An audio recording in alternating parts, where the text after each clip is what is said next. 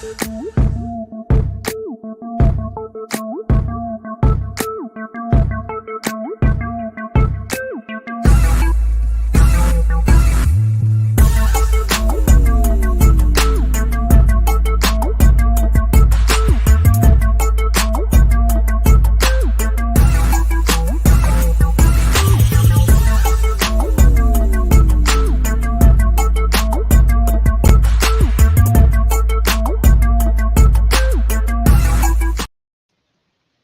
morning. Am I hearable? I think my mic works. Hopefully it works. Good morning, everybody. Oh my goodness. We made it through. We made it through jury selection. Ah, that was rough. That was a lot of trying to pay attention and a lot of repetition. I'm usually good with repetition, but my favorite part was cheesy eggs. Gotta say it. It's going to have to be a morning ritual where we say it for the next 8 to 10 weeks. No, I won't do that to you. I will save you. I will not torture you with that. You know, we don't need to be torturing people with that kind of thing. But, maybe just a little bit. Anyway, we are here. We have made it. And we have got past the seated jury. We have, my dyslexia messes with these numbers. I'm trying to remember it.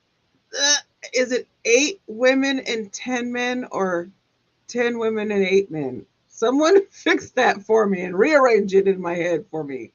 I should have written it down. I listened to Linda from It's a Crime about 5 times, and she played that part on her live that showed Nate Eaton interviewing Lori and Chad in Hawaii. If you haven't seen that clip, go watch it off of the website, East Idaho News. That is an excellent East. Oh, sorry. It's a great video. He was so good. The whole story behind that and everything is really good. Anyway, I hope everybody had a great-ish. Well, for you guys, it probably wasn't a weekend extended because you probably watched other trials. I did not.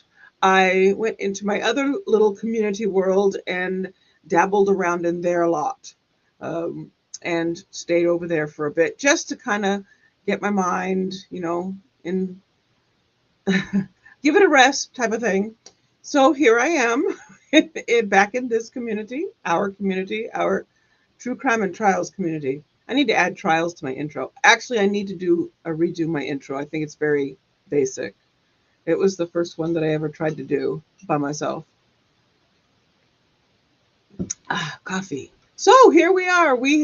I'll actually add this to the screen so we can see and keep an eye. There we go. There. That's better.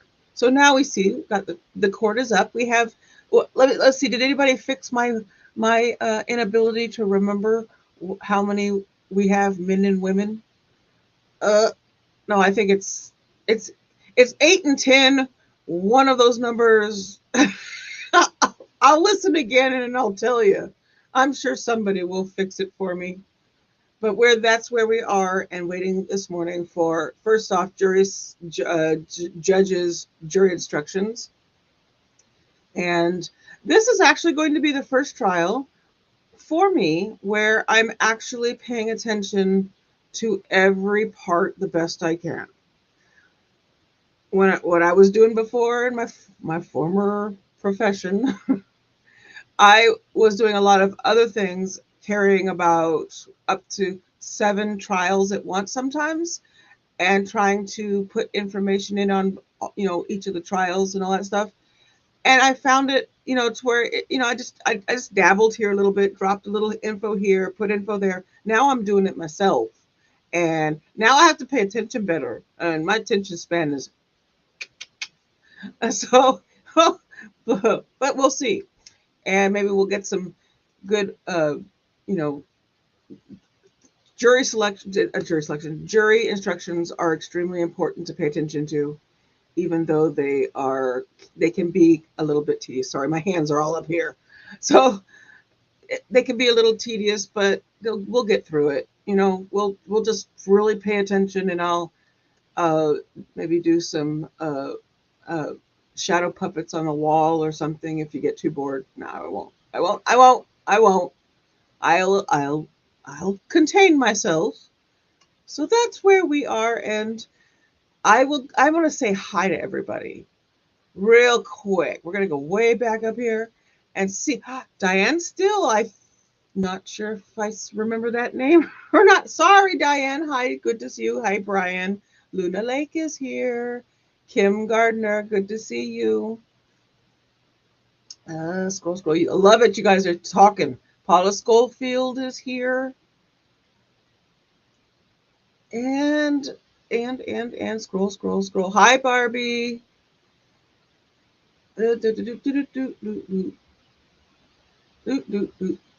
I'm doing John's singing while he looks for names. People he hasn't said hi to yet. Hi, Ski. Good to see you.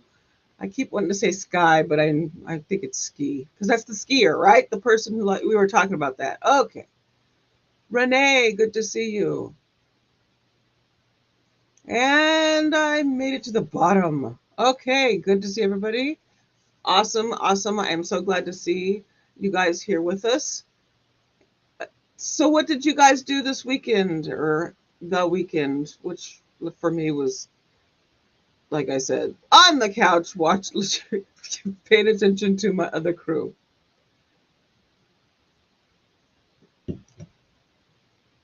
I, you know, I enjoyed myself. I just laid back. I got through an eclipse, which we didn't have very much of an eclipse. It was enough to where I did notice that the animals in our neighborhood really they about part when it first started or whatever in our area. I did notice that there was a lot of barking, and one of my dogs was shaking all over the place. The other ones were running around the backyard going, why is everybody barking? And so then I had to quickly bring them all in and put them in the basement. I tried to let the one that likes to sit on the back of the couch and watch for Papa, her dad. She's up there, and I look at her. She's like looking at me like, and she's shaking. And I'm going, okay, this is probably a bad thing. So why don't you come downstairs in the basement with me, and we will camp out here. You don't realize that it does affect your animals. There's a difference. Some dogs don't do well with change. Some dogs don't notice. I have a dog who notices everything. She can tell time. She knows when to bark for dinner, and it's the same time every day. As soon as I think she sits and watches the clock, and the clock hits her spot, she's all like, "Yep, time for dinner." She usually gets thrown off by the change when the time changes. She's a hour off for at least a week, and then she realizes, oh wait, okay, I'm fine now. I've got my time correct. So, but yes, they stayed down in the basement, and we got through. We got through it. We survived the eclipse, not the apocalypse, the eclipse. So, did anybody actually do anything, any prepping or anything in case it was the end of something? We didn't, but we do have a whole pig. We've been good for a while. We have yes, we are those people. We get a large animal, and well, actually, this is the first time we've done it. So this year we did. We got a large animal. His name is Sid Delicious, and he's proven his name. I named him that as soon as I took the first bite of him. Sorry to those who were like going, "Oh, good Lord, what in the world?" Yes, I enjoy my ham hocks, and my husband makes some really, really good red beans and rice. And, it's my favorite thing from my childhood, and he makes it quite well, and I'm very happy. And yes, he did actually make his own ham hock. He's actually cured his own ham, so I'm a very lucky woman. Anywho, I'm yammering about nothing, really, because I don't know even there's not really much to say past with jury selection, it is what it is. They did say that when they got there, or in the morning, and doing the choosing of the 18, the 12 and 6, 12 jurors, 6 alternates, that they did have to let somebody go that had moved out of, um, or was it out of the county? And you have to be in the county in order to sit on this jury.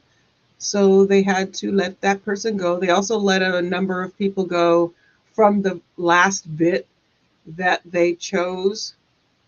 For the, we got to the 50 and we're like, oh, wait, why is he still going? Why are we doing this? And no one knew. And even Nate was like, I don't know. Why are we still doing this? But it actually probably ended up being a very good thing that they did, because they needed the buffer.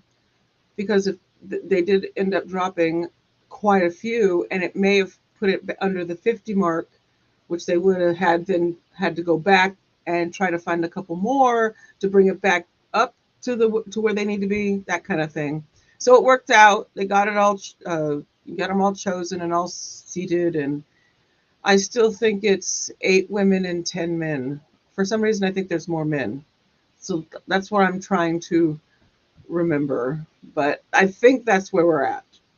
And it is going to be quite a trip down. I don't know who sat and listened to the Lori Vallow trial. I did not. I was working. We were dealing with a lot of stuff. I really have a hard time if there's no visuals for me to pay attention to. This trial is going to be a little bit difficult for me because there's no movement. We have 2 camera angles, and that's all we get.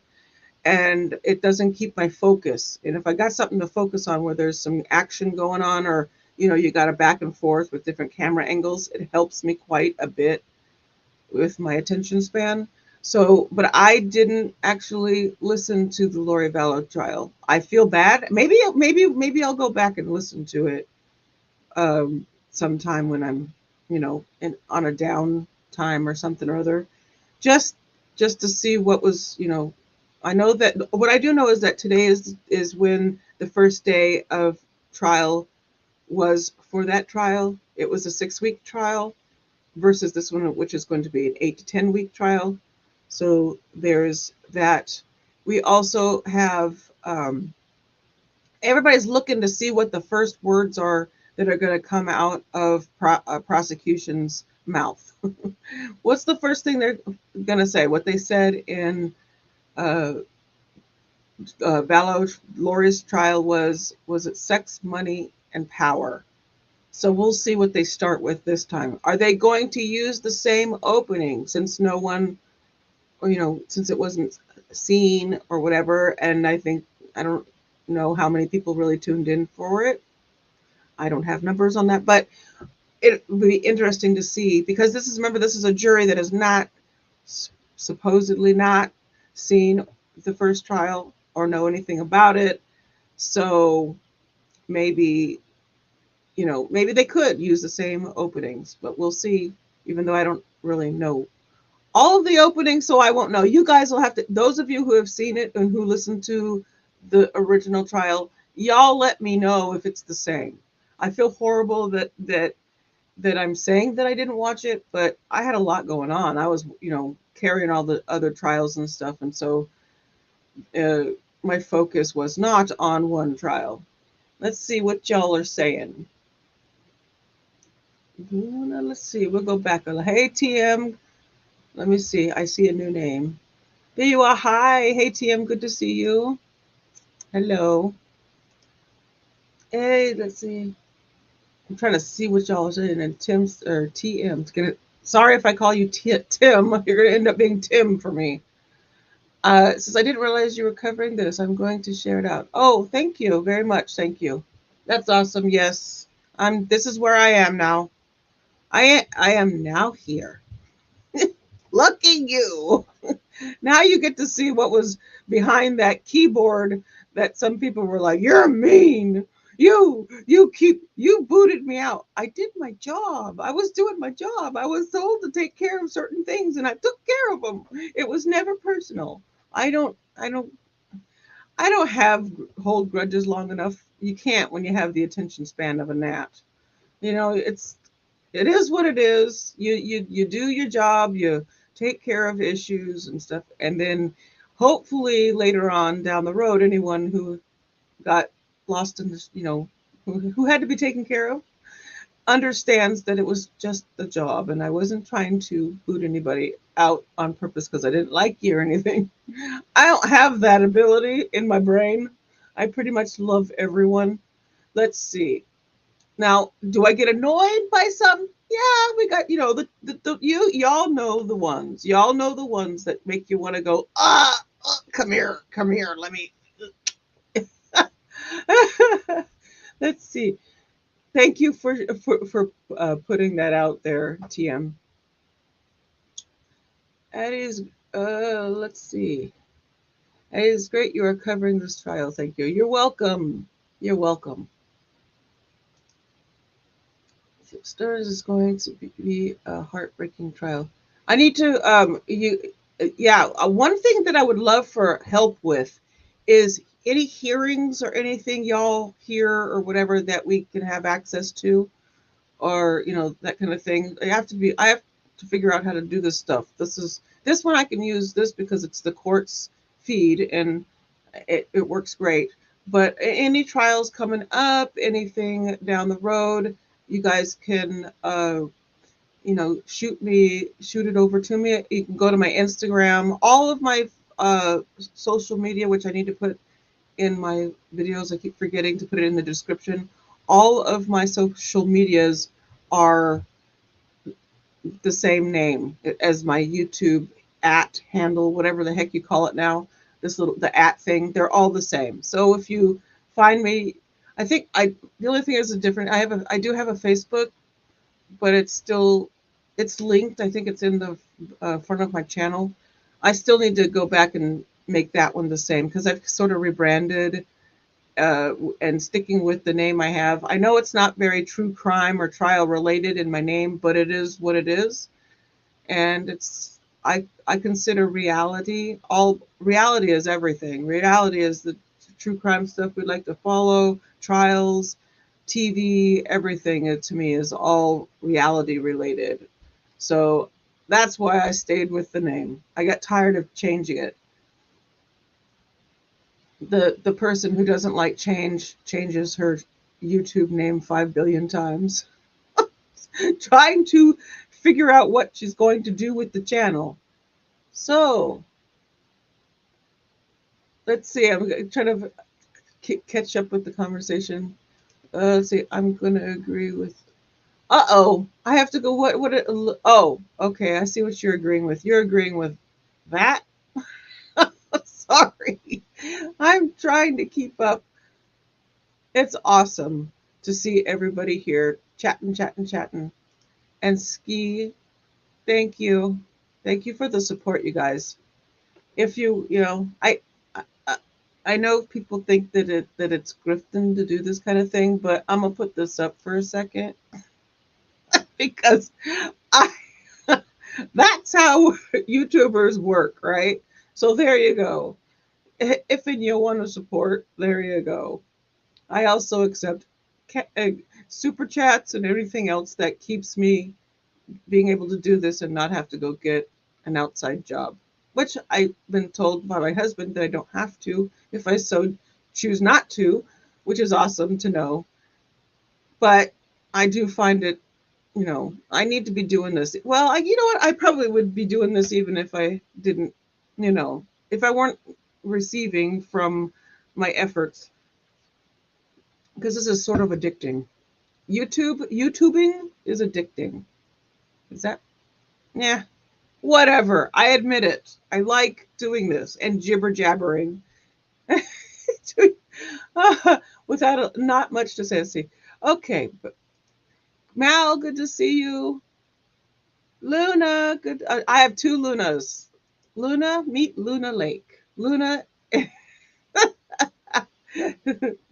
and Luna Lake. There. And Rebecca, good to see you.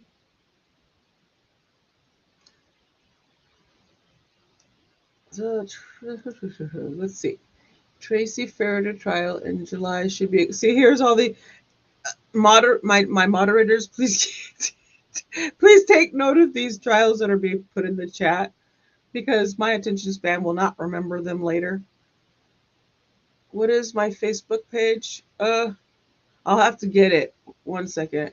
I haven't done anything with it. It sits over there. I've had it for a while, and it's just where people would contact me when they got booted from the chat. Let me see. Well, I think it's linked on the front of my page. Let me check real quick. There's going to be some silence for a moment while I see if it's actually on my thing. So if you go, yes, yeah. Let me see if it actually goes to it.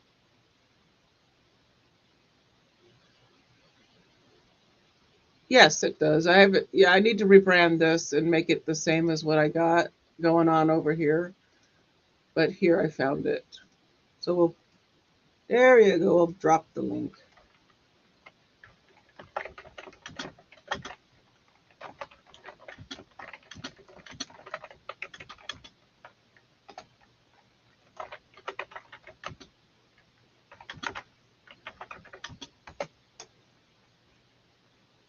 There you go. Did that work? Yes, it did work.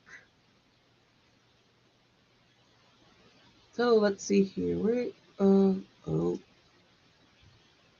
Addie, you have too much fun here to go. True. True. Keeping it up and growing is going to be interesting watching this happen. Mal says, last I heard, Sarah Boone slated May 13th for trial. Oh, okay. Okay. That's one that people really have been waiting for and waiting for. It's always, it kept getting pushed back. We know that the Kohlberger one is not going to happen until 2025. So that much I know. Rebecca says, Tracy is very guilty in my opinion. Maybe more than her husband even.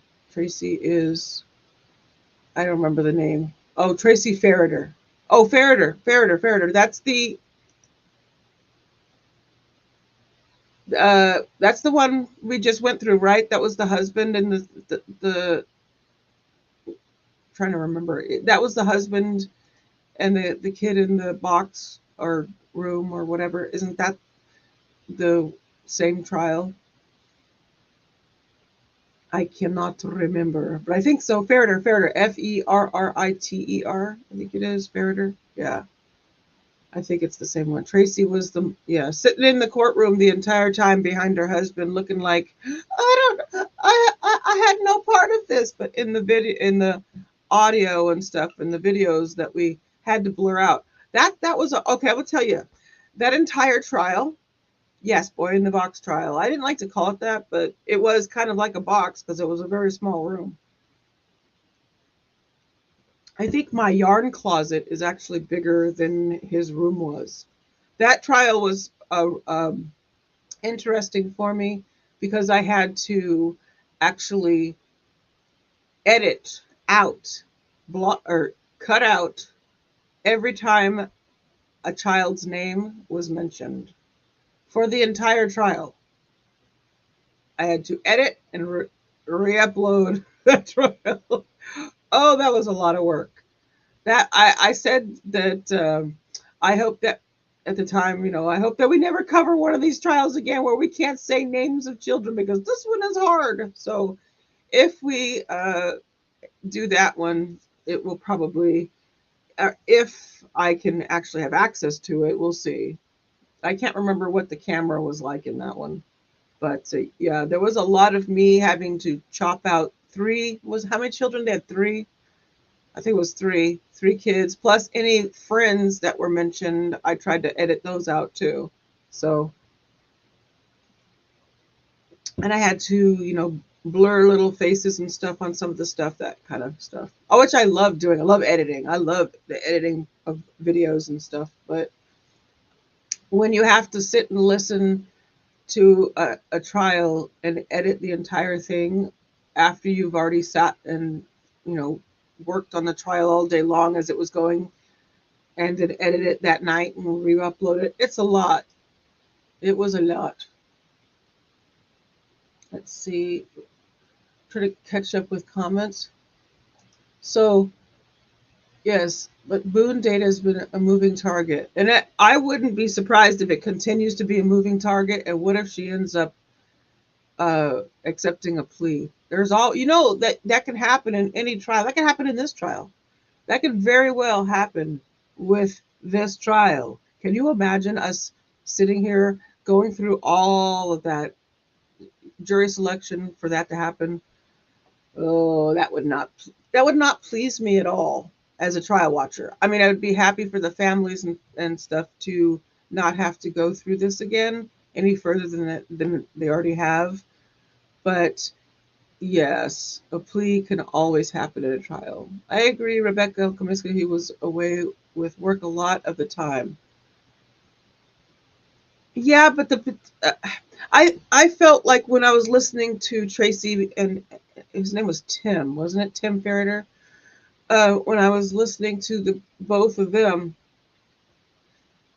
I felt like she had her own issues with parenting, and I think she didn't really agree with a lot of his ways, but he was the authoritarian. She was the one who was also giving the authority to the kids, the parental portion. But for me, for him, oh, I grew up with in a very strict household, so it was something else. But yeah, I found they both were, but I felt like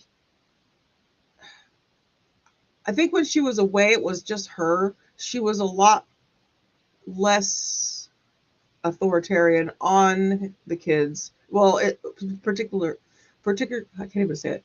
Especially one, the victim. So that was just my take in listening to it. Hey, Star, good to see you. Hey, she says, hey, Addie, is Sarah finally going to trial? No more firing her public defender? Did she run out of that excuse? As far as I know, she's Sarah Boone, the suitcase case. Can we call it that? Um, it's supposed to be set, or I think I have to look again because uh, I think, who was it? Mal said it a minute ago. March, did you say 13? Dang it. Oh, I see this. Thank you, thank you, thank you. That's it. So I was right. I was trying to remember who. I try to go women first, and then, or smaller number first. But my dyslexia got me on that one. So thank you, Barbie, for that. That's for the makeup of the jury for this trial. Sorry about that. Aha, there it is. I knew I'd find it. So last Mal had heard, Sarah Boone is slated for May 13th. So there you go. We shall see if that actually pans out, because that has been like Mal said, that has been a very moving trial. It has been moved a lot, sort of like the Koberger. I think that there's probably a reason for that, and I would assume that they're constantly building a case and they keep having to push back. I don't know the reasons because I haven't, like intensely followed the uh, the suitcase trial, whatever. Uh, I don't actually. I really haven't read up on it at all, so I need to do that. But I assume that there are reasons why the trials keep getting pushed back. If anybody has heard why, yeah, feel free to put that in the chat or in the comments after this video. If there are any replay watchers, you can let me know there too. Let's see here. I had a one I was going to pop up here. Let me see. Defender. Da, da, da, da. Ah, there. Hi, Jane. Good to see you. I heard Chad is in court right now. No idea what the delay is. Let me check. Here, let me see. I'll see what's going on. See what Nate has said. I've just been jibber jabbering. So, Nate said that. Oh, Nate did put in this. I will put this in if I have it. 1 second. Let me look.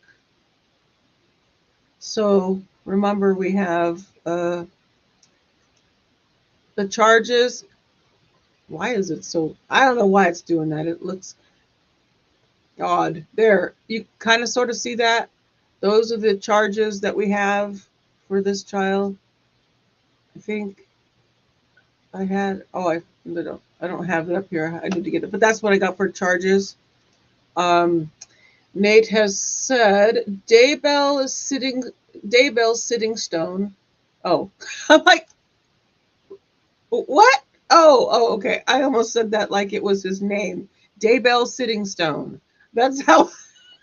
Oops. Sorry.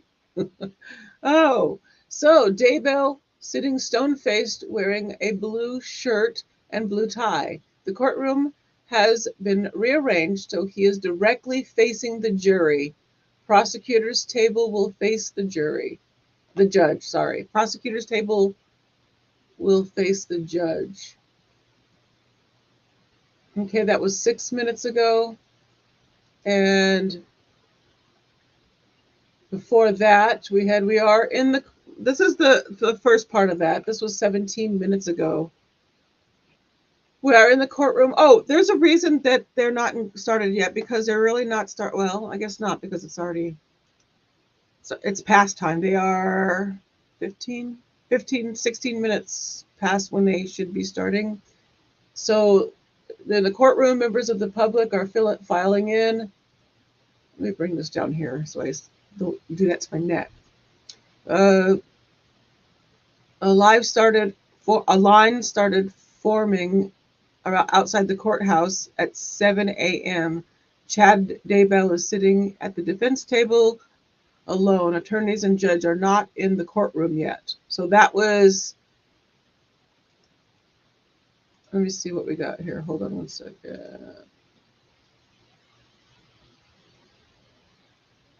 So, okay, so 40, almost a minute ago, Nate says they're still waiting, attorneys and judge, for the attorneys and for the attorneys and judge boys to enter the courtroom. So they're still not in there yet. No word from what I see. So here, I'll read this stuff to you. So 14 minutes ago, Larry and Kay Woodcock are in the courtroom. So is Vicky Hoban, Tammy Daybell's aunt. Tom Evans. Tom Evans, if you remember, was the juror from the Vallow trial that Nate interviewed. He's got a really good interview up on East Idaho News for that one. It was outside the courthouse. A juror in the Vallow, yes, he's a juror in the Vallow case. His wife is there with him. And then opening statements in Lori Vallow Daybell were exactly 1 year ago today on April 10th, 2023. There was also 10 men and 8 women on the jury in that case. 9 minutes ago, Daybell sitting stone-faced. That's my thing, me trying to name him Daybell Stoneface. That's really not good. Okay, so now we know we're caught up there. So, all right, that's where we sit. And Nate has a picture or little video that he just did, video from earlier this morning. John Pryor walking into the courthouse. He's got a little video. We could play it, I guess. Here, let me put that back up there. Why not? Let's do that. Let me do that real quick.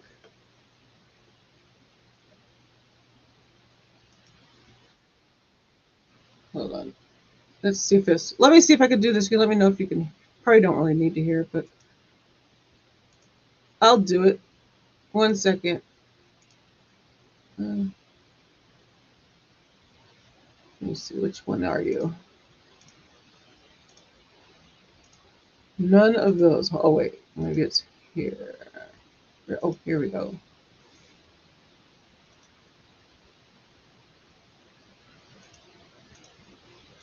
Here we go. Yeah. All right. Give me 1 second. Sorry. Here we go. We'll go bigger here.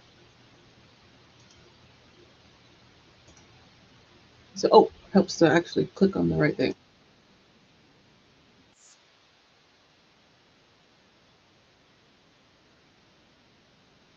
Here he is. There's John Pryor coming in.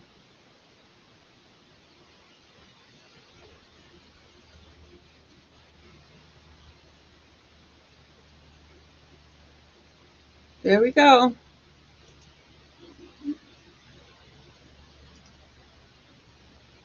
We get back to where we were. 1 second.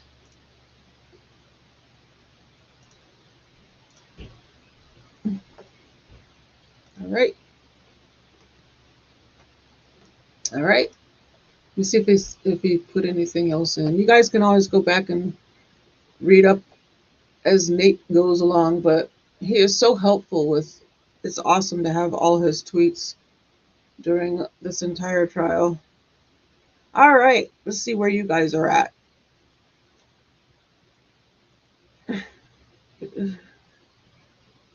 Okay. Toby, you kept him in a box. Yes.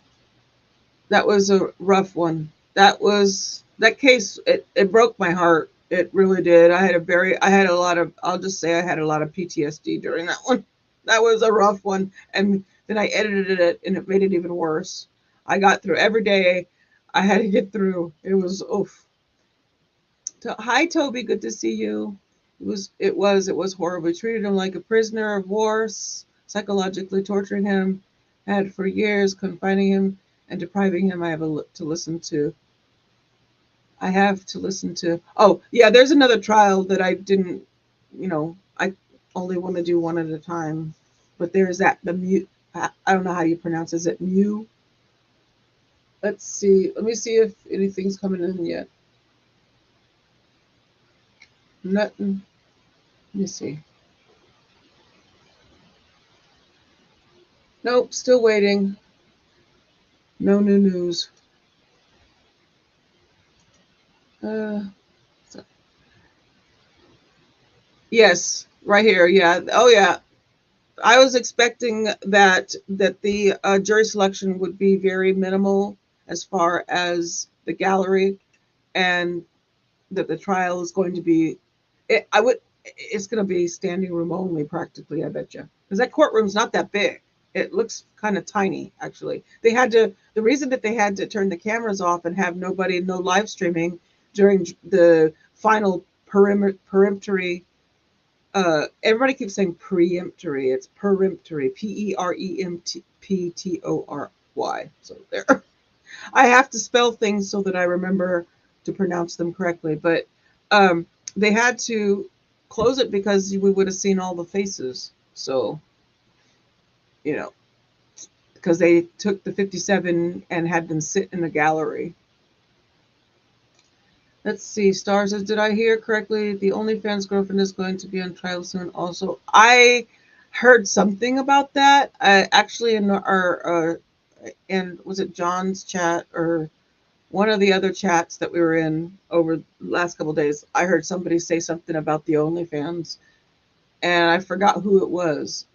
I mean, I forgot. I have not personally looked into that case, so I know it. I hear these cases, be tossed around and said because we're always looking at trials and stuff. But Rebecca Komisky is going to write a book and make a ton of money.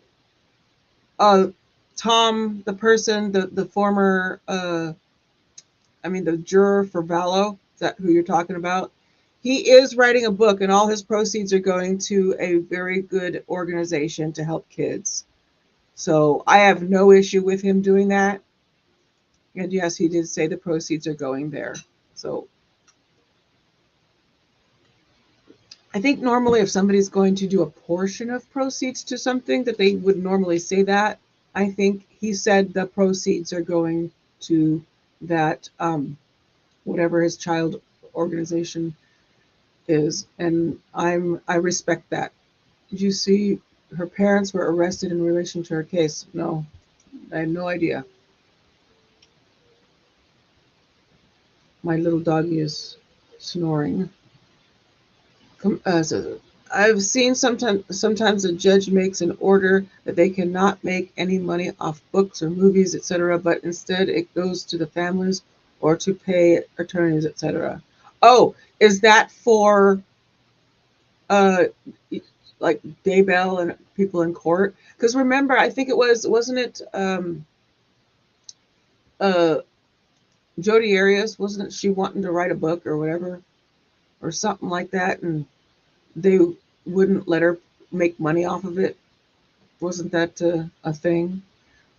But yes, they hacked into the guy's account and were deleting messages. Ugh. Yes. So that conversation was about the Vallow juror.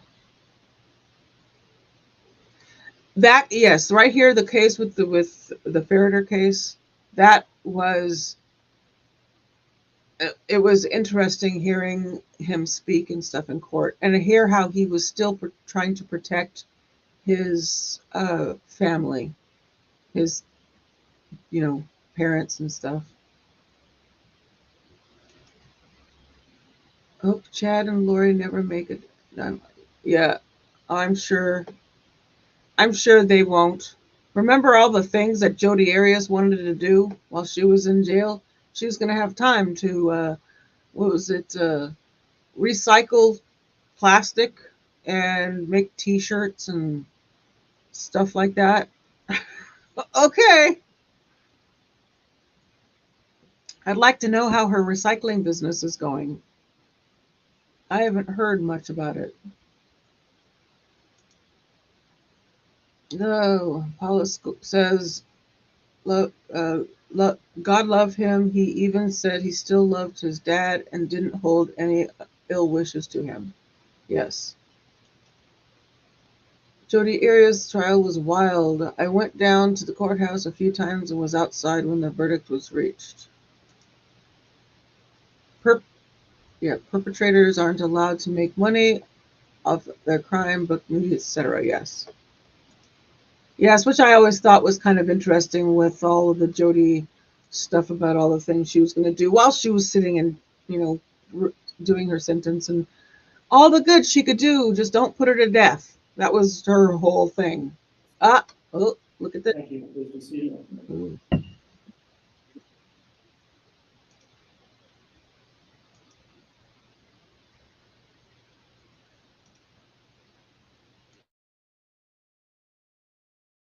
Oh, we have 3 cameras. Yes.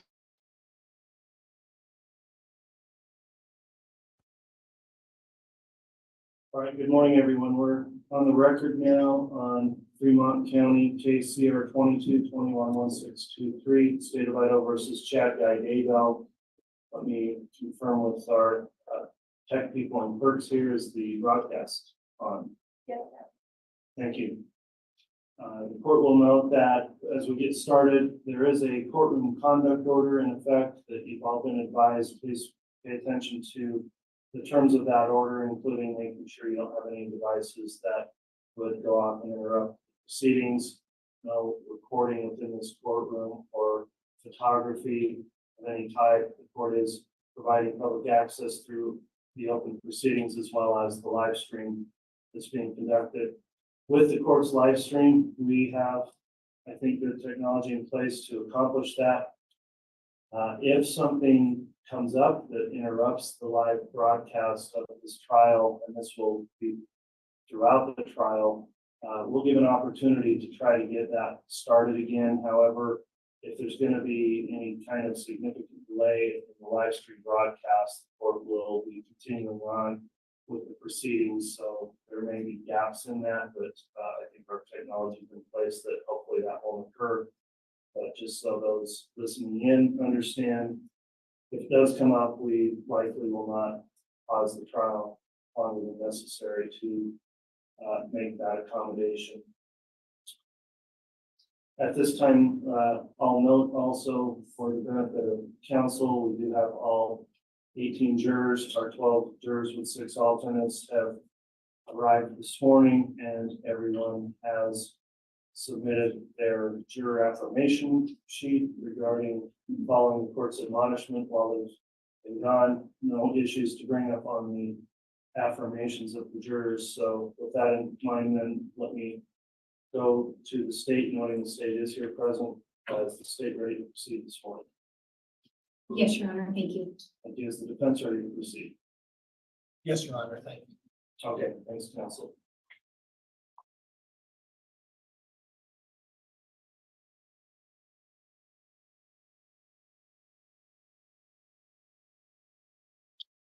All right, before we bring the jurors in, which we'll do very shortly here, I also, as we are getting started and before the jurors are sworn and we take evidence, is there, I believe we've already had a motion to exclude witnesses. Let me just clarify on the record, is there going to be a motion to exclude witnesses through evidence portion of the trial made by the defense? Yes, Your Honor. So, Very well. The court will reaffirm then there has been a motion to exclude witnesses. So as the state begins with its case in chief, keep that in mind that they are not permitted to observe the trial proceedings, including the live stream. The only exception would be for a witness if they statutorily qualify as a victim, then they are permitted to observe the proceedings. So each witness is going to be questioned whether or not they've observed any trial proceedings, and I would instruct the state and then following the defense, if they have witnesses, to make sure that the exclusionary rule is followed. Does the state have any questions on that matter? Your Honor, the state would just clarify and just make counsel and the court aware. It's the state's understanding that through the Constitution and statutorily, victims have a right to remain in the courtroom throughout the proceedings, regardless of whether or not they are victims. And we have discussed that with defense counsel and made the court aware of who we think there may be a crossover with, meaning individuals that may be present and also witnesses. But statutorily, they would have the right to be here. So including any of the defendant's children, as well as, since they were Tammy's children, as well as siblings, sometimes grandparents. The court made a ruling last year in the Vallow case. I think if we're following a similar guideline, those are the individuals that we would just note for the record may be present at times, but should have the right to be present throughout the proceedings. In addition, I would just note for the record that we do have our case agent who will be present for the duration of the proceedings, and that's Chief Deputy Vince Kaikamani. Okay, and the state's permitted their case agent as it relates to victims. The court agrees they are permitted to see the proceedings, including if they are a witness. We would take up on a witness by witness basis whether or not they fall within the statutory qualifications permitting that. And I know the state's aware of the issue. We'll make rulings tested as to whether or not they would qualify and are later called to testify. Mr. Pryor from the defense, any further comment or questions on the exclusionary ruling? nothing further, Your Honor. Okay, thank you.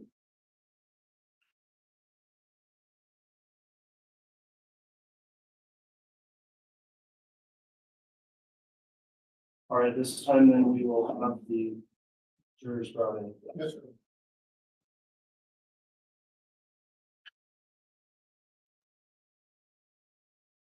Luna is not a fan of due process. All rise. All rise. I have to.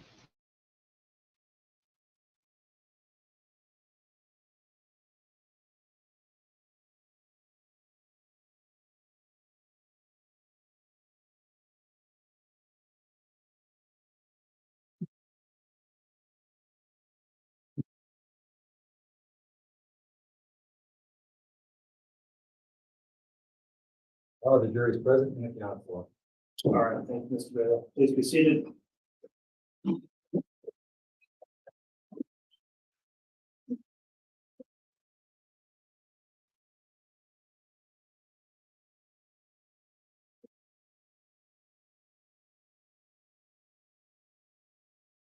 All right, thank you, ladies and gentlemen of the jury. We're on the record on Fremont County KCR 22-21-1623, State of Idaho versus Chad Guy Daybell. We're ready to proceed with opening arguments and initial instructions this morning to you as jurors. The court notes that the prosecution is present as well as the defendant and the defense attorney representing him as well.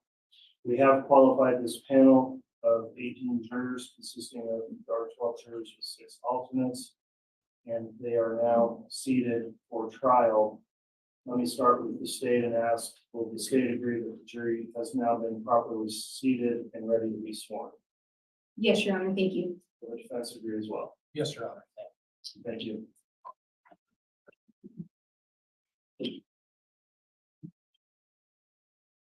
All right, ladies and gentlemen of the jury, thank you for returning this morning. You're now seated as jurors in the case before us. As previously been told, I'm Stephen W. Boyce, the District Judge of Fremont County in charge of this courtroom trial.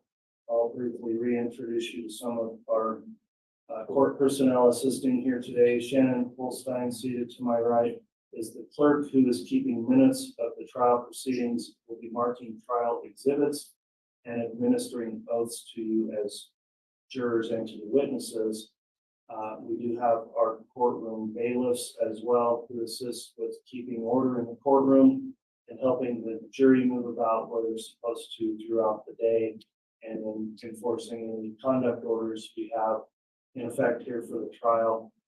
Our court reporter today, Amy Bland, is taking a stenographic record of everything said during the trial proceedings, and my staff attorney, Courtney Stallings, seated to the far right, who assists me with legal research and administrative matters that come up throughout each day of trial.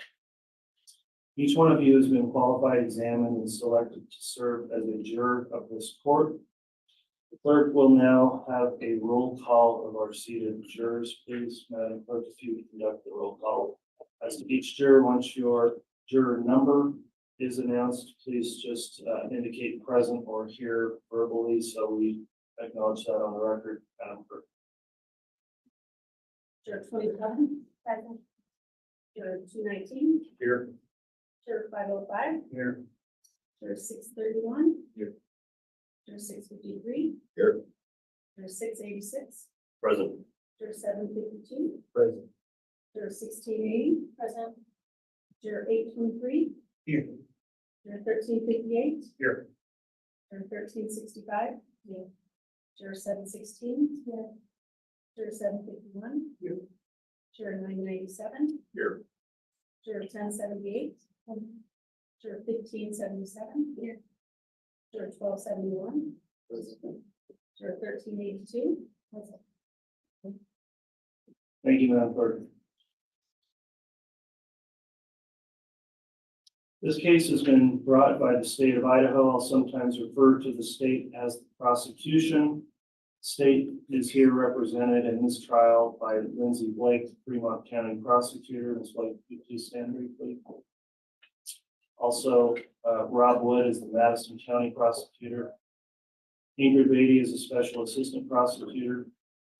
And Rocky Wixom is a Fremont County deputy prosecutor. The defendant in this case, Mr. Daybell, is represented by his attorney, John Pryor. Thank you, counsel. In a few moments, the clerk will read you a redacted version of the amended indictment in this case. That document is not to be considered as evidence. It sets forth the charges against the defendant. You must not consider it as evidence of guilt and not be influenced by the fact that charges have been filed. Mr. Daybell has pled not guilty to the charges contained in the amended indictment. And please remember, again, it's a description of charges. It is not evidence. Under our law and system of justice, every defendant is presumed to be innocent. This means two things. First, the state has the burden of proving the defendant guilty. The state has that burden throughout the trial. The defendant is never required to prove his innocence, nor does the defendant ever have to produce any evidence at all. Second, the state must prove the alleged crimes beyond a reasonable doubt. A reasonable doubt is not a mere possible or imaginary doubt. It is a doubt based on reason and common sense. It may arise from a careful and impartial consideration of all the evidence or from a lack of evidence. If after considering all the evidence you have a reasonable doubt about the defendant's guilt, you must find the defendant not guilty. The duty of the jury is to determine the facts and then apply the law set forth in the instructions I will later give you to those facts. In this way, you will decide the case. In applying the court's instructions as to the controlling law, you must follow those instructions regardless of your opinion of what the law is or what the law should be or what any lawyer may state the law to be. During this course of the trial, including opening statements, you're instructed that you are not to discuss this case among yourselves or with anyone else, including using the internet or social media or any other form of communication, electronic or otherwise. Do not conduct any personal investigation or look up any information from any source, including the internet. And do not form an opinion as to the merits of the case until after the case has been submitted to you for your determination. The court's given you that instruction now multiple times, and I will continue to give you that instruction. And again, that's not because I don't think you're not paying attention. It's just important enough. We'll keep reiterating that. And I will note we received the juror affirmations today from each of the jurors indicating they have followed that instruction. So thank you for that. At this time then, the next matter we'll take up is to have this jury placed under oath for trial. At this time then, Madam Clerk, if you're ready to administer the oath, I'll have the jurors stand and be placed under oath. When you stand, then please raise your right hands. You solemnly swear or affirm you will try the cause now on trial and a true verdict rendered here according to the law and the evidence. So help you God. All right, thank you. Please be seated.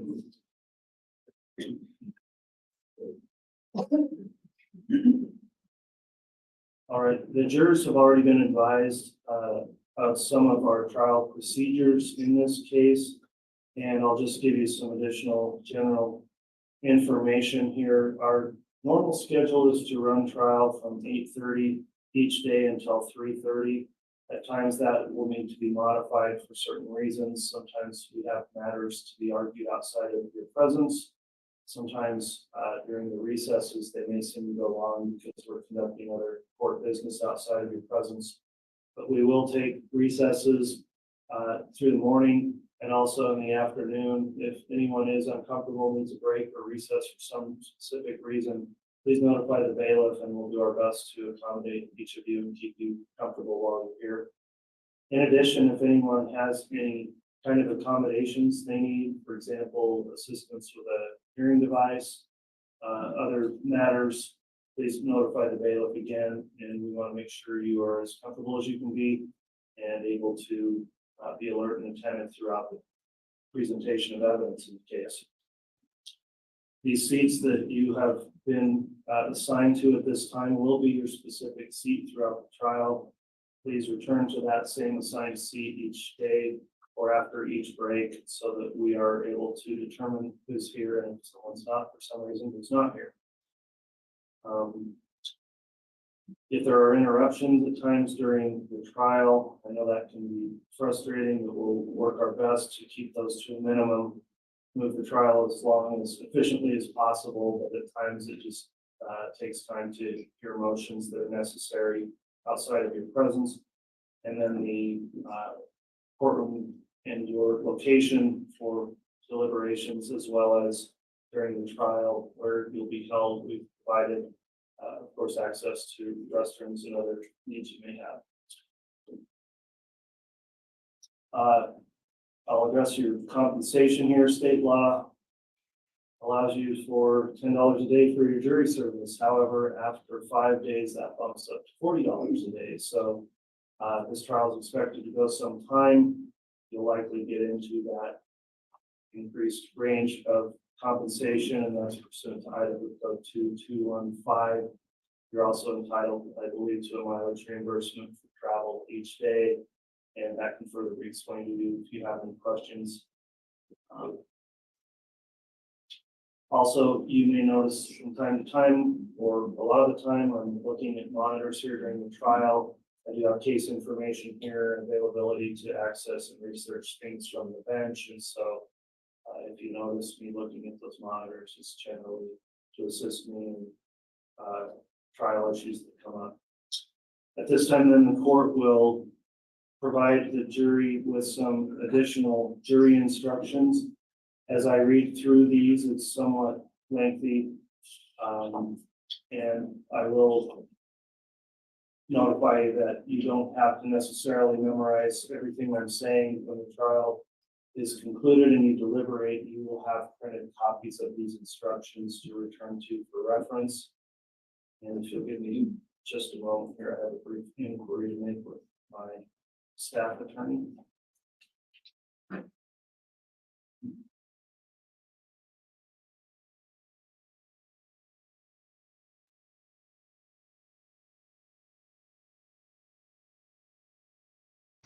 Hi, little shoe. Good to see you.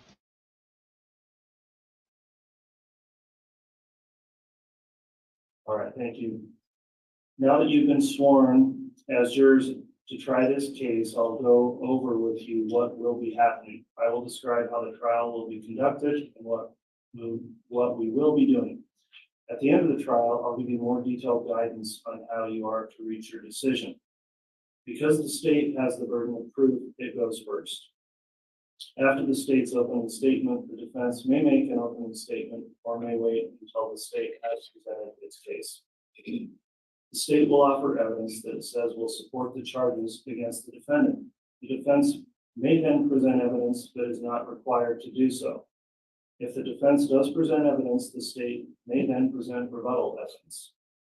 This is evidence offered to answer the defense's evidence. After you have heard all of the evidence, I'll give you additional instructions on the law. After you have heard the instructions, the state and the defense will each be given time for closing arguments.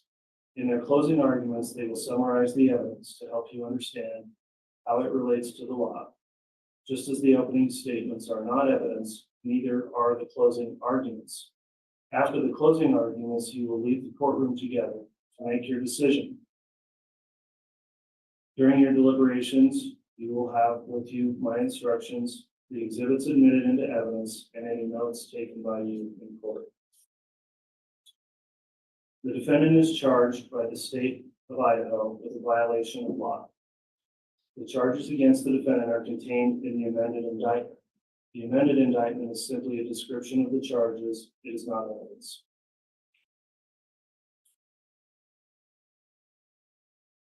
Jury instruction number 3. The defendant, Guy Daybell, has been charged in the amended indictment with certain counts of entering into a conspiracy with Vallow Daybell and or Alex Cox and or other co-conspirators. The crime of conspiracy involves an agreement by 2 or more persons to commit a crime. You must only consider the evidence against the defendant, Guy Daybell, in this case, and should not speculate as to any other case or legal proceedings involving any alleged co-conspirators. You must remember that the defendant, Guy Daybell, has the presumption of innocence, and you must consider his guilt or innocence based solely on the evidence provided in this case. Instruction number 4. It is alleged that the crimes charged were committed on or about or on or between a certain date. If you find a crime was committed, the proof need not show that it was committed on that precise date. Instruction number 5. Under our law and system of justice, the defendant is presumed to be innocent. Presumption of innocence means 2 things. First, the state has the burden of proving the defendant guilty. The state has that burden throughout the trial.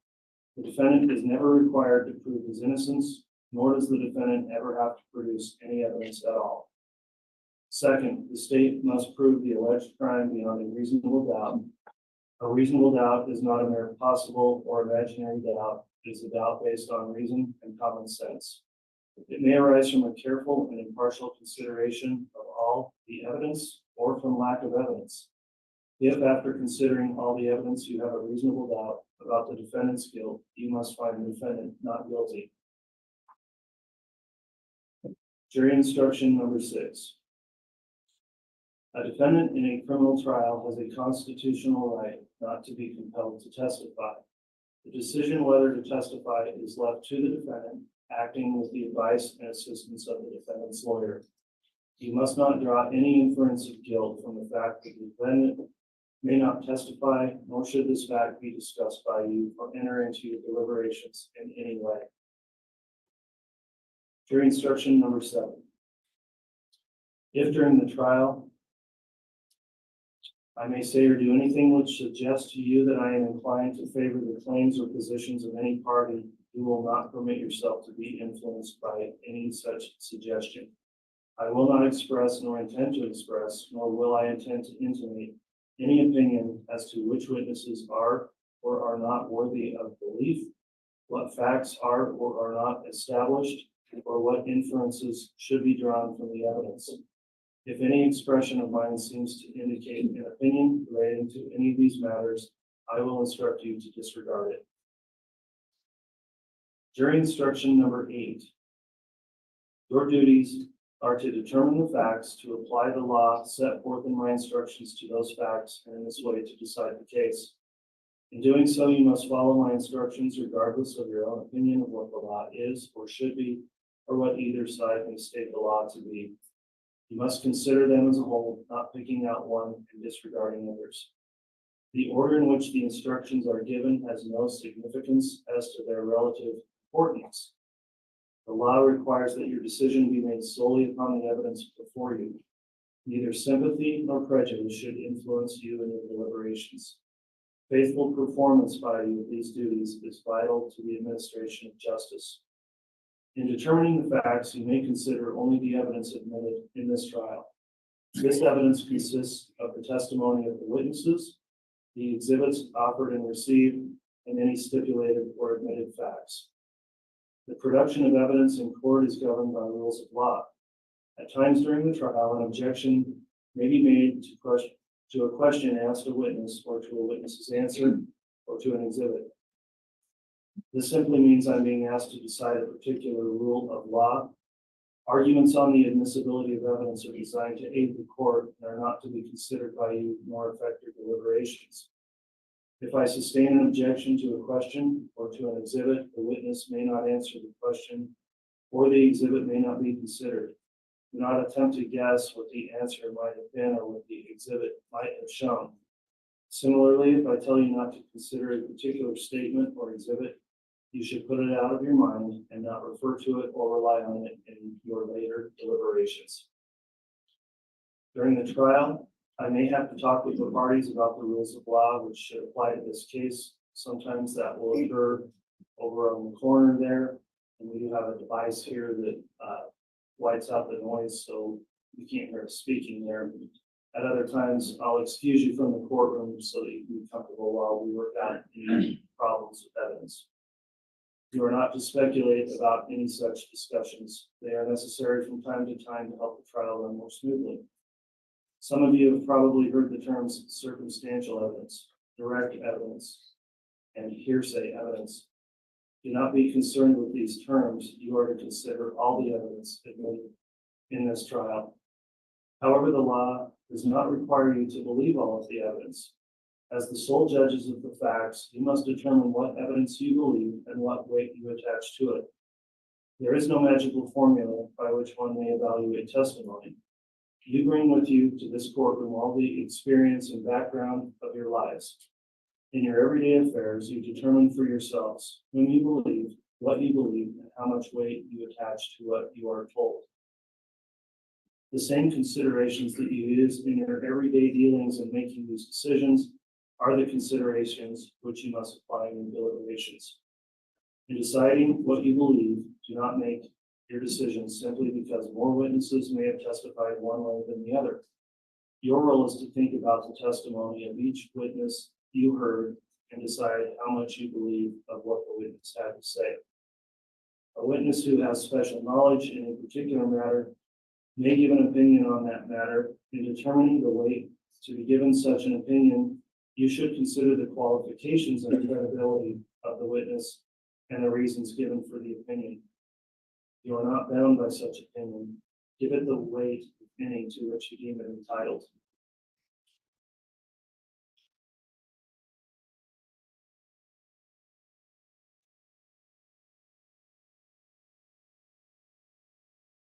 Jury instruction number 9, at the conclusion of the trial, you will decide as to each charge whether the state has proved the defendant guilty beyond a reasonable doubt.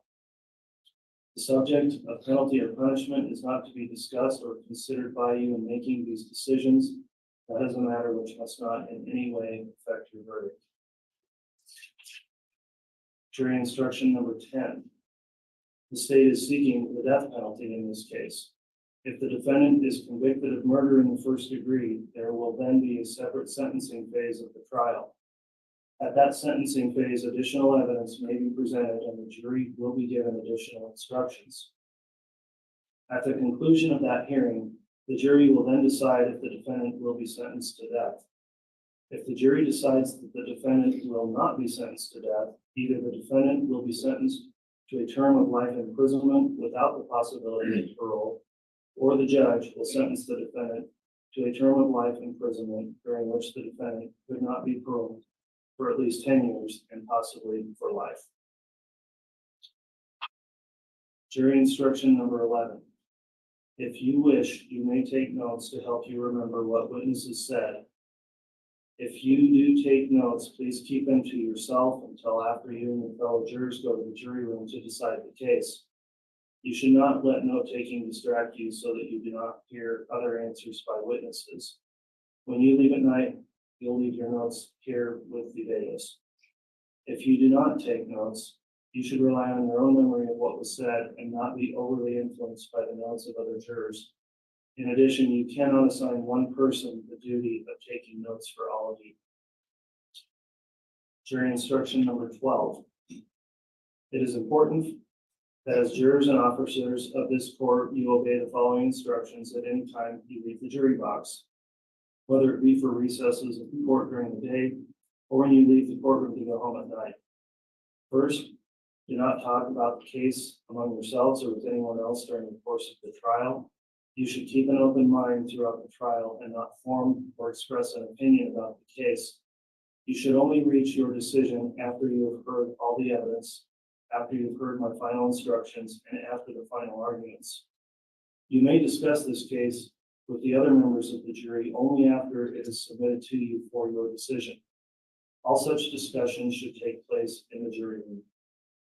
Second, do not let any person talk about the case in your presence. If anyone does talk about it to you, tell them you're a juror of the case. If they won't stop talking, then report that to the bailiff or courtroom staff here as soon as you're able to do that. You should not tell your fellow jurors about what has happened. Third, during this trial, do not talk with any of the parties, their lawyers, or any witnesses. By this, I mean not only do not talk about the case, but do not talk at all, even to pass the time of day. In no other way can all parties be assured of the fairness they are entitled to expect from you as jurors. Fourth, during this trial, do not make any investigation of this case or inquiry outside of the courtroom on your own. Do not go to any place mentioned in the testimony without an order of the court to do so. You must not consult any books, records, internet, or any other source of information unless I specifically authorize you to do so. Fifth, do not read about the case in the newspapers. Do not listen to radio or television broadcasts about the trial. You must base your verdict solely on what is presented in court and not upon any newspaper, radio, television, or other media account of what may have happened. Each day, you will be required, as I mentioned, to sign an affirmation that you will follow this admonition of the court. That concludes the court's first instructions then, and as I mentioned, you will be provided copies of those when you deliberate for further reference. Next, at this time, then, I am going to have the clerk read the amended and redacted indictment to you. Madam Clerk, if you're ready to read the amended indictment, please do that at this time.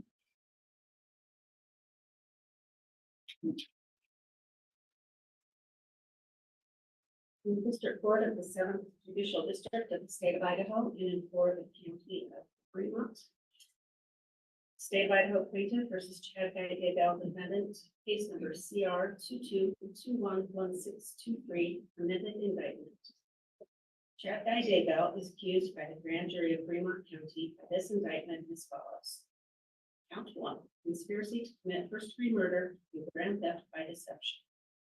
The defendants, Chad Guy Daybell and or Lori Noreen Vallow and or Alex Cox, deceased, and or other co-conspirators, both known and unknown, on or between the dates of October 26, 2018, and continuing until January 15, 2020, in the county of Madison, state of Idaho, and elsewhere, including Fremont County, Idaho, and as part of a continuing criminal transaction and common scheme or plan in Madison and Fremont counties, Idaho, did willfully and knowingly combine, conspire, confederate, and agree to commit murder in the first degree of Tylee Ryan and to commit grand theft by deception.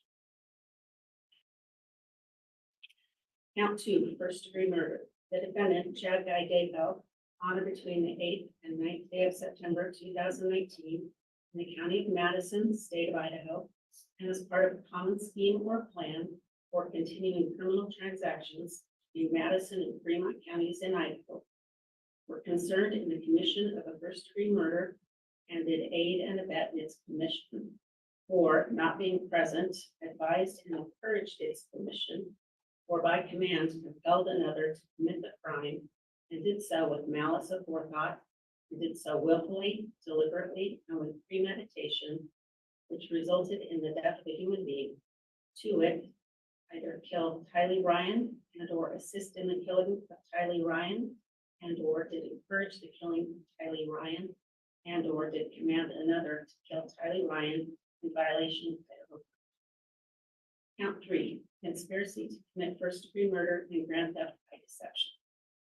The defendants, Chad Guy Daybell and or Lori Noreen Vallow and or Alex Cox, deceased, and or other co-conspirators, both known and unknown, on or between the dates of October 26, 2018, and continuing until January 15, 2020, excuse me, in the county of Madison, state of Idaho, and elsewhere, including Fremont County, Idaho, and as part of a continuing criminal transaction and common scheme or plan in Madison and Fremont counties, Idaho, that willfully and knowingly combine, conspire, confederate, and agree to commit murder in the first degree of Joshua Jackson Vallow, hereinafter J.J. Vallow, and to commit grand theft by deception.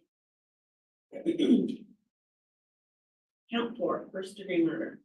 The defendant, Chad Guy Daybell, on or between the 8th and 9th day of September 2019 in the county of Madison, state of Idaho, and as part of a common scheme or plan for continuing criminal transactions between Madison and Fremont counties in Idaho, were concerned in the commission of a first-degree murder and did aid and abet in its commission, were not being present, advised and encouraged its commission, or by command compelled another to commit the crime, and did so with malice aforethought, and did so willfully, deliberately, and with premeditation, which resulted in the death of a human being. To wit, did either kill J.J. Vallow and or assist in the killing of J.J. Vallow, and or did encourage the killing of J.J. Vallow, and or did command another to kill J.J. Vallow in violation of Idaho code. Count 5, conspiracy to commit first-degree murder. The defendants, Chad Guy Daybell and or Lori Noreen Vallow and or Alex Cox, deceased, and or other co-conspirators, both known and unknown, on or between the dates of October 26, 2018, and continuing until January 15, 2020, in the county of Fremont, state of Idaho, and elsewhere, including Madison County, Idaho, and as part of a continuing criminal transaction in common scheme or plan in Fremont and Madison counties, Idaho, did willfully and knowingly combine, conspire, confederate, and agreed to commit murder in the first degree of Tamara, Tammy Daybell, and did combine, and did combine or conspire to commit murder, and one or more of such persons did an act to affect the object, combination, or conspiracy. Count 6, first degree murder.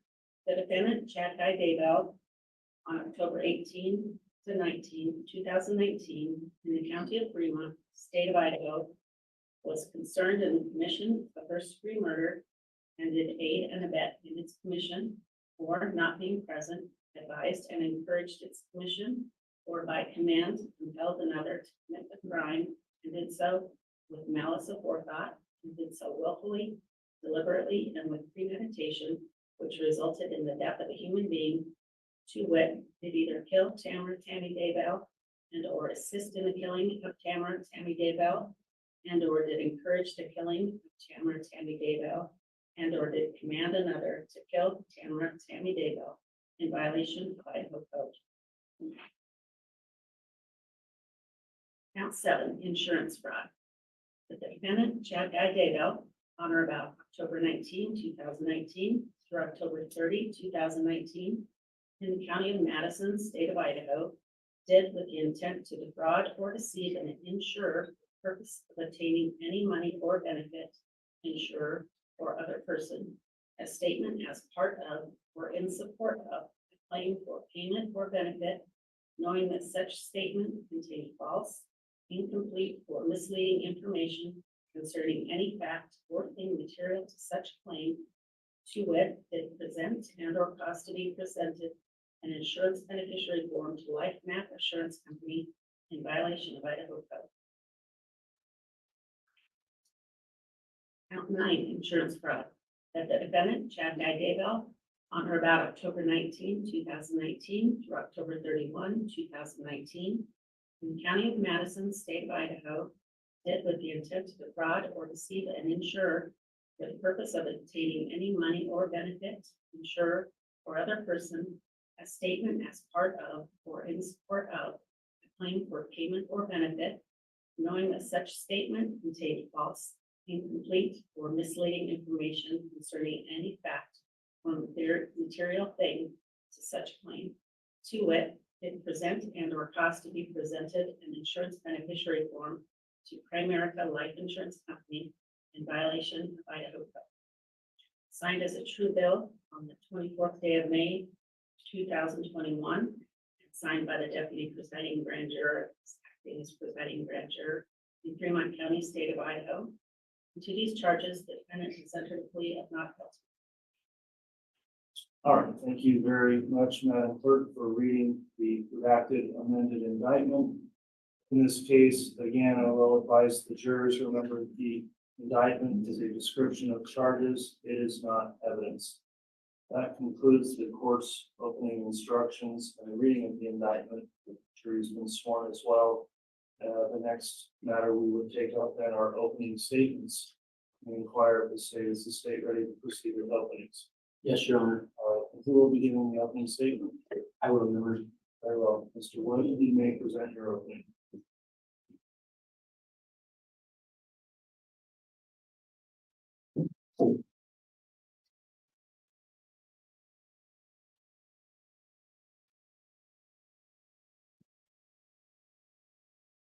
Your Honor, may I inquire, is there a hand mic so that I may address the jury? I think we do have one. Might take us a moment to get it over to you. And then I do have a PowerPoint attached. All right.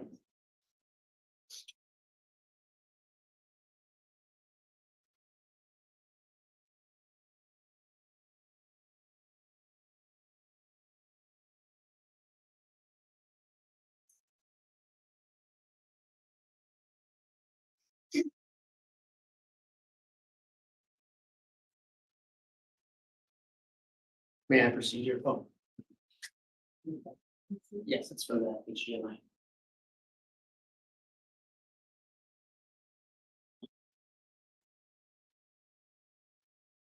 May I proceed, Your Honor? Yes, you.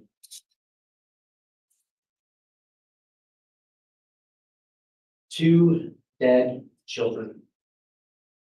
buried in the defendant Chad Daybell's backyard in September of 2019. The next month, his wife is found dead in their marital bed. 17 days after the death of his wife, Tammy Daybell, this defendant is photographed laughing and dancing on a beach in Hawaii at his wedding. It's Lori Vallow, a woman who was his mistress and the mother of the children buried in the graves on his property. 3 dead bodies. This defendant believed he had a right beyond the ordinary.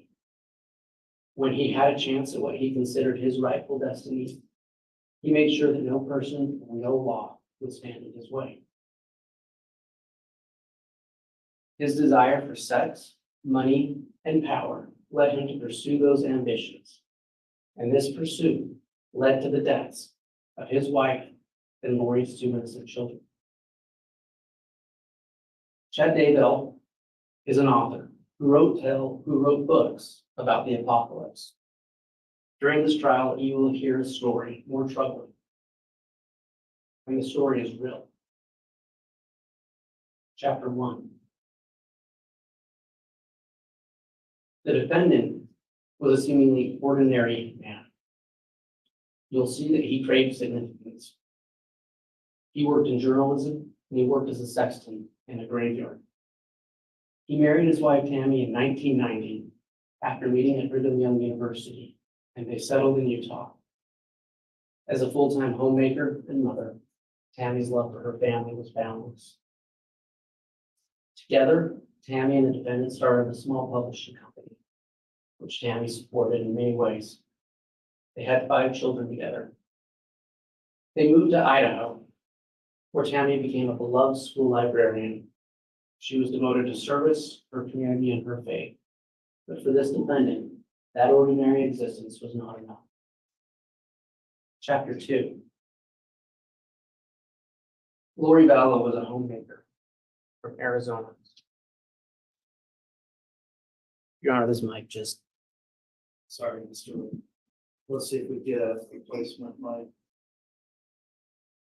I think I got it working now. Okay, I noticed that the PowerPoint is not up. yeah, look, I think your mic's off. Yeah, Okay, I didn't turn it off this time, so you might have a bad battery.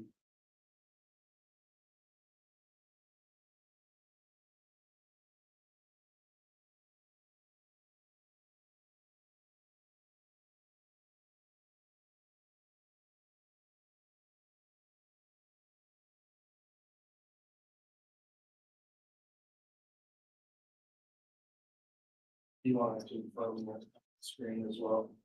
Your Honor, it's up on the screen and it's plugged into the HDMI. I'm not sure why it's not. Transfer. I don't know if there's any one person out with that. Let's see if we can get some help to maybe see if we can get the signal to work on that.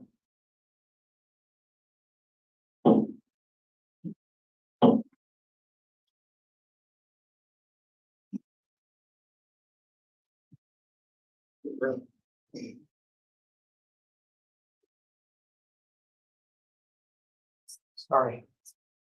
Can I proceed? Yeah, but I'm still not sure on the mic. Is that not working? Check. Okay, thanks. Apologies for the interruption. Writing down. Chapter 2. Lori Vallow was a homemaker from Arizona. She was married to her 4th husband, Charles Vallow, and she was the mother to Tylee Ryan and JJ Vallow. Tylee was a normal, vibrant teenage girl. She loved her friends. You'll hear that she loved her Jeep. She loved Chipotle. She loved her little brother, JJ. JJ was a 7-year-old boy on the autism spectrum. He required extensive special care and need. He loved his sister. You'll hear about a pivotal date that set in motion the deaths of Tammy, Tylee, and JJ. October 26, 2018. That was the day when Chad Daybell and Lori Vallow met at a religious conference in St. George, Utah, where they were introduced by a mutual acquaintance. At this time, both still married to other spouses. That introduction set in motion the reality you're going to hear about. We know what happened next in the defendant's own words. You'll hear. Though both married, Chad and Lori began to have an affair. You will hear excerpts from the defendant's extended text messages to Lori that reveal his mindset and his motivations. In his thirst for sex, power, and money, Chad created an alternate reality where they called themselves James and Elena, names that Chad claimed were from past lives they had put together. The defendant's text messages reveal their story of lust and their plan for a future together. Chad Daybell wrote that upon meeting Lori Vallow, he experienced a happiness unmatched by anything else in his 50 years. He was captivated by her appearance, so much so he said she was out of his league. You will hear evidence in his own words how he was taken by her beauty and spoke about their sexual encounters on many occasions.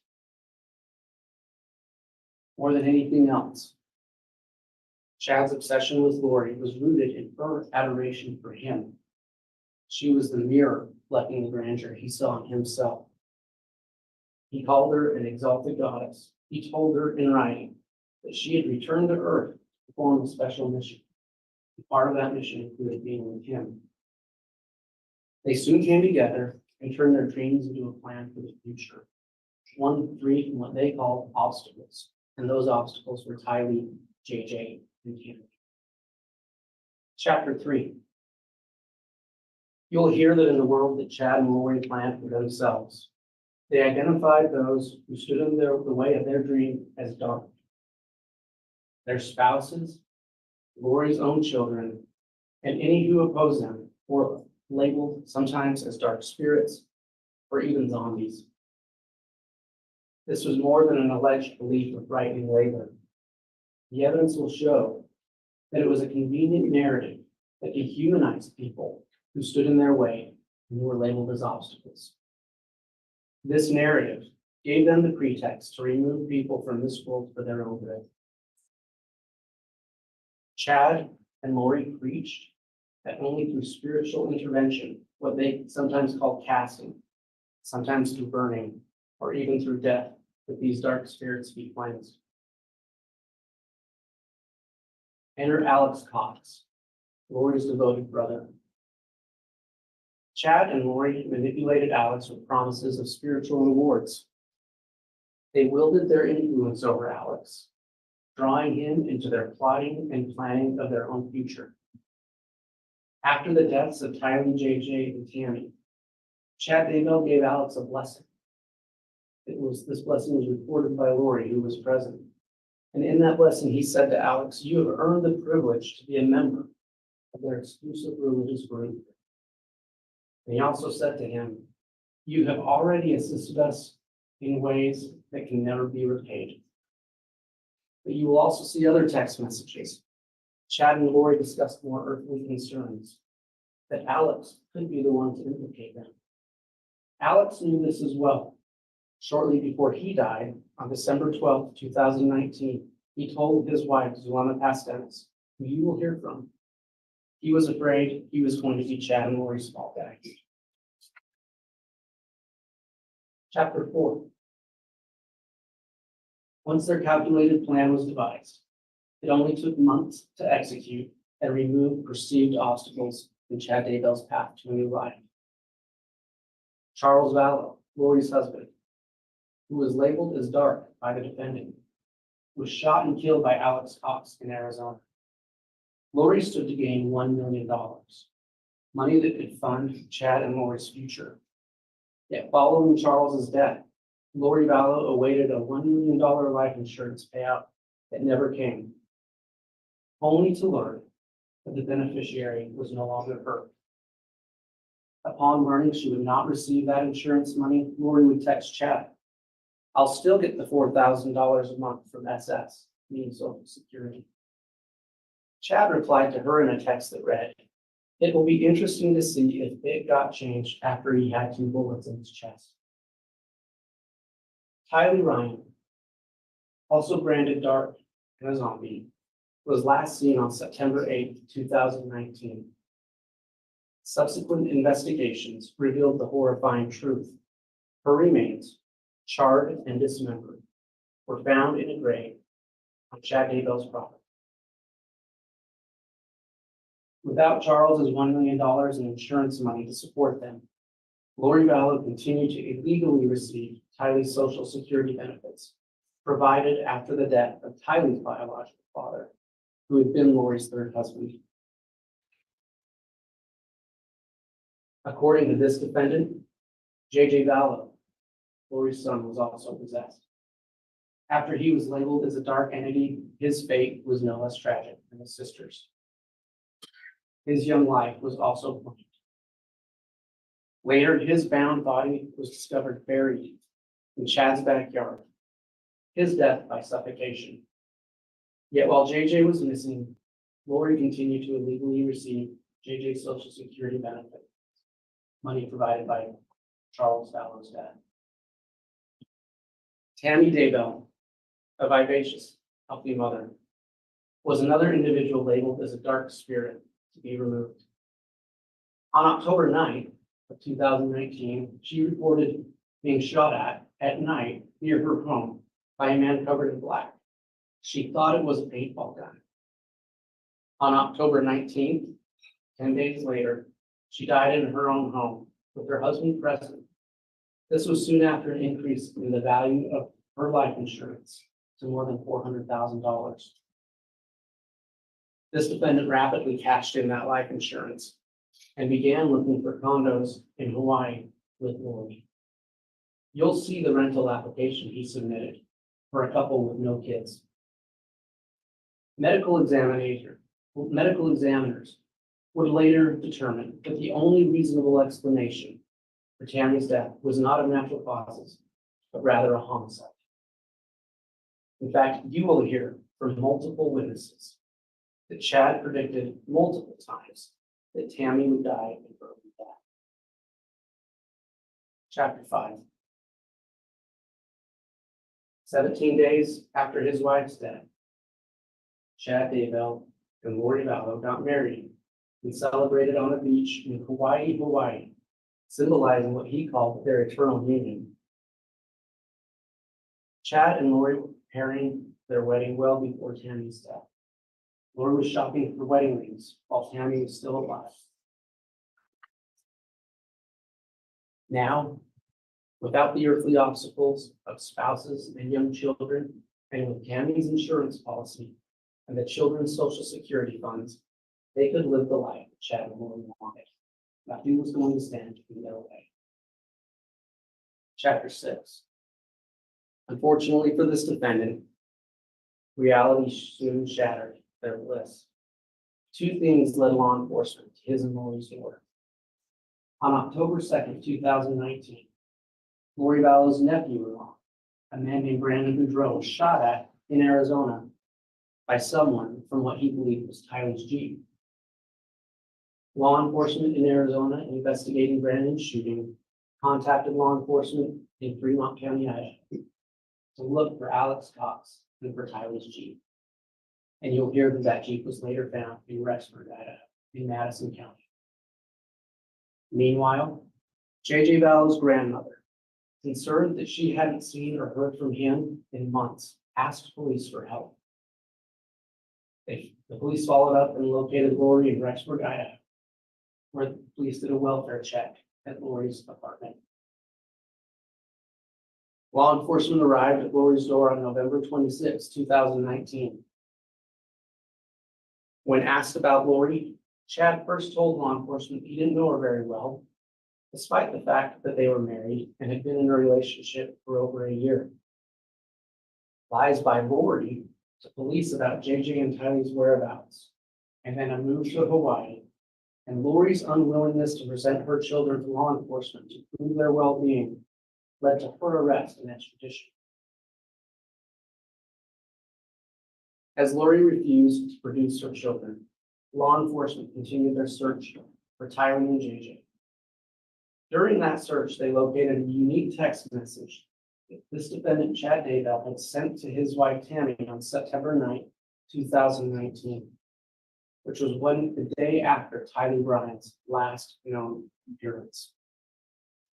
You'll hear from the FBI agent who found that message.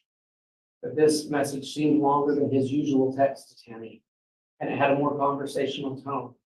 In that text, Chad claimed he'd had an interesting morning, that he'd shot a raccoon, that he'd buried it in what they called the pet cemetery, and that he'd had a fire on the property where he burned some limb debris. When law enforcement finally went to the defendant's property the following June, they didn't find a raccoon. They found Tylee's burnt remains that were buried in the pet cemetery. And they found JJ nearby, buried under a tree near a pond. Ladies and gentlemen, you've been told this would be a lengthy trial. You will hear from many witnesses. You will hear a lot of evidence. You're going to hear a lot of dates. The following is just a timeline of major events to help understand when these things took place. October 26, 2018, Chad and Lori meet in St. George, Utah. July 11, 2019, Charles Vallow, Lori's husband, shot and killed by Alex Cox. Between August 31st and September 1st, Lori, Alex Cox, and Tylee and JJ moved to Rexburg, Idaho, just a few miles south of the defendant's home. Tylee's last known sighting was September 8, 2019. The text I just spoke of about the raccoon was sent by the defendant to his wife September 9, 2019. JJ's last known sighting you'll hear about September 22nd. The attempted homicide of Brandon Boudreaux in Arizona was October 2nd. The shooting I mentioned of Tammy, the shooting at her, the unsuccessful shooting, October 9th, 2019.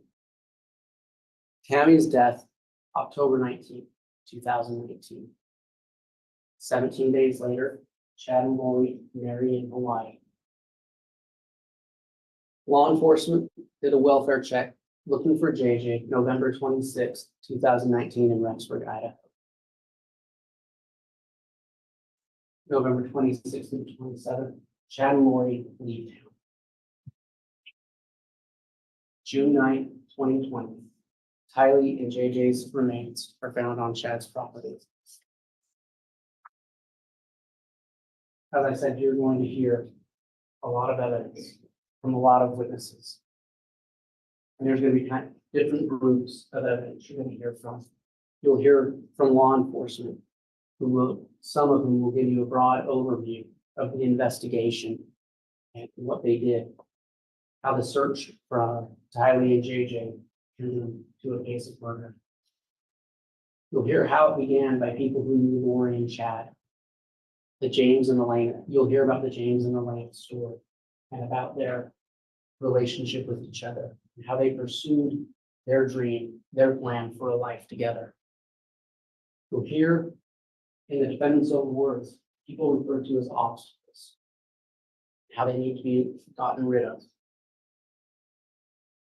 You're going to hear financial evidence. You'll hear from an FBI forensic accountant and a detective, a Social Security administrator, investigator, who will talk about the finances involved in this case. You'll hear more from law enforcement, from multiple law enforcement agencies, the Rexburg Police, the Fremont County Sheriff's Department, the FBI, Social Security Administration, about the investigation into these crimes. You will see forensic evidence. You'll see DNA testing to identify the body of Tylee. You'll see DNA testing that showed that DNA from Tylee was found on at least 2 tools in the defendant's shed. You'll hear digital evidence dealing with geolocation data tied to certain phones that were used in this case. You'll hear from Hawaii law enforcement about searches they performed in Hawaii on the defendant and his wife. And finally, you will hear many of this defendant's own words. You will hear voice recordings of this defendant. You'll hear, recorded phone calls between him and his wife, Guy Daybell. You'll read multiple texts that he and Lori sent back. Another text he sent.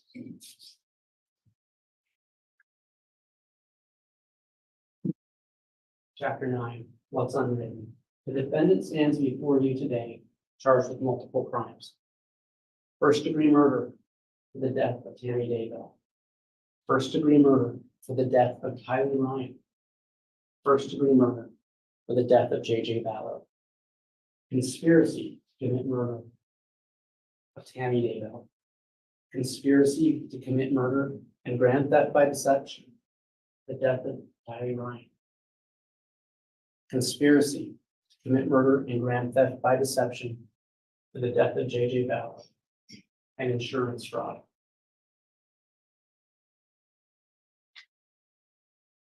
Two dead children buried in this defendant's backyard. The next month, his wife dead in their bed. 17 days later, this defendant marries Lori Vallow.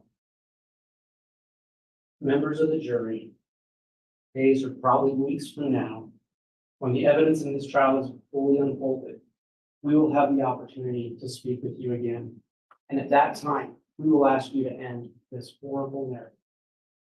Your verdict will be the link that writes the final chapter of this tragic saga. A chapter that delivers justice for Tammy, justice for JJ, and justice for Tyler. Thank you.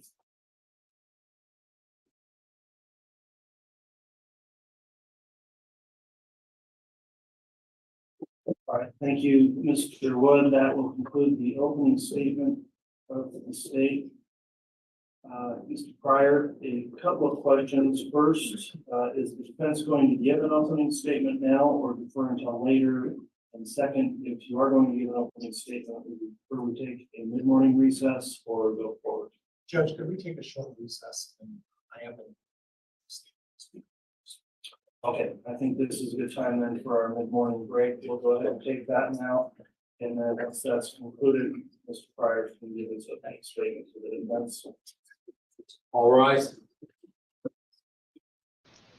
All rise.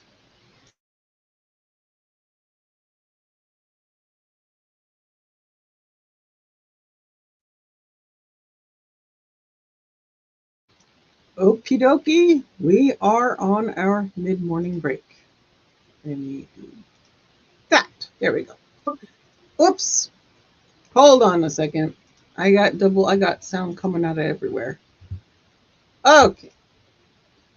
Oh, so I just wanted to let you guys know that if you see me disappear for a minute, I'm trying to make clips and stuff like that as I go along. So in the next clip I'm going to be making is each one of the openings I'll clip separately so that we can have them if we want to, play them during breaks and stuff like that. So, but so far, those of you who saw the Vallow trial, Lori Vallow trial, did the prosecution's opening sound very similar? Did you hear anything new that you didn't hear or that wasn't stated in the first trial? I did hear from Linda, from It's a Crime. She was thinking that this was going to be much more ominous as far as the openings. Sorry. So I kind of want to see what you guys think in your comparison of the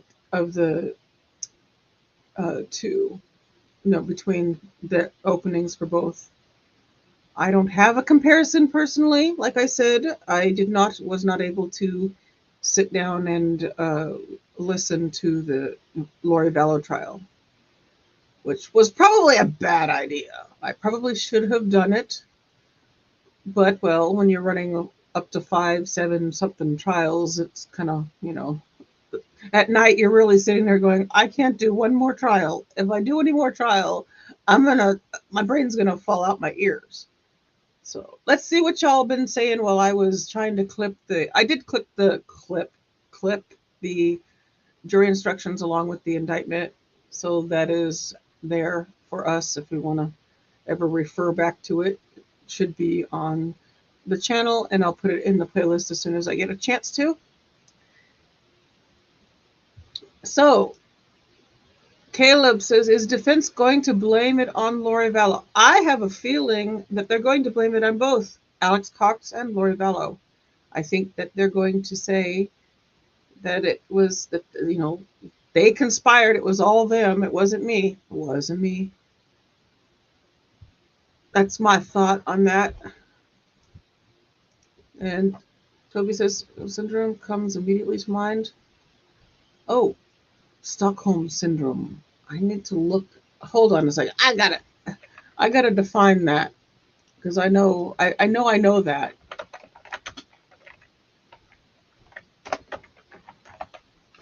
So Stockholm syndrome is feeling of trust or affection felt in many cases of kidnapping or hostage taking by a victim toward a captor. Oh, okay. So are you saying Stockholm syndrome was what? Let me see what Toby is saying that to. These cases are always make me want to. Let's see what this one is. These cases always make me want to rewind time and save the victims. Yes, absolutely. I think you're referring to is Stockholm syndrome. You're saying that Lori was that way with him. Is that what I'm getting out of that? Sorry. Uh, Toby says this defendant opening and the new defense closing are going to happen at exactly the same time. I need to twin myself. uh, yes, that's I doing what I was doing before. I was able to open up, and listen to several trials at the same time. But uh, I find that I'm trying to not have, even though I have the ability to have like 3 trials open and I could turn over, hey, and talk about this one and then this one and then that one over there. But I've decided not to do that because that would be too confusing for everyone. So, but I do like having lots of stuff. When I'm at home and I'm watching TV, or hardly ever watch anything on TV except for TLC and Bravo. But when I am watching TV or whatever, I have YouTube on my iPad. I have TikTok, well, not so much anymore, I guess, but TikTok on my phone and maybe a show on Bravo or TLC on my TV. And all 3 of them are going at the same time. And my husband is looking at me like, what in the world? How do you concentrate and absorb anything? I said, well, I don't know. I mean, I can remember stuff because I was doing lives with John and I still remembered the stuff we were supposed to be talking about. So I guess it does absorb in its proper place, but I have to be doing more than one thing at a time in order to keep my focus and concentration on one thing. I have to be doing something else. That's why those fidget thingies were created, were for people like myself who has to be doing one thing in order to focus on another. It's a lovely thing.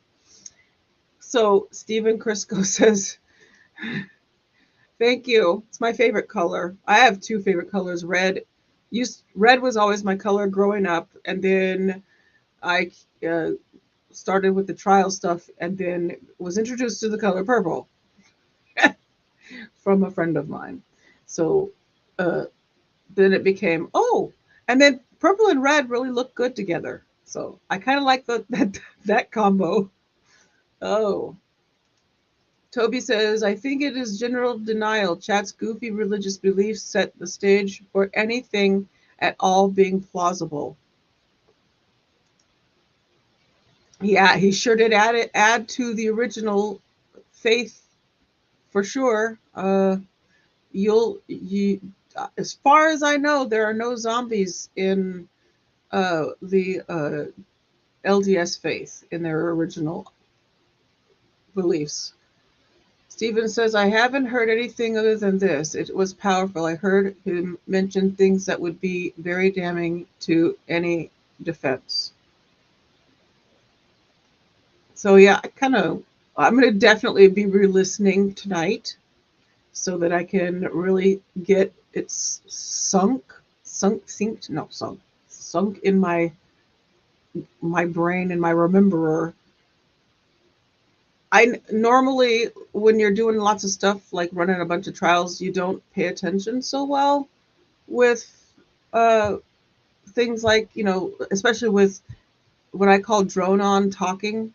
So I struggle with openings sometimes and closings. So now I'm going to be working on teaching my brain how to focus better doing one trial at a time. How long is a recess for? Recess is normally about 15, 20 minutes.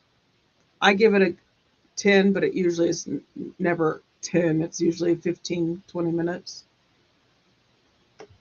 Is the audio available online? Is that for the Lori Vallow case? I'm sure.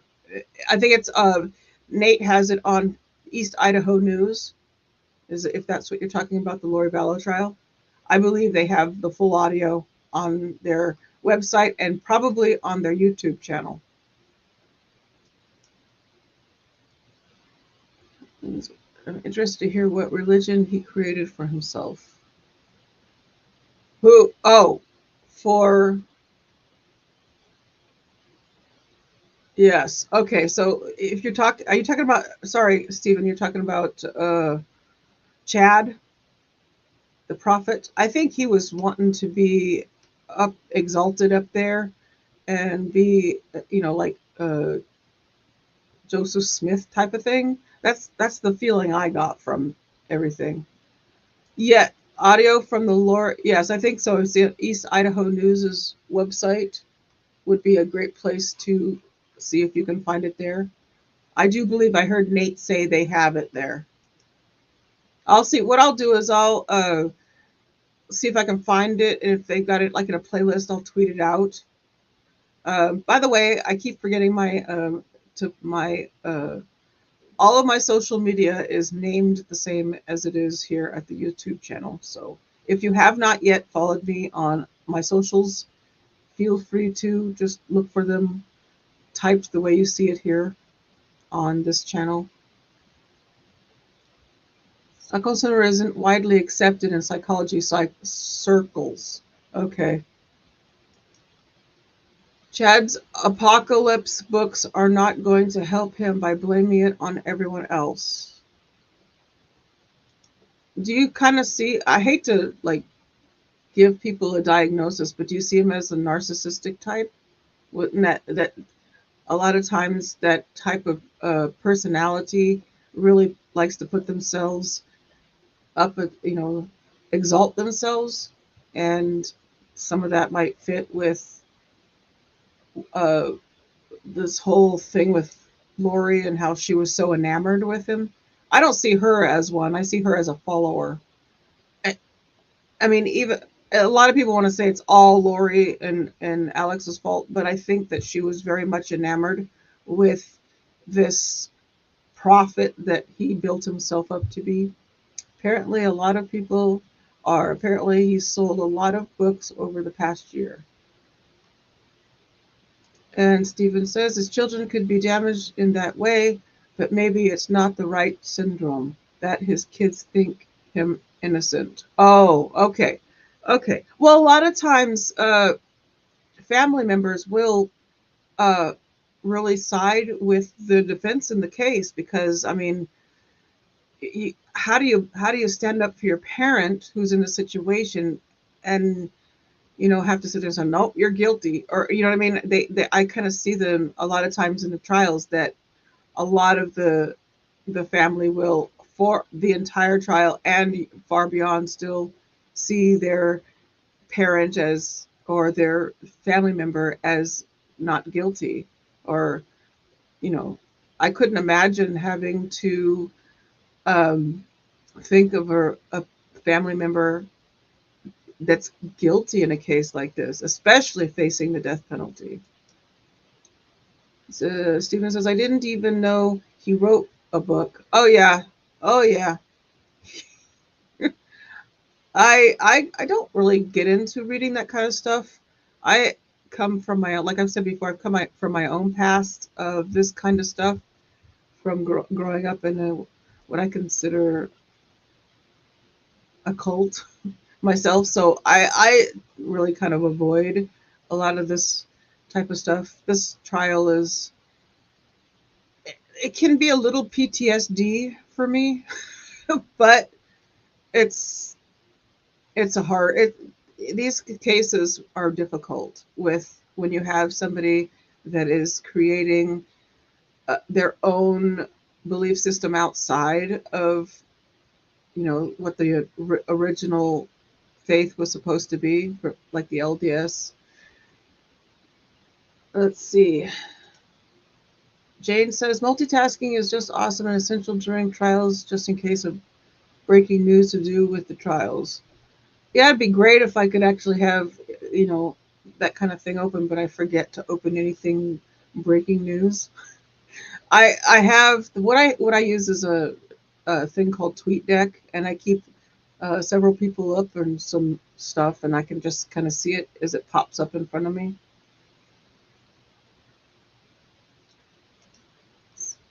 Seems well dangerous to do DIY religion. I agree with that. But a lot of people, even in faiths, even in religion, have very differing beliefs that they don't tell anybody about, especially in faiths where you can get in trouble if you think differently than what the faith is telling you to believe. That is a thing out there. And I think these religions that do that are starting to pull away from being that strict, because I've heard some stuff where stuff is allowed to be more of a, you won't get in trouble if you go against what we teach type of thing. See, Stephen says, if you think that you are in love, you can be very influenced by anything he says, and vice versa. I think that is why you should date for a long time before marriage, to let the new car smell go. I like that. Oh my goodness. So I'm sure we will be back soon. Let's see. Prior will get. Okay, let me do some updates here for where Nate is at. So one of the things that Nate says is this. Copy this. Maybe she'll stick this in the chat. Wood says, you will hear many of this defendant's own words. You will read multiple texts that he and Lori sent back and forth. I love reading people's. No, that's too snoopy for me. I don't like to hear people's private conversations. It kind of freaks me out a little bit. But in this case, I think it's going to tell a lot about the two of them together. You know, what the why, because we really don't have a why. Why was this something that was done? Why did these three people and others like Charles, and why did they all have to lose their lives over this? Over, was it who? Well, first off, who was it that introduced zombies? Uh, was it Lori introduced it to him, or he introduced it to Lori as part of his teaching? That's where I get confused. Members of the jury, your verdict will be the link that writes the final chapter of this tragic saga. And that was the last of the statements. And his openings was around 22 minutes. I'll clip that and then we'll have it in the playlist. as a separate video. Stephen says those texts are going to be convincing precisely because they assumed it was private. Nothing is. If you put stuff in anywhere in any sort of internet or whatever, it's never, ever, ever private. There are ways to see everything you say and do. You learn from experience if you're an online type of person. I thought when it happened that the two simply wanted no responsibility. I thought that too, but I don't know. I think there's more to it. Chad watched too much Jim Baker after PTL collapse. He introduced it to her through his books. Okay, that's what I thought.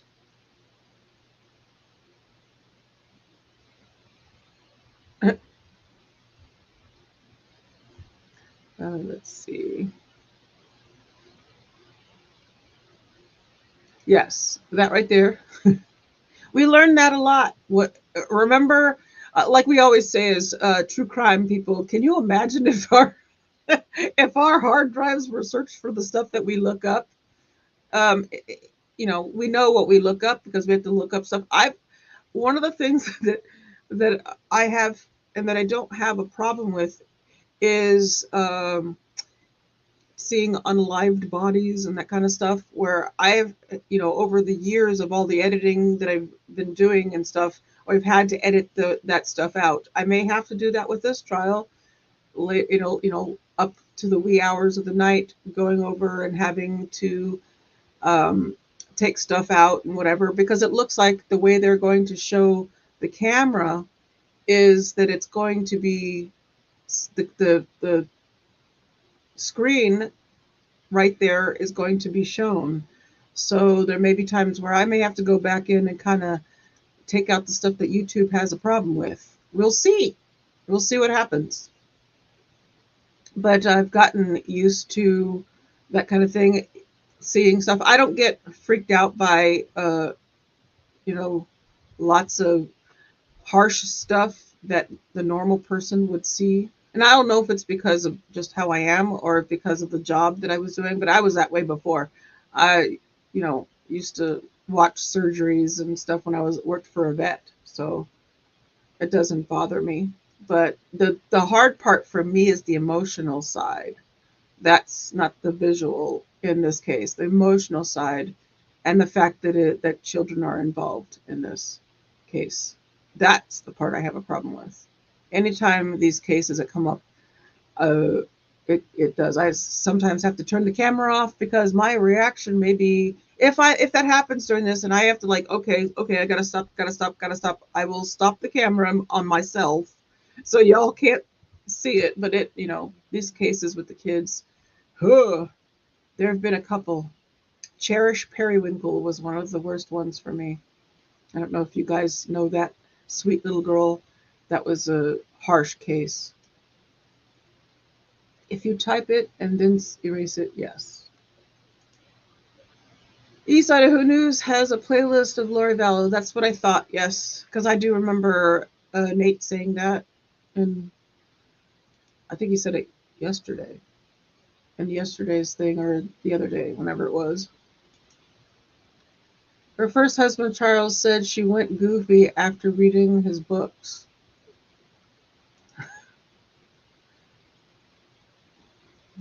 I'm so glad that that's where you are now with that, Stephen.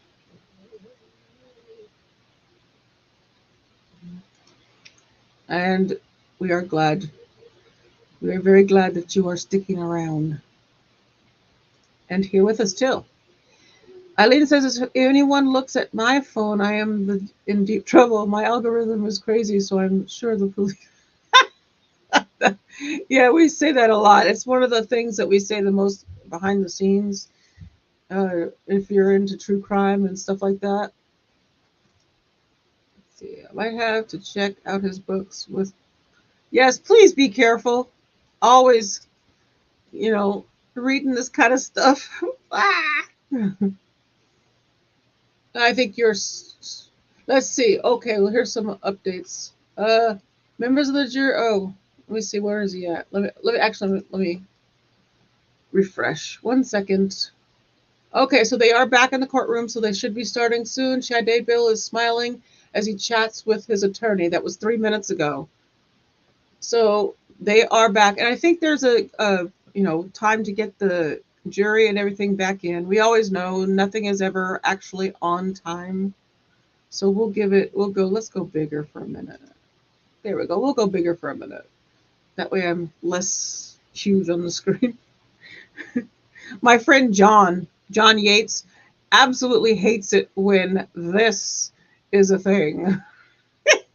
I had to go in there and shrink it down for him because it was full, and he's like, no. So I shrunk it down to help him with his lives while he's on by himself. Let's see, where did I go?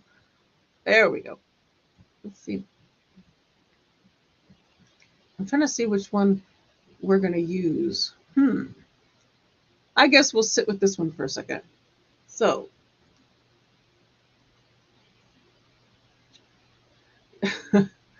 uh, I am the avoider of some really out there wacky stuff as far as beliefs. I'm working on trying to be more accepting of all beliefs. Growing up the way I did, where you had to believe what you were taught and nothing else, and you could only be with those that believe the same thing as you or whatever, and you can't have friends, and you got to get rid of family if they don't believe what you believe. That takes a toll on you and makes you look at it. Really kind of does put a number on you. Let's see. The actual Steve wants to know when the zombies arrive. Oh, you mean Stephen M? Is that who you're talking about? Stephen C?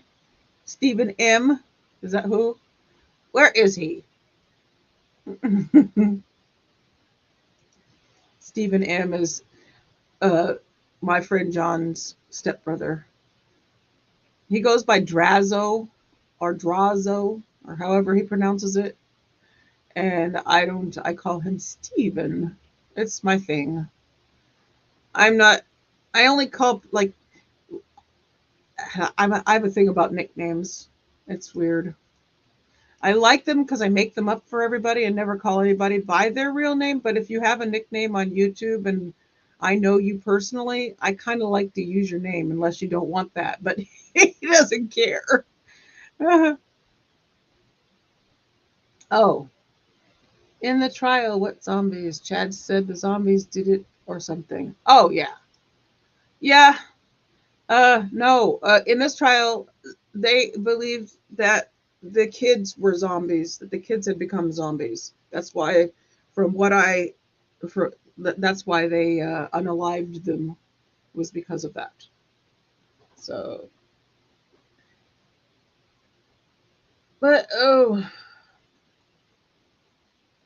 boy, let's see where we're at. We are 6 minutes from the last time that Nate said they were back in the courtroom.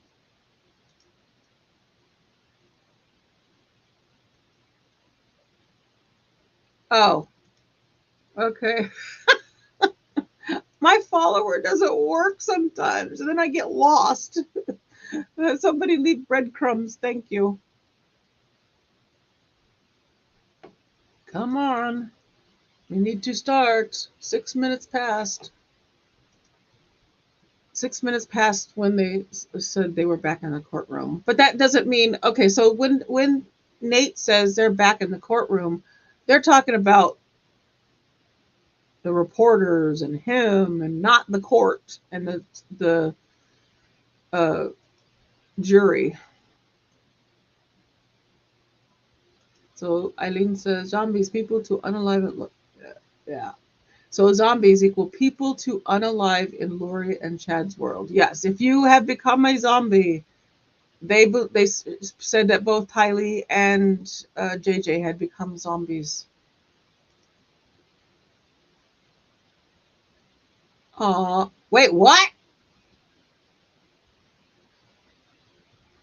Wait, what? And the guys call me Stevie since what? You what? You're not oh, I'm confused. He's just trying. Is it a he or who? By the way, everybody is always a he to me online unless I know otherwise, unless your name is feminine. I know it's a horrible thing. I'm sorry, but that's just how my brain works. You're all men until I know better. Unless you still want to be re- referred to as a man, then I will continue to do that. Oh, holy crap. Learn something new every day. Oh, well now. Okay, so, oh, now I have to change my complete thought process. Okay, so from now on, I'm calling you Stevie then, if I can remember. If I don't remember, I apologize now. Holy, all this time, I had no idea. Stevie, oh, Sky says, I don't know a lot about psychology. I just learn as I go along. But Stockholm Syndrome is definitely a really fascinating concept. Glad you brought it up. And yeah, sometimes it is. Sometimes I do know people that I've known for a while who did do that. They didn't give their real. Uh, Thank you. Please be oh, here we seated. go.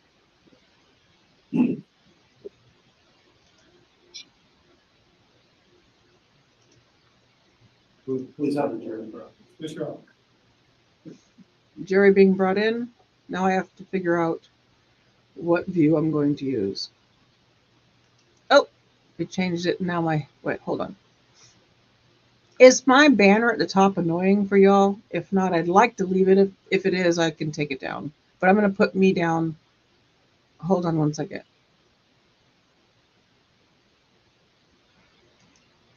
There we go.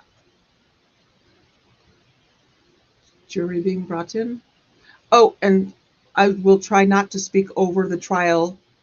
The majority of this trial, I will be quiet and only speak during the breaks or when he's being silent. And I can tell when he's about to start to talk. That way, I'm not talking over anything important.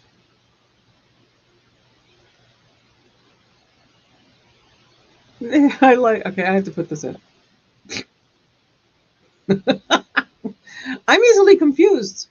It happens quite often.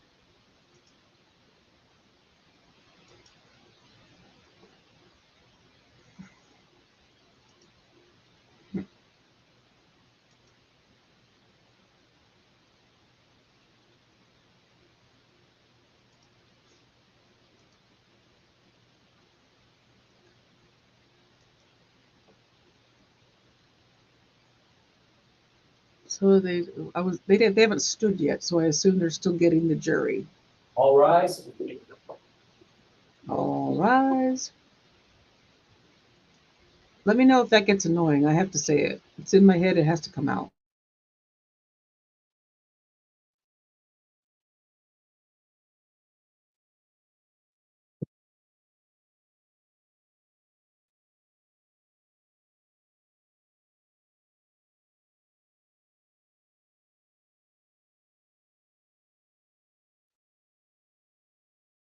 Very present and accounted for. All right, thank you. Please be seated.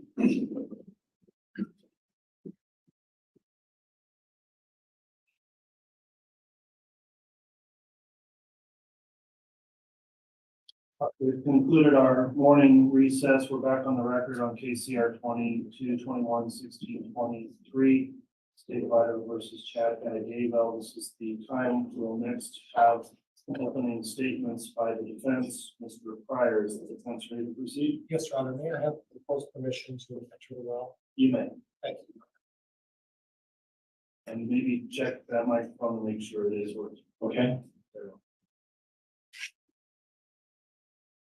morning, ladies and gentlemen. As an introduction, I'm John Pryor. I'm the defense attorney for Mr. Daybell. And I'm from Meridian, Idaho. I'm an attorney from Meridian, Idaho, over here on the west side of the state. I want to talk to you a little bit today, and at my age, video presentations are not something that would come easy to me. So I'm just going to talk to you a little bit about my view of the case and the facts and evidence. And what's important are facts and evidence. I think that when we went through the jury selection process, we talked about facts and we talked about evidence. And the judge gave you an instruction to talk to you a little bit about you take into consideration the facts of this case and not be distracted by other things. Don't be distracted by speculation. Don't be distracted by guesses or assumptions or hunches. It all comes down to facts and evidence. So I'm going to talk to you a little bit about the facts and evidence in this case. Chad Daybell, and I'm learning this, and I've had some time to learn about this because it didn't come natural to me. But Chad Daybell went on what's called a mission early on in his life. And I guess what a mission is, I'm not familiar with that, but I guess what a mission is they go away to a location and they talk to people about their religious beliefs. And Chad's faith, that was important as part of his faith. And when they return from these missions, they start the process of moving on with their lives.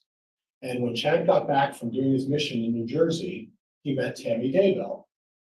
Another fact that I discovered, and you'll hear a little bit about, is that Chad had an extended engagement, had an extended by his faith standards romance before they got married. Chad and Tammy dated for approximately 6 months. And what I understand is by their nature, 6 months is an extended dating process before you end up getting married. So after 6 months, they got married. They were married in Utah and proceeded then to have children. They have 5 children, now all 5 adult children. At some point, they moved back here to Idaho, or moved to Idaho, and they started a small publishing company. And you'll hear testimony that the publishing company was predominantly run by Tammy. Tammy managed it. Tammy was the brains behind the company.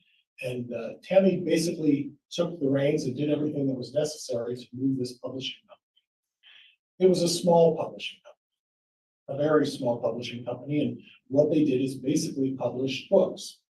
Chad would write these books. And he would write these books about his religious experiences. In his faith, he had certain beliefs, the faith that he practiced. You know, when he went on his mission, when he, read his interpretation of the books that he used for his faith, he started writing books about things that were consistent with his faith. Things like premonitions. We've all heard of premonitions, about being able to predict things, about being able to see maybe when things happen. And some people believe in that, some people don't. Some people have personally experienced that, or I've been here before.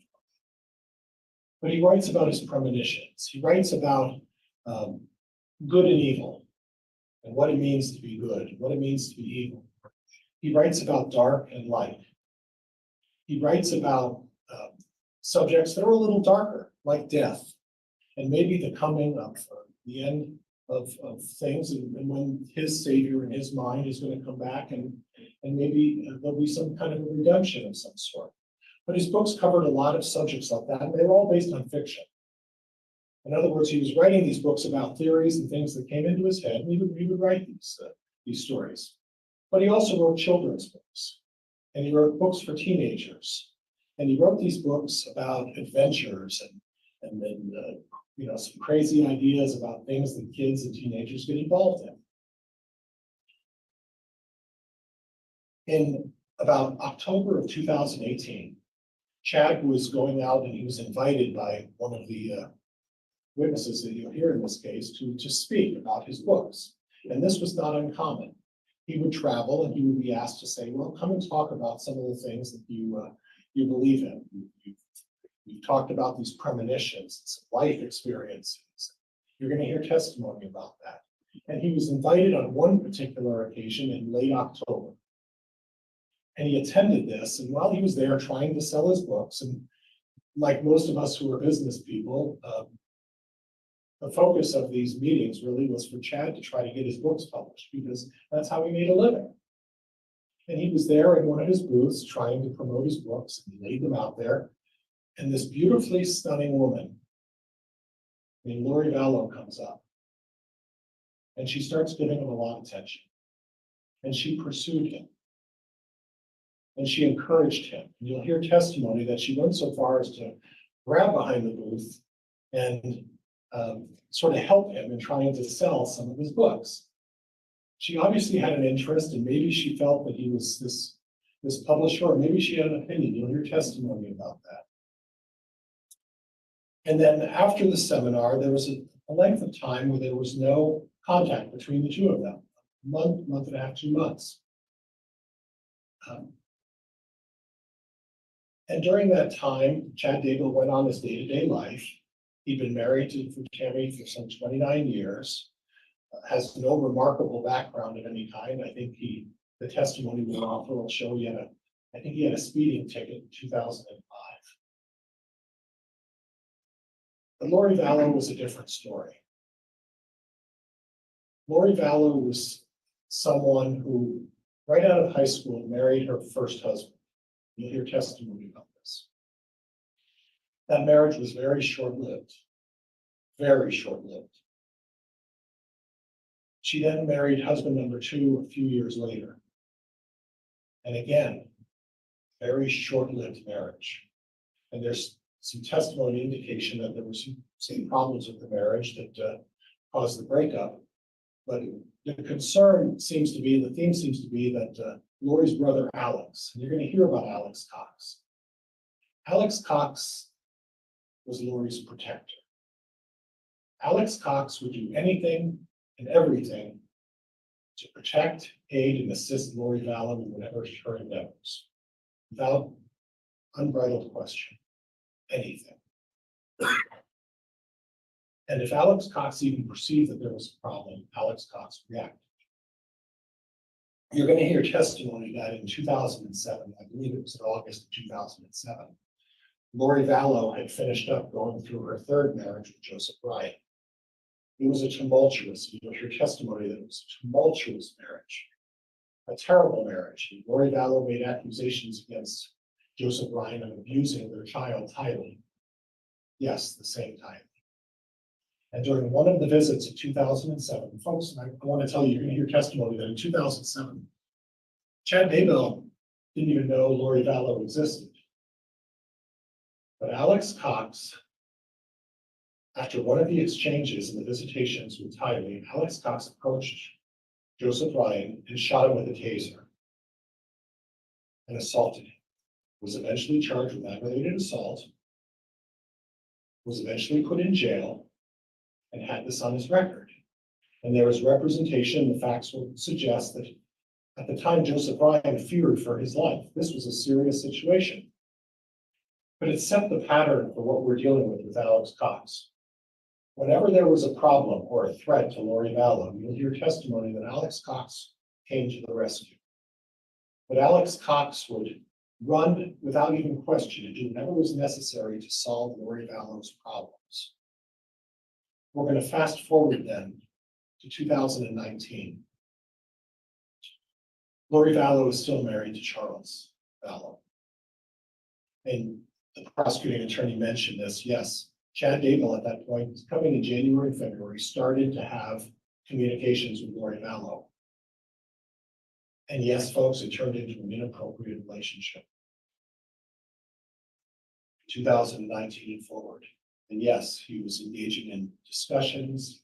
He was engaging in contact with her, all of the things that the prosecutor talked about in terms of a relationship. But subsequent to the seriousness of this relationship getting rolling, Alex Cox was at a visitation in 2019 with Charles Vallow. And Lori Vallow was there. Tammy Ryan was there. JJ was there. They were all present. And during that altercation and that supposed visit, much like with Joseph Ryan, Alex Cox took out a gun and shot Charles Vallow. And then after calling 911, he then finished the job and walked up to him at close range, finished him off. Now, you're going to hear testimony that in some way Chad Daybell was implicated in that, and you're going to hear further testimony that he was not. You're going to hear testimony and see documentation that suggests that the prosecuting attorney on review of this indicated that there is no likelihood of conviction of Chad Daybell. You'll hear testimony that Chad Daybell had nothing to do with the execution by Alex Cox, Charles Vallow. And the same for Brandon Boudreaux. You will hear that Chad Daybell is not being pursued for any involvement in the Brandon Boudreaux attempted murder. Those occurred and those are separate, as well as the Charles Vallow. So what we have is we have a situation where someone who's 29 years old, Chad Daybell, 29 years of marriage with Tammy Daybell, no discernible issues in his life. And then Lori Vallow comes into the picture, Miss Texas. You'll hear testimony about this beautiful, vivacious woman, very sexual person, and very manipulative. And she knows how to get what she wants. And she drew Chad Daybell into a relationship, and an unfortunate relationship, that Chad fell into. After that, things started rolling, and issues started happening that eventually, yes, there was a murder and there was a burial. And you've heard discussion about the backyard of Chad Daybell. Well, we have a 4.5 acre farm in Fremont County, Idaho. And you'll hear testimony that the body of J.J. Vallow was discovered behind an irrigation pond and a tree out in the pasture. So technically, yes, maybe the backyard, but more accurately described as the pasture, hidden behind a tree. You're going to hear testimony that also in the middle of this pasture was a raspberry patch, former raspberry patch, that was then turned into a place for them to bury the cats, the dogs, and all of the animals on the farm. Okay? Again, out in the pasture of the field and not the backyard. You'll hear testimony about that. You're going to hear from 4 experts that I'm going to bring forward. And these 4 experts, the first one is going to be Dr. Greg Hampikian. And Dr. Hampikian is a bit of a notable local from Boise State University. And Dr. Hampikian is a DNA expert, considered one of the best DNA experts. He's been involved and has significant work that he's done on both the defense and for the prosecution. He was involved and led the team with Amanda Knox in Italy that got her exonerated because of the DNA evidence. He has substantial experience. And anybody or anyone who knows anything about DNA goes to Dr. Hampikian first, because he is the guy. And Dr. Hampikian is going to talk a little bit about the DNA evidence that's found on the scene. Dr. Hampikian is going to talk about the fingerprint on the plastic that J.J. Vallow was discovered in, was that of Alex Cox. Dr. Hampikian is going to talk about the hair sample that was found on the plastic of Alex Cox, and that it was Lori Vallow. Dr. Hampikian is going to talk about several, and I mean several other hairs that were found on the plastic of J.J. Vallow. But he's also going to say that there was no DNA evidence, no hair sample of Chad Daybell on Tylee Ryan or on J.J. Vallow. You're then going to hear from Dr. Raven. Dr. Raven is a forensic pathologist, and she's going to talk a little bit about the circumstances surrounding Tammy Daybell. And what Dr. Raven is going to say is that there's no indication that this is either a homicide or any other crime, and that the only conclusion she could come to is you can't determine what the cause of death was. There's no way to determine it. Tammy Daybell was buried. You'll hear testimony about that. And then a short time later, the police officers showed up and they dug her body up after she'd been buried, after she was laid to rest, and then continued after the body was pulled out of the ground and continued to examine it for whatever they were looking for. And what you're going to find is based on that, Dr. Raven's going to say you can't determine what the cause of death is. You're going to hear testimony from the Daybell children, from the children themselves. 4 of the 5 children, I think, three or four of the 5 children. They're going to talk about their mother's health struggles. They're going to talk about their mother's use of various medicinal treatments that she would use, oils that she would put on her leg, medicine and different herbs that she would take, and that her mother was suffering from, that their mother was suffering from a number of maladies, and that she would refuse to go see a doctor or get it treated. And Dr. Raven's going to enlighten you a little bit about some of the circumstances regarding Tammy Daybell. You're then going to hear from Patrick Eller. He's a forensic digital data examiner. And Patrick Eller is someone who has spent his life in the military working for various agencies, and we'll talk a little bit about that, within the government to do data retrieval and data research. And he's going to talk a little bit about the phone records that are involved in this case. He's going to specifically talk about the travels of Alex Cox, because you are going to hear testimony that Alex Cox went to Chad Daybell's property on the 9th of September.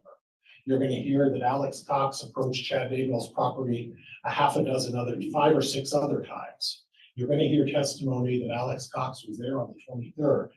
And you're going to hear where Alex Cox was in a number of other times and places in his whereabouts and his travels for about a 2.5 month period. And Patrick is going to, offer you some information and data to support all of that.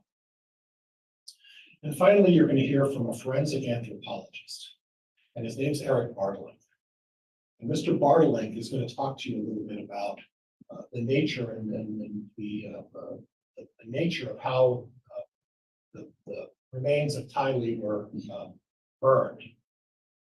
Eric Bartlink is going to talk to you a little bit about the lack of complete skeletal remains and why, when Tylee was dug down the ground, there was not a complete set of skeletal remains. In fact, there were a number of pieces of that were missing.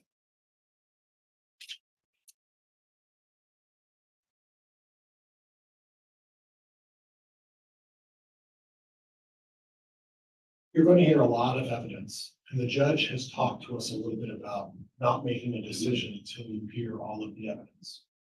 And there's a specific jury instruction that talks about that. The jury instruction is, consider all the evidence. Listen to the instructions from the court on how you're to proceed. Listen to the arguments of the prosecuting attorney and the defense. And then and only then do you make your decision. And at the conclusion of all that evidence, and at the conclusion of the judge's instructions, the arguments of both of the defense attorneys, I'm going to ask you folks to return a verdict not guilty. Thank you, folks. Thank you for your time. Thank you. All right, that concludes the opening statement of the defense. Then this time we will commence with presenting evidence. I understand the state does have a first witness to call. Is the state ready and prepared to do that? Your Honor, the state is prepared. We had spoken with your clerk earlier. We thought we were going to have a brief sidebar. Okay, let's discuss our schedule and put there in sidebar. Sure.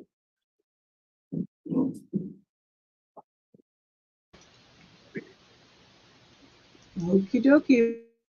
We are in a sidebar. I won't be putting stuff up on the screen like I did during jury selection, because the bottom of the screen, we got the 3 shots and I don't want to cover it over.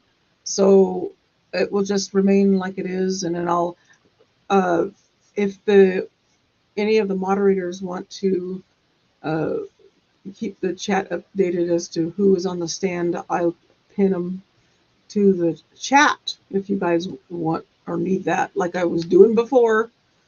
But I don't want to cover the screen over, because we barely have anything to see now as it stands. So it's bad enough my banner is at the top. Maybe I'm gonna have to make a smaller one and stick it over my head in that spot that's above me. Maybe that would be better than sticking it on the screen. I'll work on that tonight and see if I can get a different one.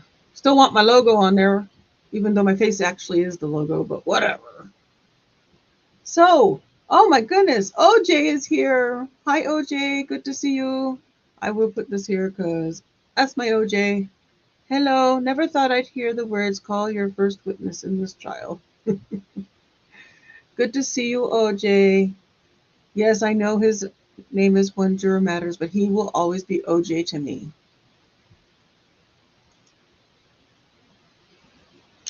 And witness comments in the chat is very useful. I will do that. I will make sure we keep that stuff updated. I just don't want to cover over the screen any more than I have to. Wondering if there's there's no real good way to do this and not have it completely open. I'll see. I'll work with it and see what different things I can put up. And we still get a full screen. If I take too much, if I take too much or shrink it down too much, we won't be able to see that much. It's already bad enough as it is. I think it's fine. It's not blocking anything. Yeah, it will block still. It'll kind of do that over top, because I think the witness is supposed to be, I'll show you. I think the witness is supposed to be right, where is it? Right there. It's not showing it, but hello. Never mind. It's supposed to be right. Nope, not showing it. Never mind. Forget it. Oh, they're coming back. Yeah, I can stop jibber jabbering. Okie dokie. Judge on the bench. Addie gonna shut up. Council, thanks for discussing scheduling. Our intention here will be to start with a state's first witness that apparently will take some time. So we will plan on taking a lunch hour also at right around noon if possible. So Mr. Wood, are you going to be calling the first witness? Yes, Your Honor, the state will be calling later this evening. All right, well, go ahead and call your witness. We'll have him come up and sworn.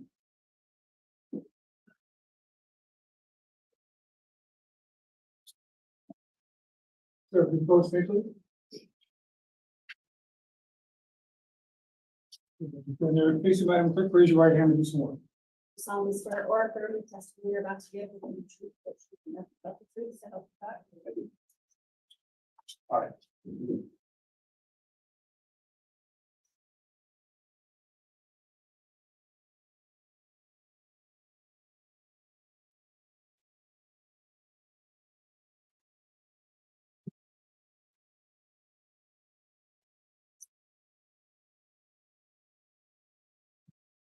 Officer, as you testify, just remember to make a audible response to anything being questioned, so that the record stays clear, and try to avoid speaking over the top of anyone questioning you. That in mind, then, what would you like to inquire in that? Thank you, Your Honor. Officer, will you state your name and spell your last name for the record? Ray Hermosillo, Hermosillo. Is that on? Your Honor, is that microphone on? I'm not sure.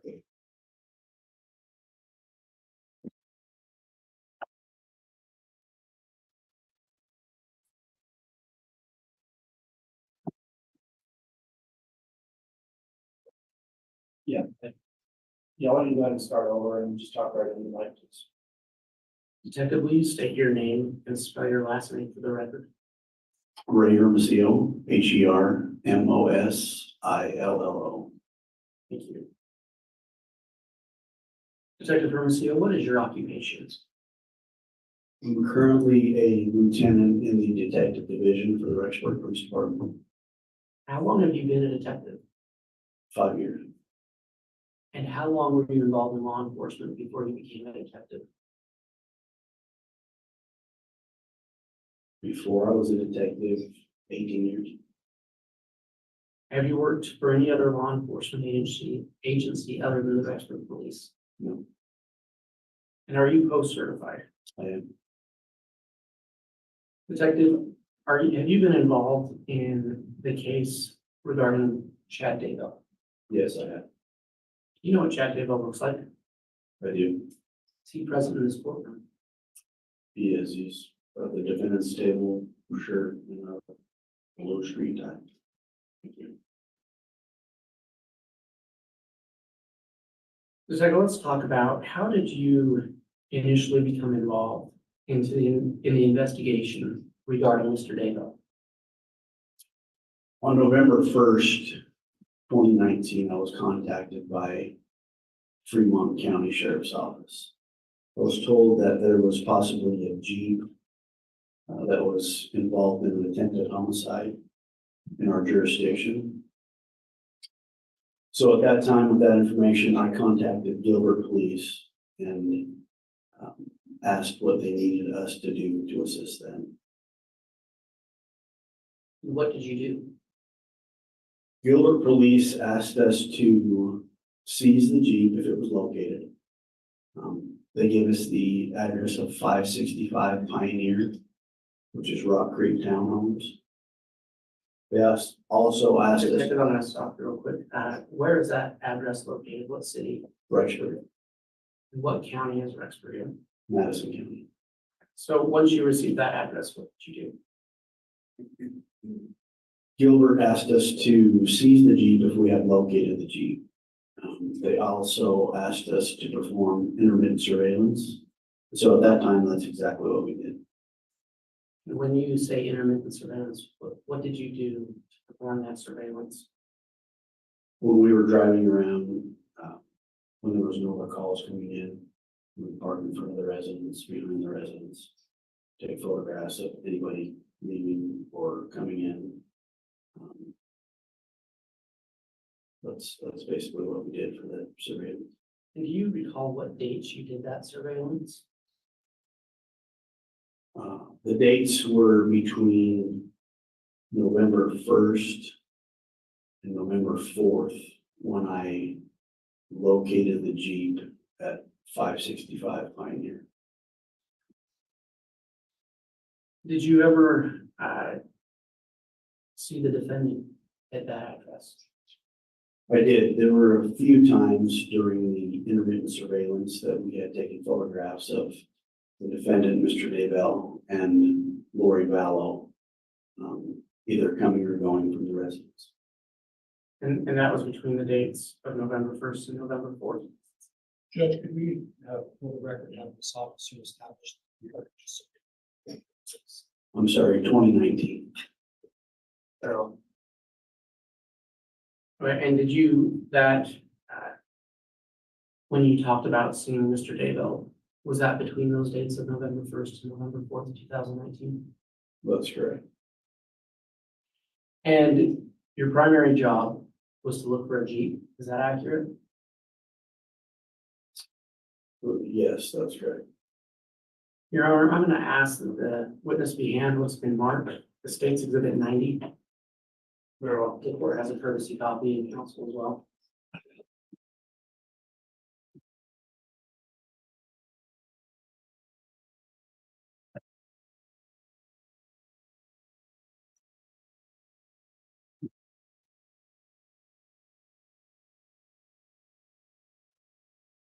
Mr. Wood, to clarify, it sounded like you said 90, this is 98. I believe it's 90. Double check.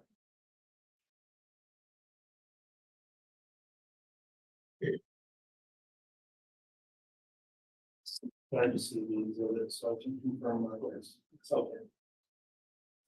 You're correct, owner, 9A, Thank you. and that would be exhibits 9A through 9D.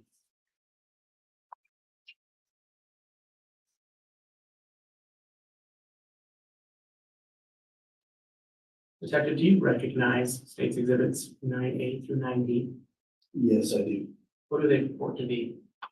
That is the Jeep that I had seized, parked in the parking lot just outside of 565.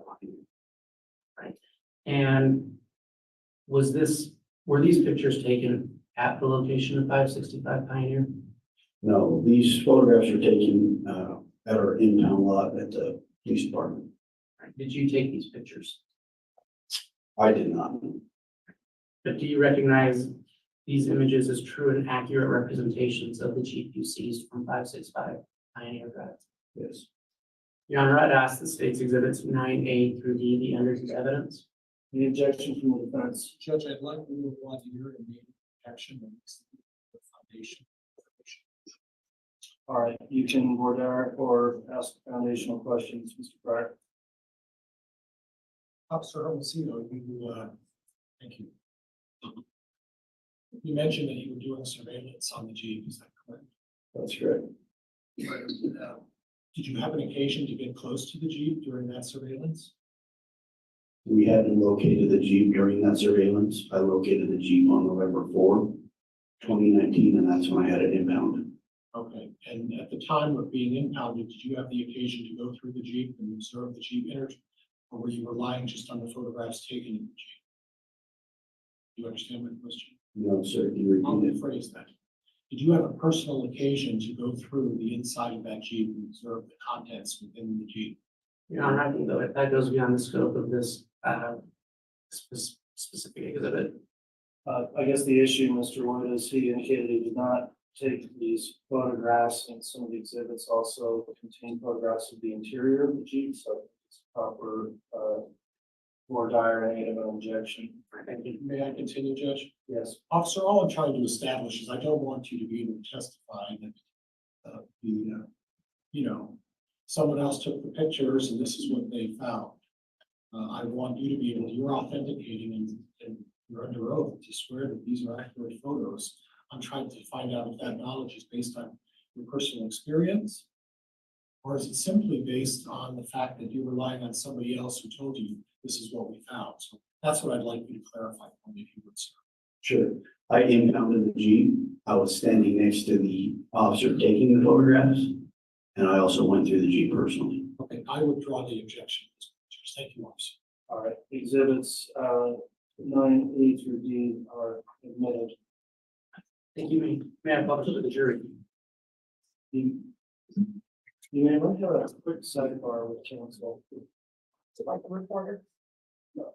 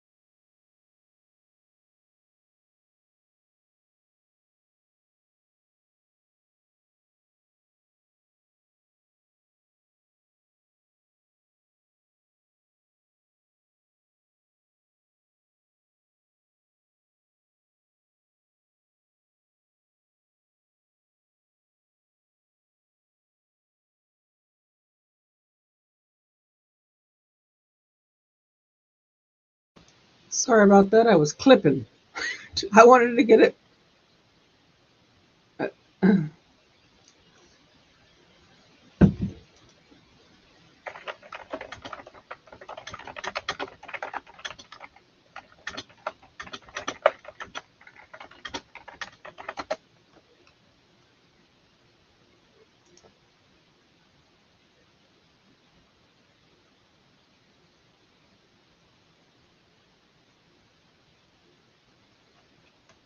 Hold on one second.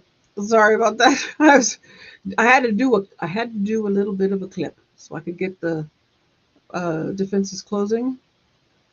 And let me see where we're at chat wise. Oh,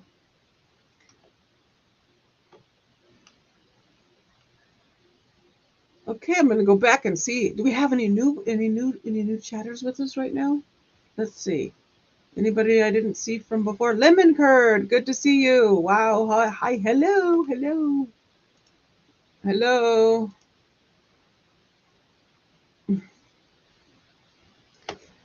Hey, I'm gonna put this thing on real quick. Let me go. Now I'll leave it. Whatever. It'll just cover it over. Women notice men's shoes. I never pay attention to shoes. I'm all about shoes. I am all about shoes. Not on me. Not necessarily on me. I like sparkly shoes. 5-inch heels are good. But just I like looking at a rack of shoes is very. I like it. Okay. Good to see you with us, Lemon Curd. Let me see here.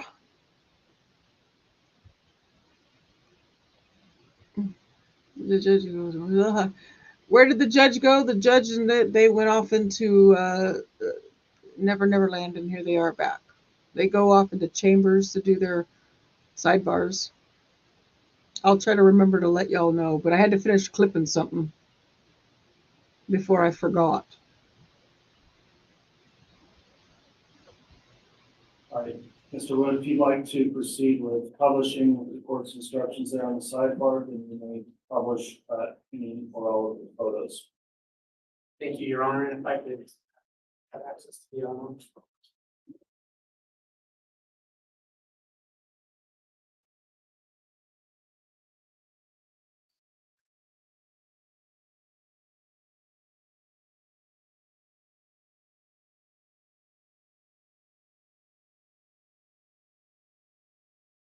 Detective, is this what you saw on State's Exhibit A?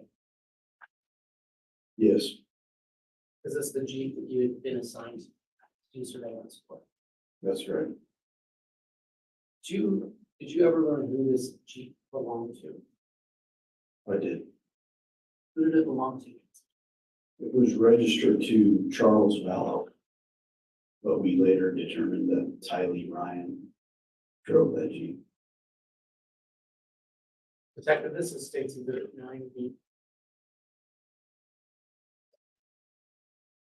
Is this that same Jeep? Yes, That's all I'm going to publish from now. All right, thank you.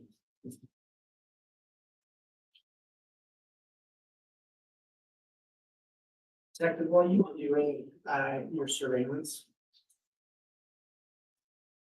you testified that you had occasion to see the defendant, Lori Vallow. Did you ever see children with her? no, we didn't. Did you ever see anybody else with them? No. That's good.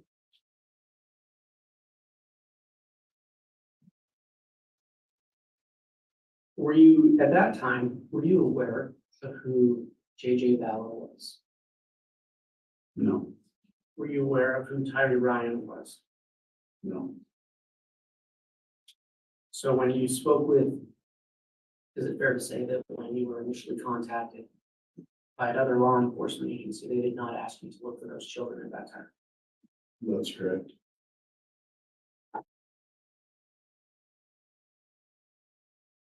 Detective, did your role in this investigation change after that? It did. When did that happen? After I had seized the Jeep November 4th, 2019, I contacted Gilbert Police and let them know I had the Jeep.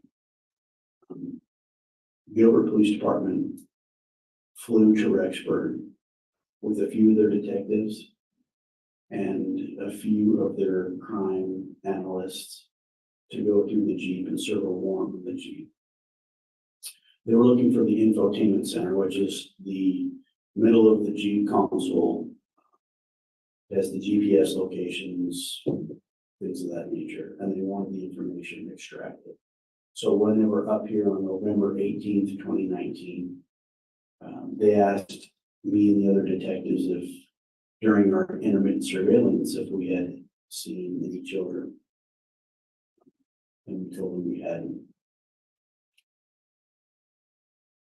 They stated that JJ's grandmother. Judge, I'm gonna object to this. I'm trying to be somewhat, open-minded about foundation, but I'm gonna object. I'll ask a question, Your Honor. Go ahead, thanks. So you did have further contact with law enforcement from Arizona? Correct. And which law enforcement agency was that? Gilbert Police Department. And was it Gilbert Police Department that was looking for that Jeep? Yes, it was. When you followed up with them about the Jeep, did they give you any other information about their case? They did. Did any of that information regard children? Yes, it did. What were you told by Gilbert Police? Judge, objection, hearsay. Coming in for the effect on the listener, Your Honor? Judge, can we approach? No, give me a moment to make a ruling on that. I'll start, the witness can answer the question, but for only the purpose of effect on the listener, if you can clarify that with your witness, Mr. Wood. Sure. And any objections overruled. Detective, based on your conversation with Gilbert Police, did you take any action regarding any children involved in this case? Yes, we did. And for the purpose of what you did, what information were you given that you needed to look up on? We were informed through their investigation that JJ Vallow's grandmother was concerned for his safety. Judge, and again, I'm gonna object at this point to renew my objection. That's going beyond. I'll also stand that as bringing up your statement, Mr. Wood. Okay. Based on your conversation with Gilbert Police, what was the next step you took in your investigation? We were requested to do a welfare check on JJ Vallow from the Gilbert Police Department. Detective, had you ever met JJ Vallow? No, Were you provided any identifying information as to his age or where he might be? we were provided very little information, just a brief description of what he looked like, his age, and where he should be, which was 565. Sorry, 565 Pioneer Road, where he lived with his mother, Lori Vallow. Your Honor, I'm going to ask that the witness be handed State's Exhibit 1.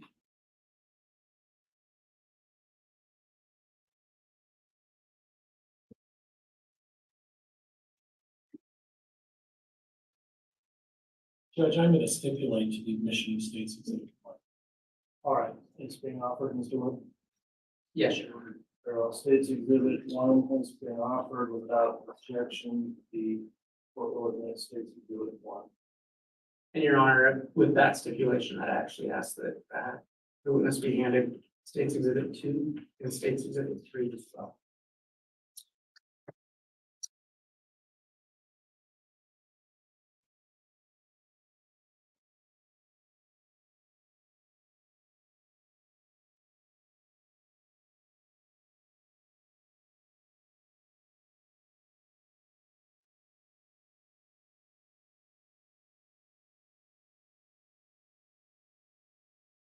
Further stipulate to State's Exhibit 2, and stipulate to State's Exhibit 3.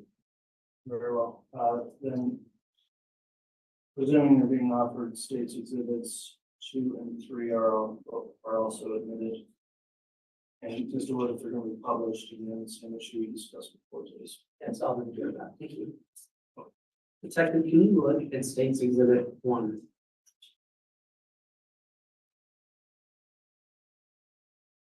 Okay. What is state's exhibit? That is a birth certificate out of the state of Louisiana. Your Honor, where this is, may I publish? Yeah.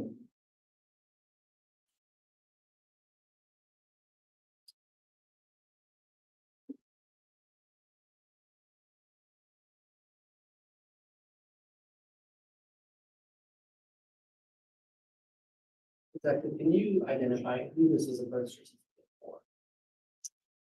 The name on my birth certificate is Canaan Todd Trahan, What is the birth date? May 25th, 2012. And where is the place of birth?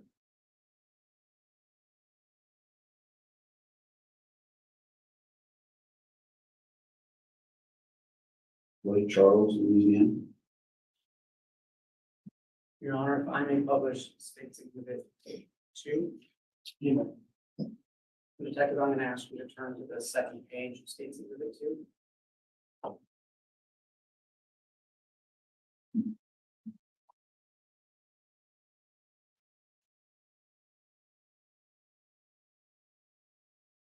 Detective, what is state's exhibit 2? It's a decree of adoption. And reading through that, are you aware of who that is a decree of adoption for? Yes, Who is it for? Canaan Todd Trahan. And on the bottom of that, can you read the second to the bottom paragraph? That exhibit. The entire paragraph. Yes, please. It is further ordered, the judge can decree that the name of the child, Canaan Todd Trahan, be changed as follows. Joshua Jackson Vallow, and the registrar of the Louisiana Department of Public Health and Statistics is hereby ordered to make the appropriate changes in its records.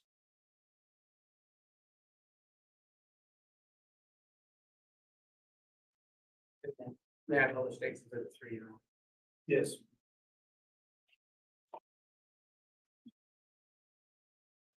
Detective, what is state's exhibit 3? That is also a birth certificate from the state of Louisiana. And who is the birth certificate for? Joshua Jackson Vallow.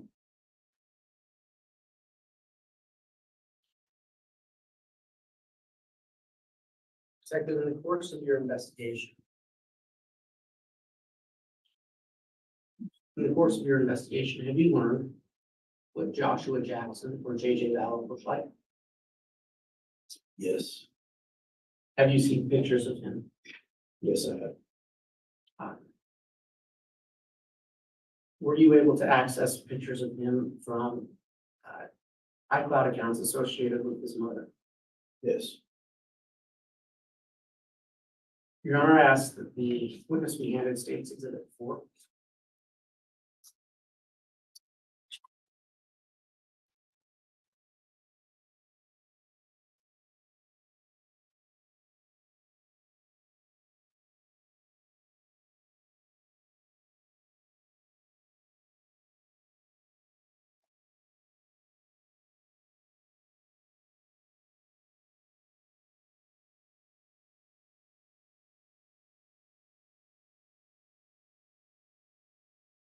All right, the witness is handed state's exhibit 4. Detective, you testified that you never met JJ Vallow, correct? correct. How did you come to know what he looked like? Through photographs we were given. Where did you get those photographs? We received a few from Gilbert Police. His grandmother, Kay Woodcock. I think that's all I can remember. And I spoke with you briefly before. Did you ever have occasion to review iCloud accounts belonging to Lori Vallow? Yes, we did. And on those iCloud accounts, did you find other pictures of JJ Vallow? Yes, we did. And did you find videos of JJ Vallow? Yes. Based on your investigation, what does exhibit 4 purport to be? A photograph of JJ Vallow. And you didn't take this picture, correct? Correct. But you recognize that individual as Joshua or JJ Vallow? Yes. Your Honor, for demonstrative purposes, the state would move to admit the state's exhibit 4. The objection. Judge, there's a little bit of foundation that I want to iron on. So, no, so what's the source of that picture? Where did Lori's iCloud, Lori for Style, iCloud.com. Judge, can we approach just briefly on this issue?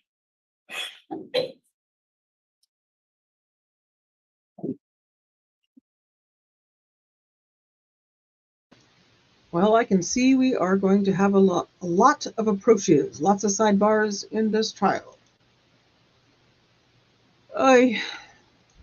And when they take sidebars, they actually go to his chambers, which I assume is like right off the side.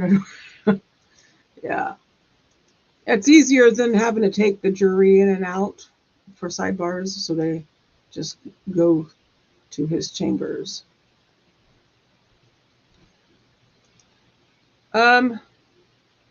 This is Mountain Time. I'm not sure if the entire state is all Mountain Time. I know parts of it are Pacific, the Handle portion, I think. But where this is, it's Mountain Time.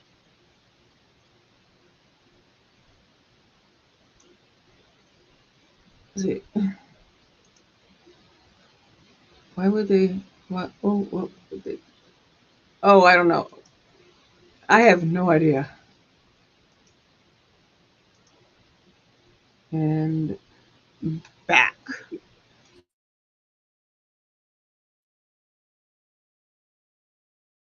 Based on our sidebar with counsel, I understand the defense does not have an objection at this point to exhibit 4 being submitted. Is that correct, Mr. Pryor? Yes, Your Honor. All right, exhibit 4 then is submitted. Your Honor, may I publish to the jury? You know,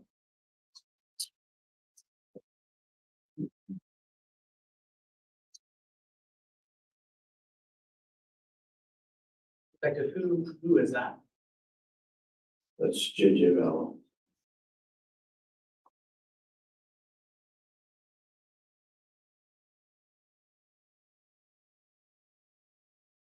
Detective, you were talking about receiving a request to do a welfare check, correct? That's correct. When did you receive that request? On November 25th, 2019, in late evening hours, I received a call from Detective Pillar with the Gilbert Police Department, and he requested that Judge, I'm going to object at this point. A request is a hearsay. at this point, I don't hear an objection on hearsay, so you see.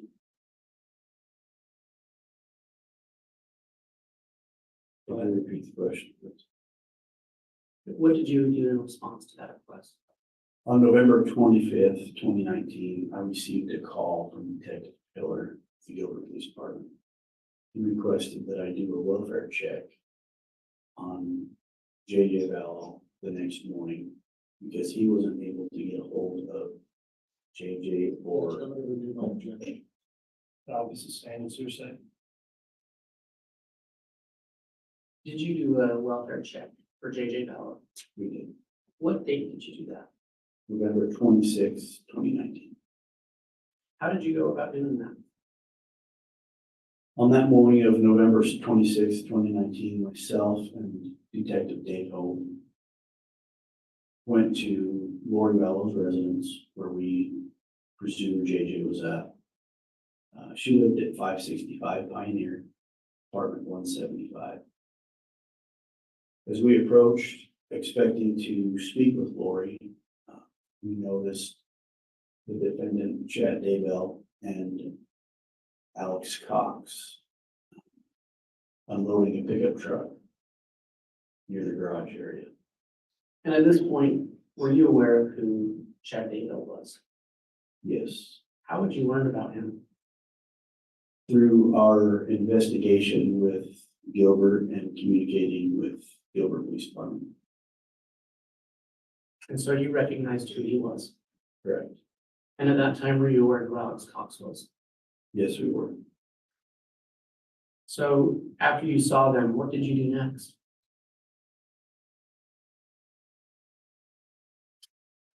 I got out of my vehicle and made contact with Alex. He was standing at the driver's side of his pickup truck, and the defendant Daybell was on the passenger side. I asked Alex if Lori Vallow was home, and he stated that she wasn't home. I asked Alex if JJ was home, that we were there to do a welfare check.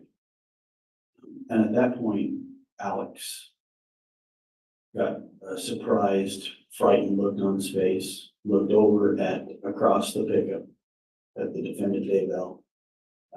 The defendant Daybell then looked back at Alex. And initially, neither one of them answered my question. After they didn't answer your question, what did you do? I asked them again if JJ was home, and Alex Cox finally answered and stated that JJ was with his grandmother in Louisiana. When you were given that information, did it cause you any concern? It did, because I informed Alex that it was highly unlikely because his grandmother. Judge, I'm gonna object at this point. We're gonna be getting into severe soon. I'll sustain that. Your Honor, I think the defendant's about to testify what he said to Alex Cox. Okay, that's not what I understood where it was going. You can ask the question, Mr. Wood. Detective, what did you say to Alex Cox? I informed Alex that it was unlikely because Kay. Judge, I'm gonna object. This is going to lead into hearsay. Your Honor, this is a statement by a declarant on the witness seat. It cannot be hearsay. Overruled, and it is permissible, so objection overruled. What did you say to Alex Cox? I informed Alex that it was unlikely that JJ was with his grandmother Kay because she was the one who called in the welfare check. And what was the response to that? There was no response initially. Alex again looked over at the defendant Daybell, and they kind of both just looked at each other. And at that point, I asked Alex where I could find Lori Vallow. And did he give you a location to find her? He stated that she was in apartment 107, which is the same apartment complex, just a few apartments down. What did you do at that point? At that point, I asked Alex if there was a way I could contact Lori and asked Alex for her cell phone number. And Alex told me that he didn't have her cell phone number. Were you aware at that point that Alex Cox and Lori Vallow were siblings? Yes, through our investigation with Gilbert, we knew that Alex Cox and Lori Vallow were extremely close. So when Alex told me he didn't have his sister's cell phone number, I assumed he was lying to me.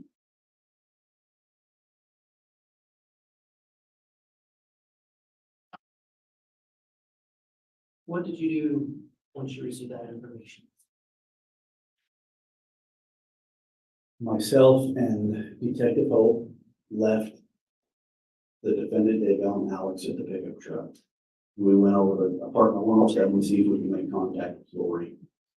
At that point, we were just trying to find JJ Vallow. And were you able to locate him at apartment 107? No, we knocked on apartment 107, there was no answer. So at that point, Detective Hope began knocking on neighbors' doors. See if we can get a hold of anybody who would know if they saw a little boy coming in and out of that apartment or who resided at that apartment. And while Detective Hope was doing that, I started walking back to my vehicle to call for more detectives to come over to our location. Why did you call for more detectives? Because of the deception from Alex. I wanted to figure out what exactly was going on. And we were going to start canvassing the area and knocking on doors, so the more detectives we had on scene, the better it was for us. Detective, to clarify, when you first saw Alex and Chad Daybell, did you speak with Chad Daybell? No, I personally didn't.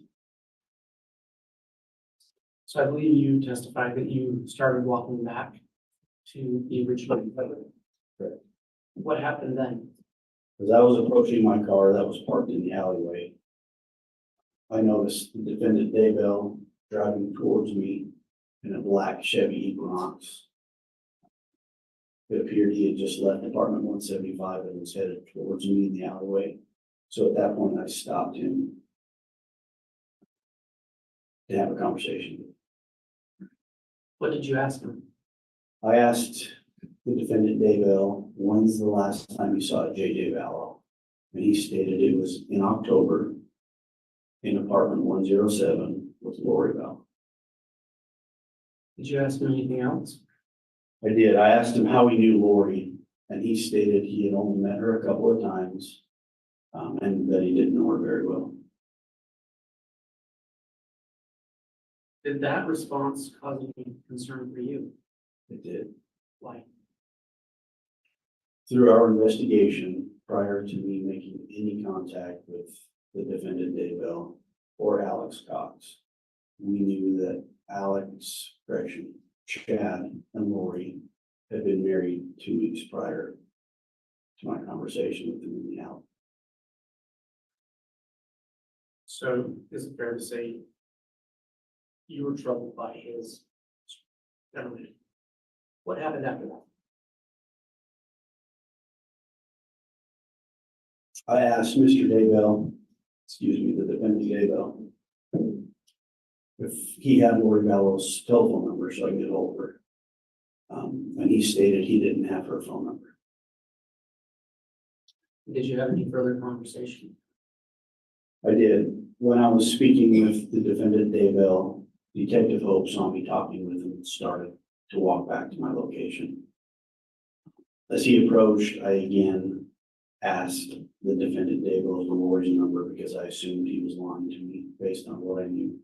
And at that time, he did give me Lori's phone number. Did he tell you why he didn't give it to you in the first place?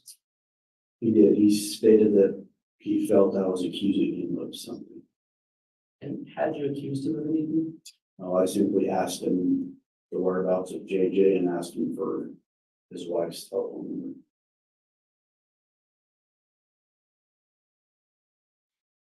Detective, during this interaction, were you wearing a body cam? No, I wasn't. Why not? In the detective division, most of our interviews are in a controlled environment. We call people into the police department. We have an interview room set up with cameras. So most of the time we're conducting our business and our interviews at the police department. It's very rare we're the first officers or detectives on scene. There's one body cam between 7 detectives. Unlike patrol, where a patrolman is assigned a body cam, a detective is not assigned. What happened after you got that information from the defendant? I called my lieutenant at the time and told him what was going on. I felt that based on the deception and lies from the defendant Daybell, who is JJ's stepfather, the lies and the deception from JJ's uncle, who is Alex Cox, I felt there was more going on with the whereabouts of JJ. And so at that time, I wanted to get everybody over there to see if we could figure out what was going on. So I asked my lieutenant to gather some detectives and respond to my location. And then what happened? A few minutes later, my lieutenant arrived with Detective Dave Stubbs, who had a body cam at that point. We began knocking on doors. We went back to 175, which is Lori Vallow's apartment, and started knocking on her door and didn't get any answer. And I apologize if I missed it. Who was your lieutenant? Wrong wall. All right, so after you weren't able to get any answers, what did you do next? Through our investigation, we learned that Lori Vallow's niece, Melanie Boudreaux, it was Melanie Pulowski, no, correction, Melanie Boudreaux at the time, it's now Melanie Pulowski. She lived in apartment 174, which is right next door to Lori. So at that point, we knocked on her apartment as well to see if Lori or JJ was at that apartment. Did anybody answer?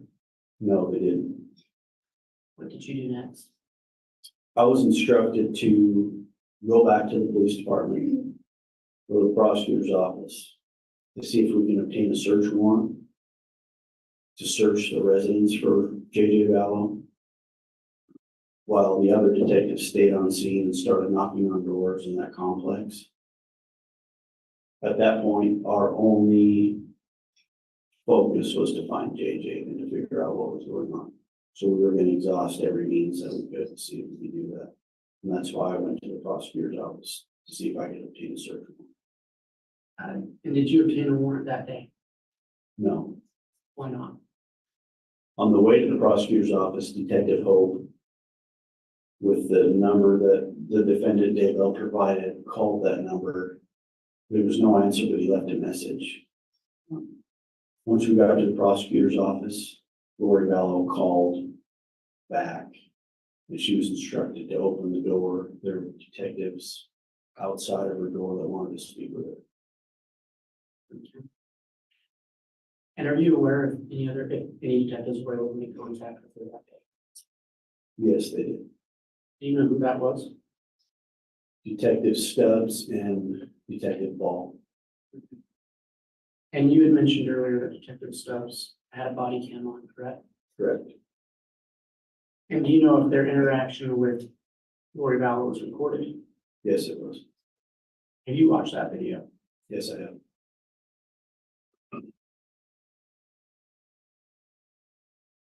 At that point in your investigation, what did you do? After Detectives Ball and Stubbs had spoken with Lori Vallow, what did you do? What did you do next? we were informed that JJ was with a family friend. Judge, I'm going to object if there's any comments. Sustain that. Detective, did you speak with Detectives Ball and Stubbs about their interaction with Lori that day? Yes, Did you speak with them that day? yes, Did you watch the body cam of their interaction with Lori Vallow that day? yes, I did. So you're aware of what she said to them. Correct. Based on what she said to them, what did you do next in your investigation? We attempted to locate the family friend to see if JJ was with her in Gilbert, Arizona. And do you know who that family friend was?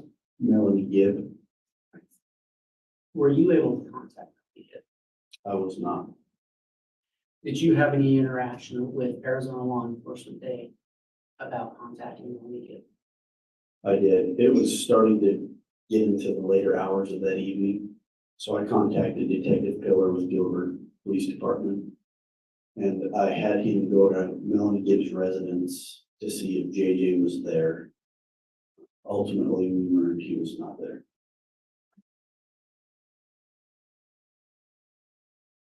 About what time did you learn that JJ was not with Melanie Gibb? Roughly 9 o'clock at night. And what did you do when you found out that he was not there? I contacted Lieutenant Wall and let him know. and we agreed to meet at the prosecutor's office that next morning early to obtain search warrants for those apartments. Okay, and just for clarity of the record, which apartments are you talking about? Apartment 175, which belonged to Lori Vallow, 174, which belonged to Melanie Boudreau, and apartment 107, because that's the last time JJ was seen based on the defendant Daybell's statements. Detective, were you able to obtain those warrants? Yes, we were. What did you do? Well, what day did you obtain those warrants? November 27th, 2019, in the early morning hours. And on that day, did you execute those warrants? We did. Let's talk about that. Where did you search first? We searched apartment 175 first. Was there a reason you searched there first? That was his address that we were given from Gilbert Police Department, and that's where his mother lived. What did you find in apartment 175? So initially, when we broke down the door, everything looked ordinary. There were couches, there were papers on the table, there was food in the refrigerator, food in the pantry. We went upstairs, there were beds, pictures. Everything seemed that people lived there. The thing that caught our attention was there were no clothes on the hanger in any of the closets. Zero clothes. Just a bunch of empty hangers hanging there like somebody took the clothes off and left. Did you locate JJ in that apartment? No. Did you see any evidence whatsoever to suggest that he had been living there? Yes, we did. There were a couple things. We located a child's Star Wars suitcase underneath a little crawl space under the stairs. It was mixed in with some, what I can best describe as 72-hour kits, and the kits had like flashlights, flares, water. The suitcase was mixed in with those. We also found an old prescription bottle prescribed to JJ of Risperidone. And then we're miscellaneous photographs of JJ in the residence. And did you see any other evidence of any minor children? No. Crash. We did. When we first went inside, there were some scooters and a small child's, looked like a small child's bike right on the porch. Okay.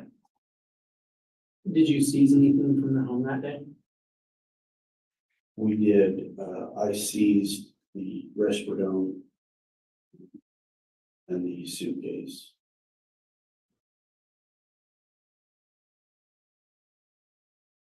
After you searched apartment 175, what did you do next? We searched 174, which was Melanie Boudreau's apartment. Everything appeared normal in there. There were no signs of JJ or anything that he was even there.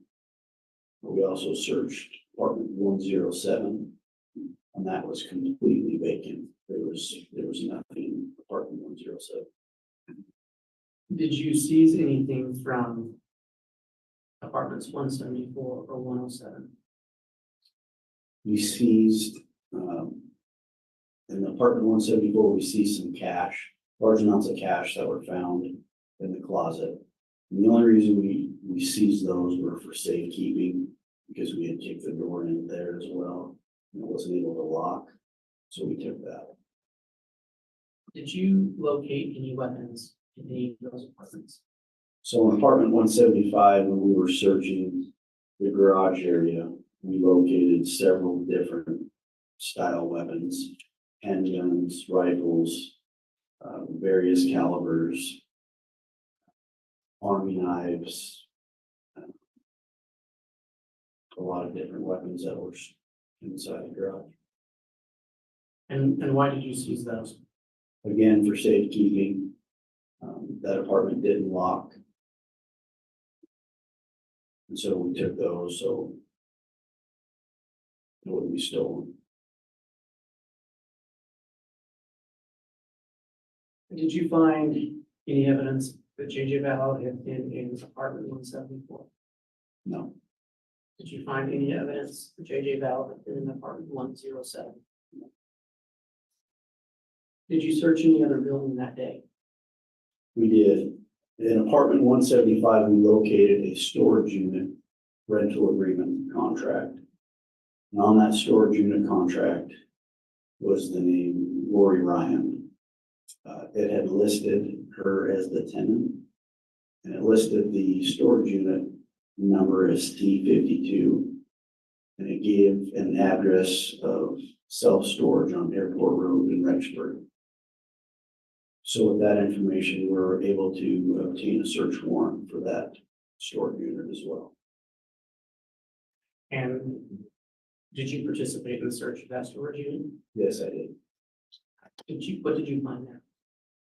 There were a few bikes, children's bikes. There were boxes of winter clothing, some ice skates. There wasn't a lot in the storage unit. There was a personalized like a family blanket, a big blanket with family photos that were kind of sewn onto the blanket. Those photos had J.J. Vallow, Tylee Ryan, and their sibling Kobe Ryan. There were pictures of Lori Vallow. But other than that, there was nothing else really in the story.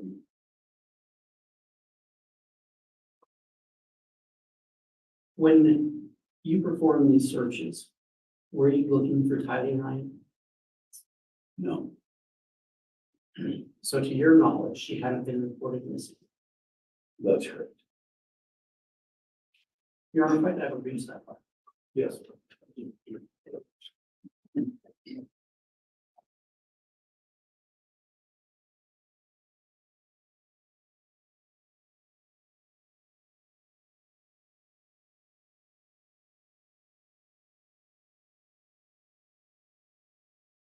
Okay, we're back at a sidebar. They sneak up out of nowhere. I'm paying attention 1 second and then whoop, here comes a sidebar.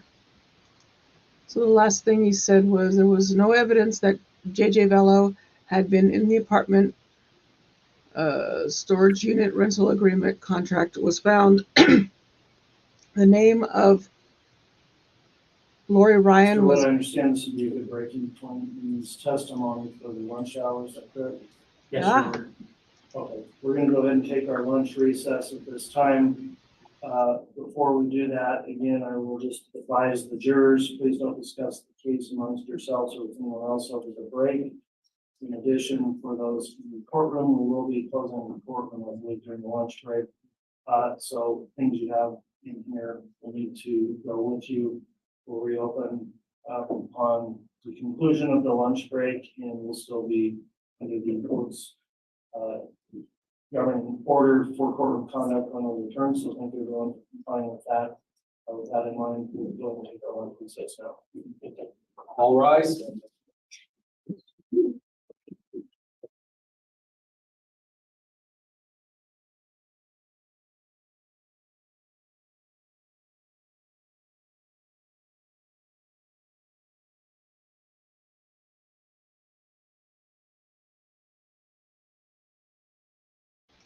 okay. Here we are.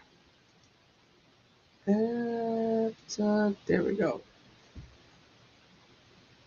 So we are now on lunch. So I'm going to say, did he say what time back? I don't think he said what time back the entire trip since it started. So I wasn't. Yes, something. Sorry, I got distracted. Something else. Yes. Oh, so, oh my goodness. So far, what are your thoughts?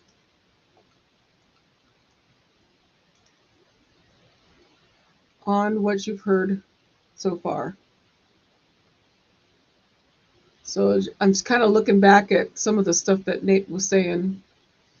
Of course, the Star Wars suitcase kind of got me for my own reasons. But I'm glad to see everybody here. This is awesome. Nice little place to be. Feed you lunch. I had to quickly get a little bit of something to eat while that was going on. So I have enough in me for a little bit until they get back, hopefully. Yes, the case is a rough case. Yes.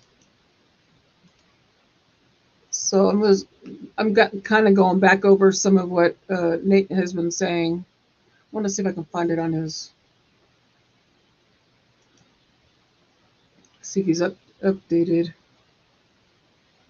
I don't know if I'm sure you guys know that he has a live updates on his page. I try to keep up with that too.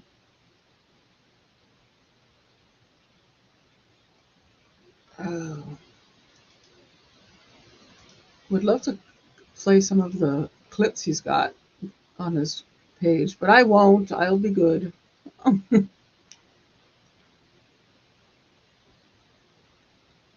So basically what was seen in the unit, that's where I want to kind of go back to a little bit. So where is it?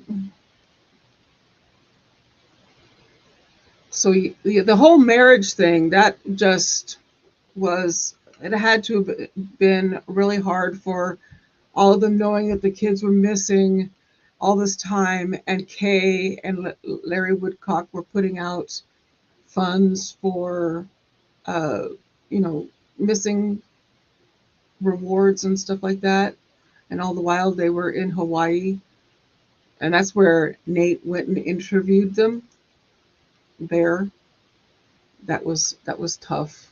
That I remember when all that happened. I was actually following all of that way back when it all came out, as most of us probably were. So there's names that have been mentioned already. We have Melanie Gibb. The name Melanie Gibb has already been brought in. So kind of go back a little bit to just Hermosillo was not wearing a body cam. As a detective, most of the interviews are done at the department in a controlled environment with cameras. Patrol officers are assigned body cameras, but detectives are not. Oh, okay. So there's something that I did not know. So Hermosillo asks the lieutenant, Ron Ball, to gather detectives and respond to the complex. Ball arrived with another detective, and they began knocking on the door. They went to Lori's apartment, and nobody answered. Hermosillo learned Melanie Boudreau, Lori's niece, lived right next door to Lori. Nobody answered the door. So there's a second name, Melanie Boudreau. The two Melanies have been brought in so far. At that point, our only focus was to find JJ, and we were going to exhaust every means to do that. Here, I'm going to go ahead and put this on the screen while I read, so it's not quite so boring for y'all. Let me get this real quick. I kind of like to go back and read a little bit. Trying to follow the trial and keep up with the chat and everything at once, I lose my focus. So this kind of helps me. So thank you for putting up with me in regards to this. Yeah. Oh, we got shoes. Let's see. Let me put that up there. Let's see what this does for us. All right. So I was reading where to go. I was reading right about here. Sorry. All right. At the point, let me see. Can I go in a little bit bigger? Let's go. I'm going to go bigger. 1 second. There we go. At the point, our only focus was to find JJ, and we were going to exhaust every means to do that. Hermosillo went to the prosecutor's office to get a warrant. While he was on the way, Detective Hope called and left the message. Lori Vallow called Hope back and they told her to open the door. Detective Stubbs and Detective Ball made contact with Lori that day. So Hermosillo says police attempted to locate Melanie Gibb. Lori told police that JJ was with Gibb in Arizona, which is why they were trying to find her. Detective Pillar, it's either Pillar or Pilar, but I think it's Pillar, in Arizona went to Gibb's residence and around 9 p.m. Rexburg police learned JJ was not there. Hermosillo contacted Ball and they agreed to meet at prosecutors early the next morning to get search warrant on Lori's apartment and Melanie's apartment. The warrants were executed on November 27, 2019. They searched the apartment 175 first. Everything looked ordinary. There were couches, papers, and tables there was food in the refrigerator and food in the pantry.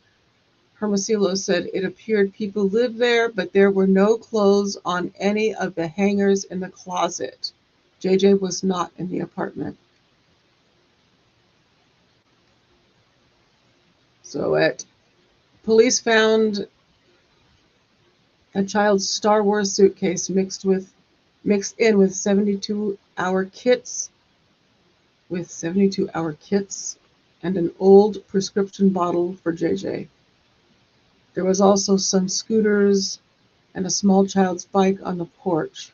Hermosillo seized the risperidone prescription and the suitcase. Police then searched apartment 174. Everything was normal, but no signs of JJ. Oof. So that's where we sit.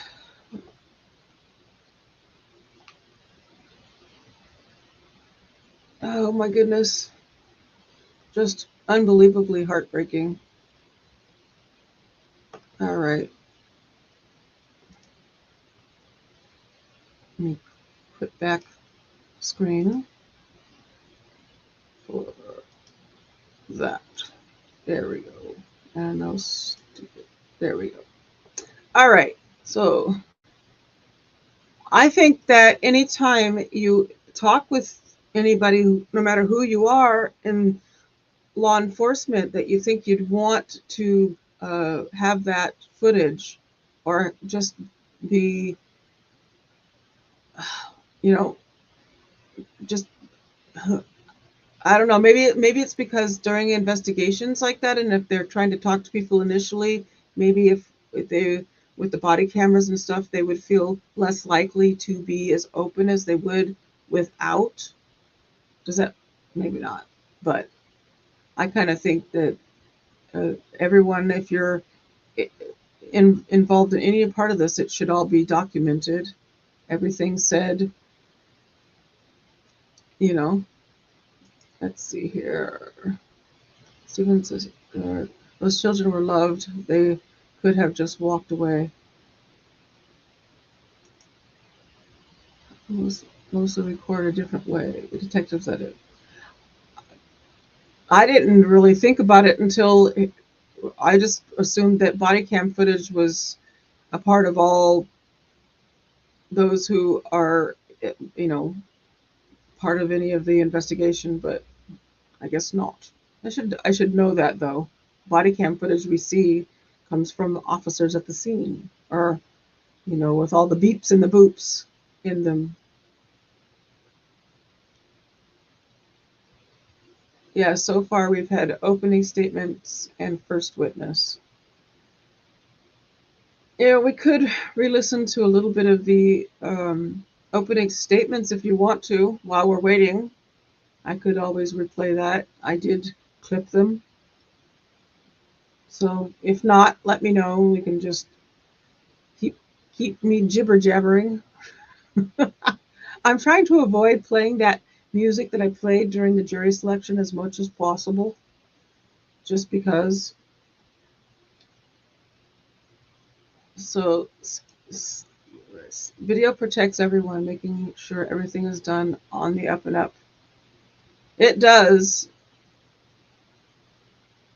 but I just wonder how much it would affect the conversation if an investigator is, talking with people at the scene, that kind of thing. She looks like they tried to stay several steps ahead of law enforcement. Yes. They started that when they pulled JJ out of school and all that stuff, and they started saying that they had, or that he was going to be taught at home, and setting those things up in motion.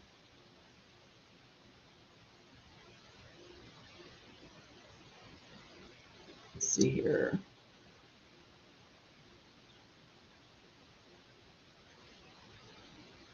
Okay, so Izzy says, I'll never understand why she just didn't give JJ back to his grandparents. Because she bought the zombie stuff. I don't think it was necessarily, I don't want my kid, as much as it was, she was, well, my whole, at first, I did kind of think she was trying to um, make it so that she was with him. But here's the thing, if it was about the kids and stuff and her being in a relationship with him and not wanting the kids to interfere with any of that, why was it just her kids that were um, disposed of? I don't know what, better word to say it. That's the way I mean, was the religious aspect put in, and the zombies and all that, a cover up for freeing up time for them to be together? Because nothing happened with his kids. Why was it just hers? That's the issue I've always had. Would detectives have to read them their rights with a body cam on, or just inform them that's being recorded? Good question. I don't think that Miranda rights have to be recorded. Like, I think that I don't know. Do they? Because you're going to question somebody. Well, or Miranda rights are usually read over top of, I mean, when the police are there. What's your thoughts on that? Let me see. Well, I hope that's what. Okay. I'm not sure. Anybody? Let me see.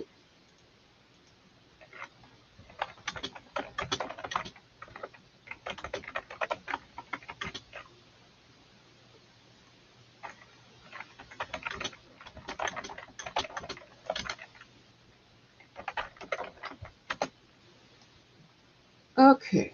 So, trying to see if I can find anything on that.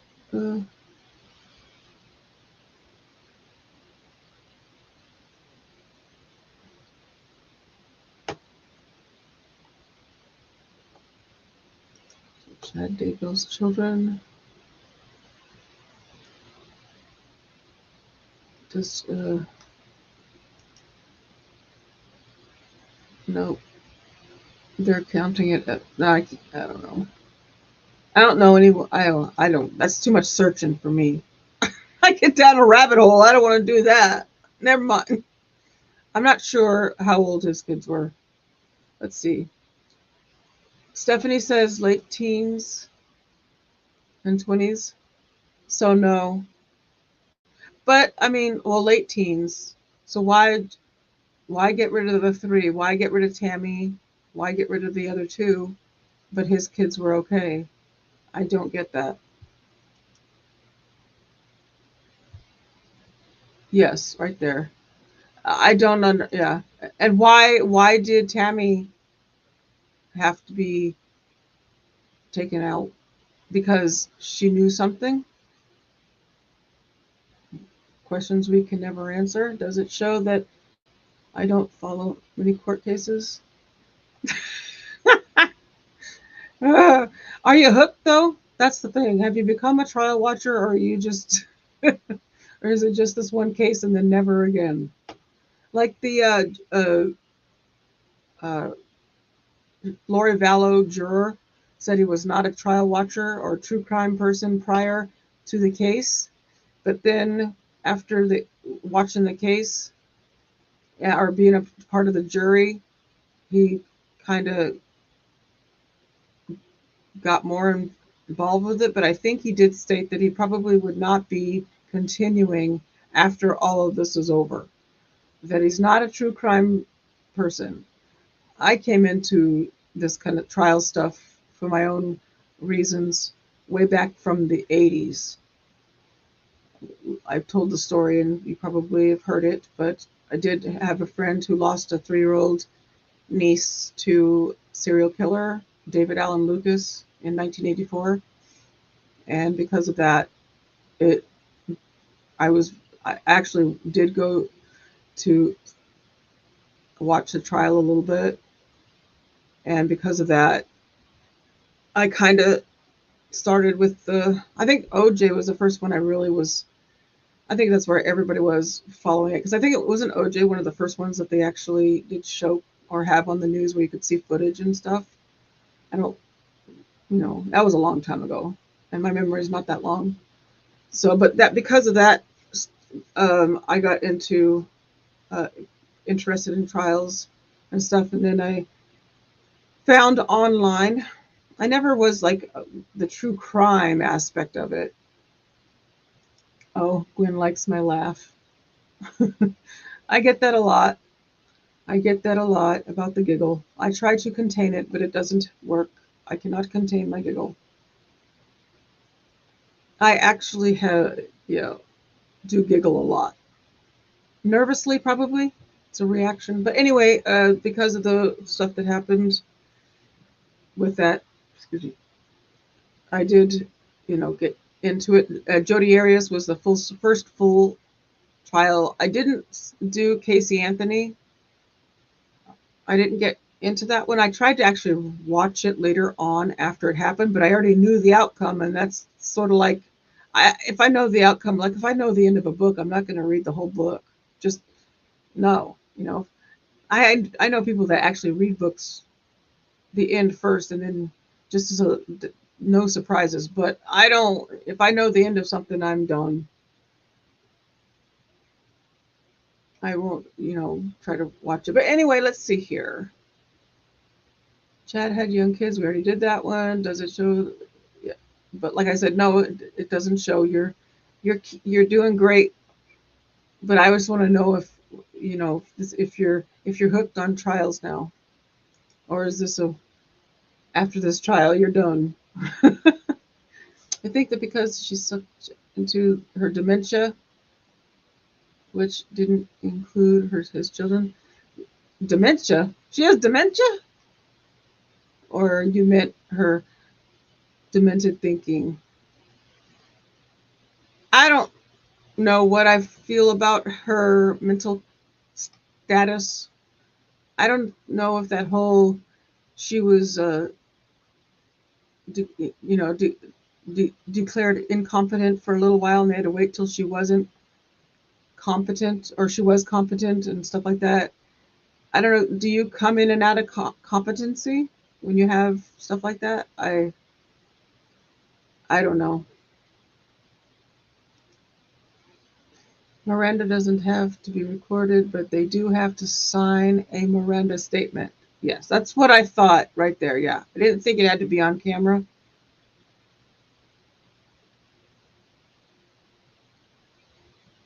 And the kids, I guess his kids would be fully indoctrinated.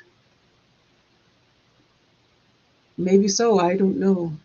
I don't know very much about Chad Daybell's side of things and his family. It will be interesting to see if we hear from them in this case, in this trial, especially when we get to the defense. Oh, yeah. There you go. Thank you for that. Yes. So he had to get rid of her for that right there. There you go. I think you could separate from the easily because they're adult age. Okay.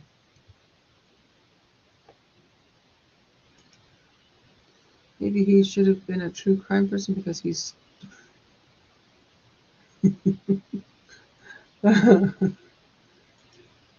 So the daughter was smart. She may have said that he was nuts to the grandparents. Grandparents told mom. Mom told Chad. Chad decides that the daughter is a problem. Theory. And see that I kind of like to look at the whys of what to try to answer the questions that I can't answer. But then you start having to bring in theories, and then do you believe the theory? Let's see. Steven says, I watched every bit of OJ, first and last. I followed it in the news. I didn't watch the trial itself. I don't even know if I had the ability to. Was it on TV? I think I only saw news clips. Enthralled with this. It is, court stuff is very interesting. If in my next life I would like to be a paralegal, I don't want to be a lawyer. I just want to be a paralegal. I want to do all the finding and all the info gathering and stuff and help out the attorneys, but I don't want to be the actual attorney. For me, it was the bar room, the R trial in Rhode Island back in the 80s. I think OJ was after that. Yeah, there was a long period that I didn't really,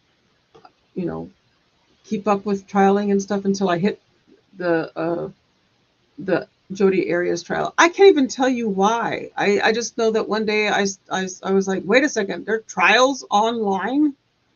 And I found it from a website way back, and I will mention it. It's a website called Wild About Trial. Way back in the day, I don't even know. I have no idea if they're even still a thing because I haven't looked. But that was the trial that I was on, or channel. It was a website, and they were streaming from the website, and they were in court and started watching the very first Jodi Arias trial there. And then found another one after that, after I got kind of annoyed by somebody from there. Some of our chatters here were actually there too. I think Mal was there, and at that, what we called it WAT, Wild About Trial. So WAT was the name of the channel that we were on together. And then we went from that, and I found another one, which I forgot the name of, and then it just kind of blossomed from there. OJ, were you over at, I think, were you at Watt too? I can't remember if you were over there.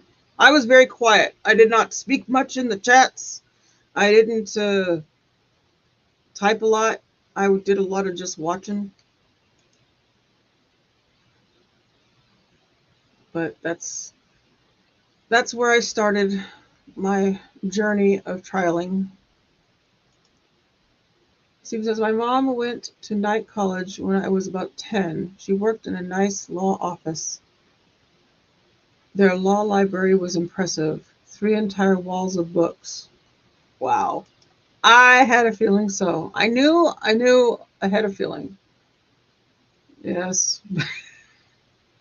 Yeah, no one knew I was back that I was in the shadows watching. My fond memory is when I called him Watt because I didn't know there was somebody else behind it, but the guy that ran the chat or ran the website, the one that was in court, and he had hurt his leg or something or other, and he was on a scooter. What do you call those leg scooter things? And there's all I remember is him scootering past the camera on his. That was my fond memory from that. Oh, Jay, do you remember that? Oh, Gwen watches Congress. Oh, hold on a second, my dog.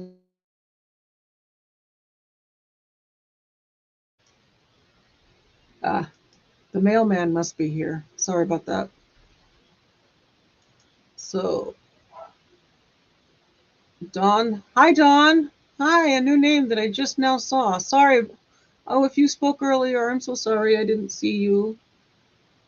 Hello there. Dawn says, both me and my mom love watching your lives from South Africa. Aw, hello. I got a viewer from South Africa. Oh my goodness. Hi there. I thank you for being here. It's Congress stuff. Congress. I don't know. I avoid that subject. I don't know a lot about politics. I did not grow up with politics. I was homeschooled, and there are certain subjects that I was allowed to, you know. So politics was one of those ones that I just kind of, did what I needed to get through it and didn't memorize anything from it. A lot of people love to get knee deep into it, and since it wasn't something that our family was big into or that we paid attention to, I sadly do not have much of a political mind. And Stephen says, the first case I had interest in was where a sheriff was paid and the whole bar saw nothing because they were hiding behind the pool table when the pew-pewing happened in Skidmore, Missouri. Thank you so much for trying to use words that don't mess up the algorithms or whatever it is for YouTube. That's sweet of you. I have to remember I'm trying to also, but there's going to be stuff that's going to be said in the trial that may, you know, cause a little bit of issues with the whole algorithms and monetization thing. So if it happens, it happens. I'll just live with it. But for the most part, it's been okay so far. Yes, I have to rely on monetization for my income. It's a weird feeling. It's a very weird feeling. Let's see, we just got a letter. Oh,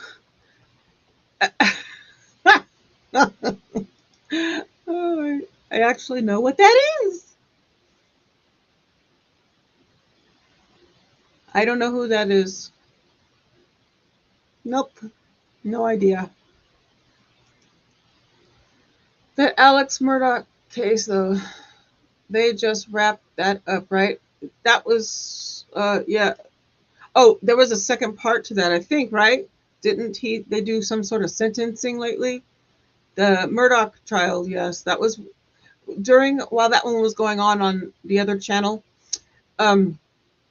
I was working the feeds. I got those feeds independently, so I would bring them up and I'd switch between all the feeds and go back and forth, and all the view on that you see on that channel, that was all me doing that back and forth and trying to keep up and making it look pretty cool and stuff. And that was fun. I loved doing the different screenshots that I could bring up, pull back, switch them out and stuff like that, instead of it being stationary like it is on this one. So, Addie, it's definitely interesting for sure watching Congress. There's also something that we used to watch a long time ago. I don't know if you guys remember, some of you may remember, we used to watch Bond Court. Remember Bond Court? Way back in the day, we followed Judge John J. Hurley. Yeah, he was actually a friend. In fact, I think we're still connected on Facebook as friends. He's very quiet now. I'm not sure exactly what's going on, but yeah, He was awesome.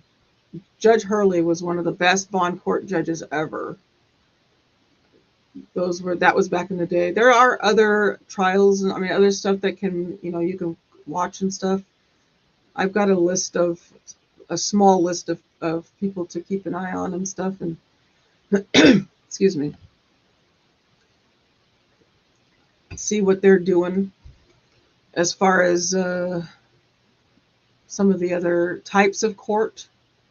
Yeah, hearings. Judge Judy. Does Judge Judy count?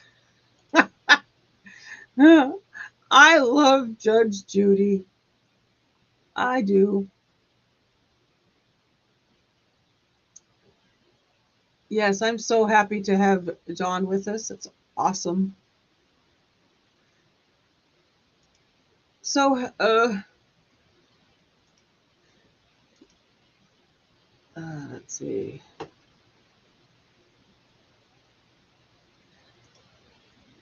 Oh no, I wasn't. I did it. Okay, so yeah, that was when I was with somewhere else. I was working for someone else and was doing it for that channel at the time. So I was using a program that I did what I call switching with that. It wasn't on this one, but I learned a lot.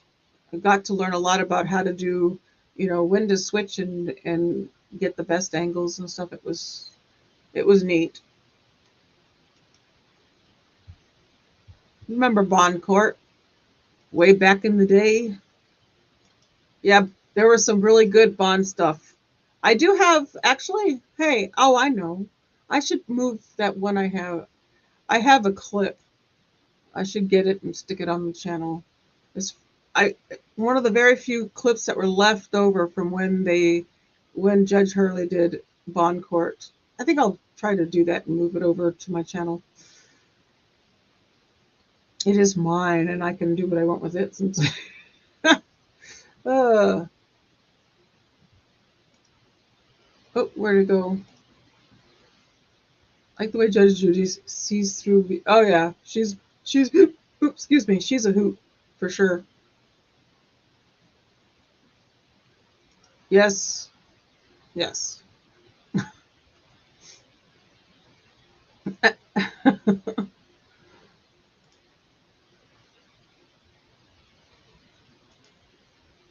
So I forgot to keep track of time.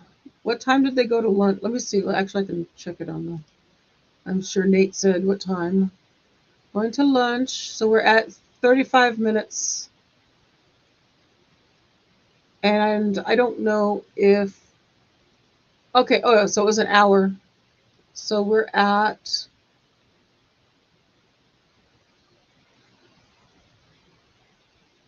35. Wait, where'd it go? Oh, yeah, 35 minutes into the lunch hour is where we are.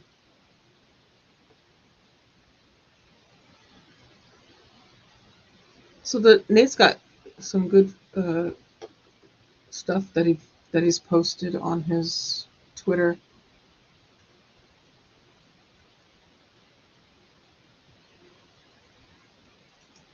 So, do you guys want to listen for a little bit to prosecution's opening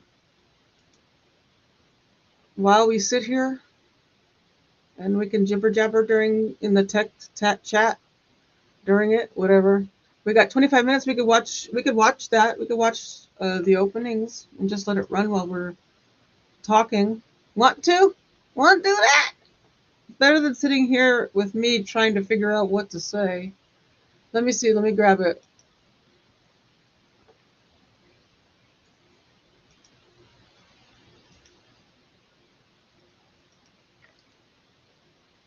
Then you guys can let me know what you think about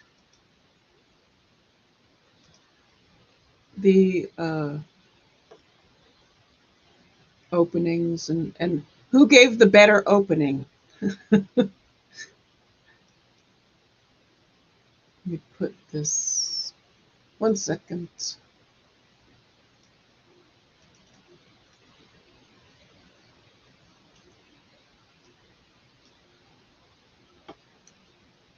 Okay. Take me a second. Oh, and I also have to make sure I'm paying attention too. 25 minutes. Okay, I just made a mental note. Pay attention. Okay.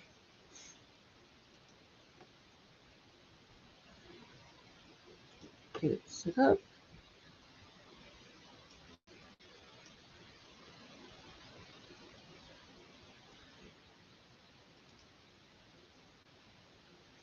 All right. Say, ready to proceed with openings. Yes, Your Honor. Who will be giving the opening statement? I will remember. Very well. Mr. Wood, you may present your opening.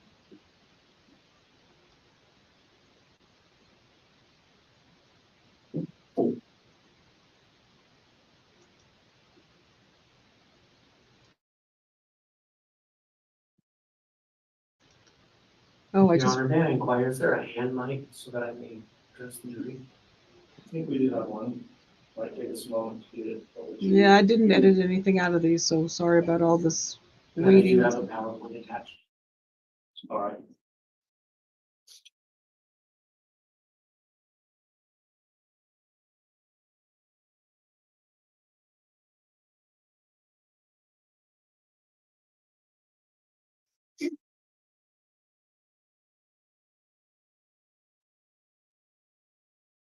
May I proceed your phone? Yes, it's for that HDMI.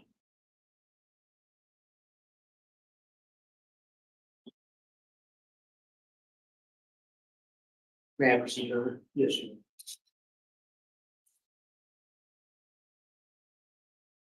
Two dead children buried in the defendant Chad Daybell's backyard in September of 2019. The next month, his wife is found dead in their marital bed. 17 days after the death of his wife, Tammy Daybell, this defendant is photographed laughing and dancing on a beach in Hawaii at his wedding. It's Lori Vallow, a woman who was his mistress and the mother of the children buried in the graves on his property. 3 dead bodies. This defendant believed he had a right beyond the ordinary. When he had a chance at what he considered his rightful destiny, he made sure that no person or no law would stand in his way. His desire for sex, money, and power led him to pursue those ambitions. And this pursuit led to the deaths of his wife and Lori's 2 innocent children. Chad Daybell is an author who wrote books about the apocalypse. During this trial, you will hear a story more troubling. And the story is real. Chapter 1. The defendant was a seemingly ordinary man. You'll see that he craved significance. He worked in journalism and he worked as a sexton in a graveyard. He married his wife Tammy in 1990 after meeting at Brigham Young University, and they settled in Utah. As a full-time homemaker and mother, Tammy's love for her family was boundless. Together, Tammy and the defendant started a small publishing company, which Tammy supported in many ways. They had 5 children together. They moved to Idaho, where Tammy became a beloved school librarian. She was devoted to service, her community, and her faith. But for this defendant, that ordinary existence was not enough.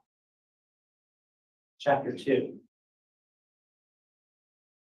Lori Vallow was a homemaker from Arizona. Your Honor, this mic just. Sorry, Mr. Wood. Let's see if we get a replacement mic. I think I got it working now. Okay. I noticed that the PowerPoint is not up.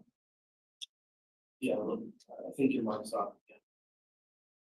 Okay, I didn't turn it off this time, so You might have a read.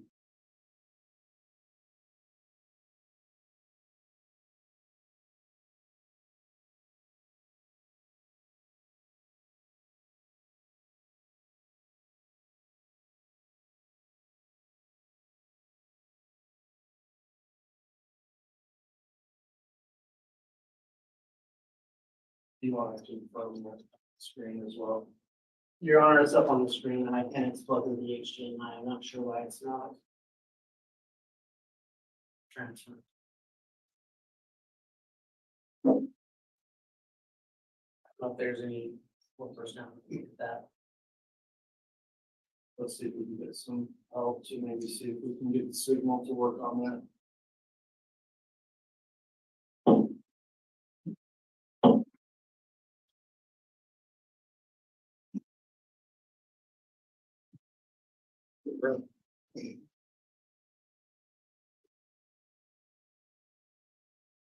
Sorry. Can I proceed? Yeah, but I'm still not sure on the mic. Is that not working? Check. Okay, thanks. Apologies for the interruption, ladies and gentlemen. Chapter 2. Lori Vallow was a homemaker from Arizona. She was married to her fourth husband, Charles Vallow, and she was the mother to Tylee Ryan and JJ Vallow. Tylee was a normal, vibrant teenage girl. She loved her friends. You'll hear that she loved her Jeep. She loved Chipotle. She loved her little brother, JJ. JJ was a 7-year-old boy on the autism spectrum. He required extensive special care needs. He loved his sister. You'll hear about a pivotal date that set in motion the deaths of Tammy, Tylee, and JJ. October 26, 2018. That was a day when Chad Daybell and Lori Vallow met at a religious conference in St. George, Utah, where they were introduced by a mutual acquaintance. At this time, both still married to other spouses. That introduction set in motion the reality you're going to hear about. We know what happened next through the defendant's own words. You'll hear. Though both married, Chad and Lori began to have an affair. You will hear excerpts from the defendant's extended text messages to Lori that reveal his mindset and his motivations. In his thirst for sex, power, and money, Chad created an alternate reality where they called themselves James and Elena, names that Chad claimed were from past lives they had put together. The defendant's text messages reveal their story of lust and their plan for a future together. Chad Daybell wrote that upon meeting Lori Vallow, he experienced a happiness unmatched by anything else in his 50 years. He was captivated by her appearance, so much so he said she was out of his league. You will hear evidence in his own words, how he was taken by her beauty and spoke about their sexual encounters on many occasions. More than anything else, Chad's obsession with Lori was rooted in her adoration for him. She was the mirror reflecting the grandeur he saw in himself. He called her an exalted goddess. He told her in writing that she had returned to earth to perform a special mission. Part of that mission included being with him. They soon came together and turned their dreams into a plan for the future. One free from what they called obstacles, and those obstacles were Tylee, JJ, and Tammy. Chapter 3. You'll hear that in the world that Chad and Lori planned for themselves, they identified those who stood in the way of their dream as dark. Their spouses, Lori's own children, and any who opposed them were labeled sometimes as dark spirits or even zombies. This was more than an alleged belief of right-wing labor. The evidence will show that it was a convenient narrative that dehumanized people who stood in their way and who were labeled as obstacles. This narrative gave them the pretext to remove people from this world for their own good. Chad and Lori preached that only through spiritual intervention, what they sometimes called casting, sometimes through burning, or even through death, that these dark spirits be cleansed. Enter Alex Cox, Lori's devoted brother. Chad and Lori manipulated Alex with promises of spiritual rewards. They wielded their influence over Alex, drawing him into their plotting and planning of their own future. After the deaths of Tylee, JJ, and Tammy, Chad Daybell gave Alex a blessing. This blessing was reported by Lori, who was present. And in that blessing, he said to Alex, "You have earned the privilege to be a member of their exclusive religious group." And he also said to him, "You have already assisted us in ways that can never be repaid." But you will also see other text messages. Chad and Lori discussed more earthly concerns, that Alex could be the one to implicate them. Alex knew this as well. Shortly before he died, on December 12th, 2019, he told his wife, Zulana Pastenis, who you will hear from, he was afraid he was going to be Chad and Lori's fall guy. Chapter 4. Once their calculated plan was devised, it only took months to execute and remove perceived obstacles in Chad Daybell's path to a new life. Charles Vallow, Lori's husband, who was labeled as dark by the defendant, was shot and killed by Alex Cox in Arizona. Lori stood to gain $1 million, money that could fund Chad and Lori's future. Yet following Charles's death, Lori Vallow awaited a $1 million life insurance payout that never came, only to learn that the beneficiary was no longer her. Upon learning she would not receive that insurance money, Lori would text Chad, "I'll still get the $4,000 a month from SS, meaning Social Security." Chad replied to her in a text that read, "It will be interesting to see if it got changed after he had 2 bullets in his chest."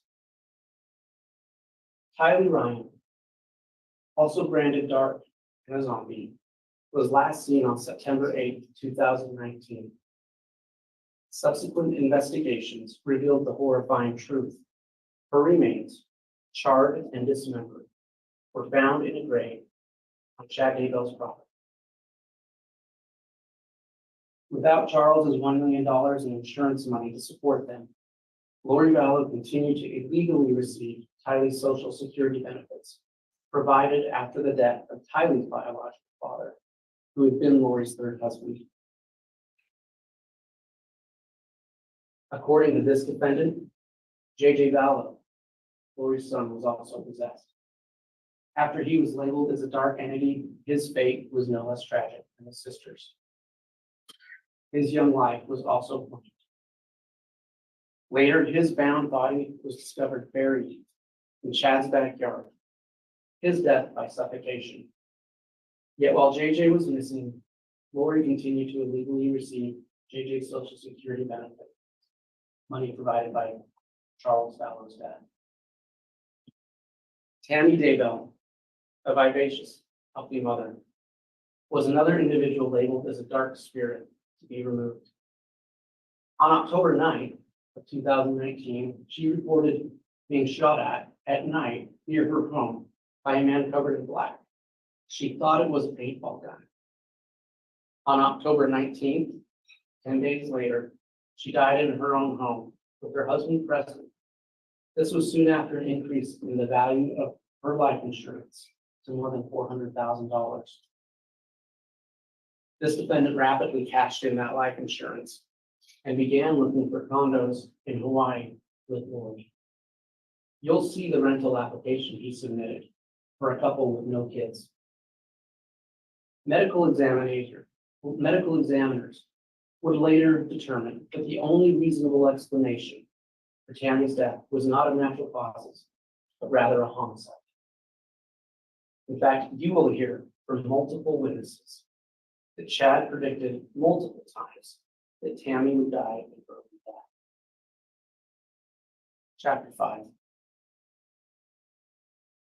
17 days after his wife's death, Chad Daybell and Lori Vallow got married and celebrated on a beach in Kauai, Hawaii, symbolizing what he called their eternal union. Chad and Lori were preparing their wedding well before Tammy's death. Lori was shopping for wedding rings while Tammy was still alive. Now, without the earthly obstacles of spouses and young children, and with Tammy's insurance policy and the children's Social Security funds, they could live the life Chad and Lori wanted. Nothing was going to stand in their way. Chapter 6. Unfortunately for this defendant, reality soon shattered their bliss. Two things led law enforcement to his and Lori's door. On October 2nd, 2019, Lori Vallow's nephew-in-law, a man named Brandon Boudreaux, was shot at in Arizona by someone from what he believed was Tyler's Jeep. Law enforcement in Arizona investigating Brandon's shooting contacted law enforcement in Fremont County, Idaho, to look for Alex Cox and for Tyler's Jeep. And you'll hear that that Jeep was later found in Rexford, Idaho, in Madison County. Meanwhile, J.J. Vallow's grandmother, concerned that she hadn't seen or heard from him in months, asked police for help. The police followed up and located Lori in Rexford, Idaho, where the police did a welfare check at Lori's apartment. Law enforcement arrived at Lori's door on November 26, 2019. When asked about Lori, Chad first told law enforcement he didn't know her very well, despite the fact that they were married and had been in a relationship for over a year. Lies by Lori to police about JJ and Tyler's whereabouts, and then a move to Hawaii, and Lori's unwillingness to present her children to law enforcement to prove their well-being led to her arrest and extradition.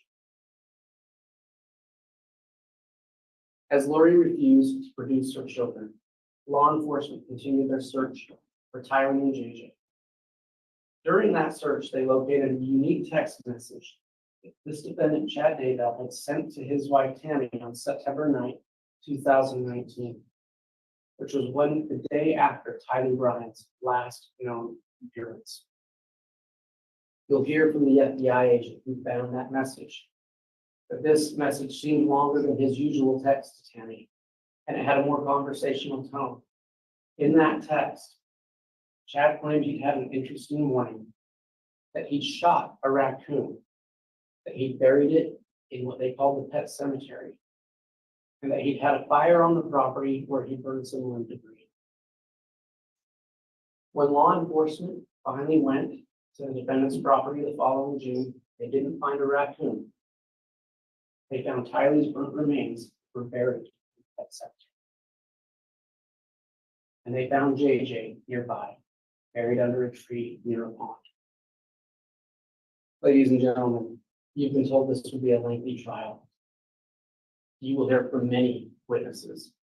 You will hear a lot of evidence. You're going to hear a lot of dates. The following is just a timeline of major events to help understand when these things took place. October 26, 2018, Chad and Lori meet in St. George, Utah.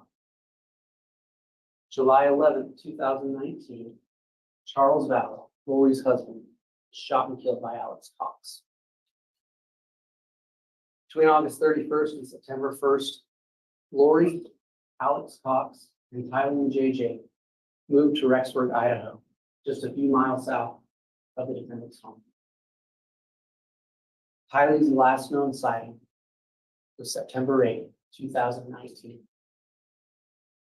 The text I just spoke of about the raccoon was sent by the defendant to his wife September 9, 2019. JJ's last known sighting you'll hear about September 22nd. The attempted homicide of Brandon Boudreaux in Arizona was October 2nd. The shooting I mentioned of Tammy, the shooting at her, the unsuccessful shooting, October 9th, 2019.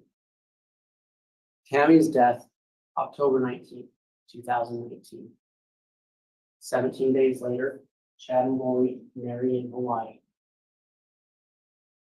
Law enforcement did a welfare check looking for JJ November 26, 2019 in Rexford, Idaho. November 26th and 27th, Chad and Lori leave town. June 9th, 2020, Tyler and JJ's remains are found on Chad's property.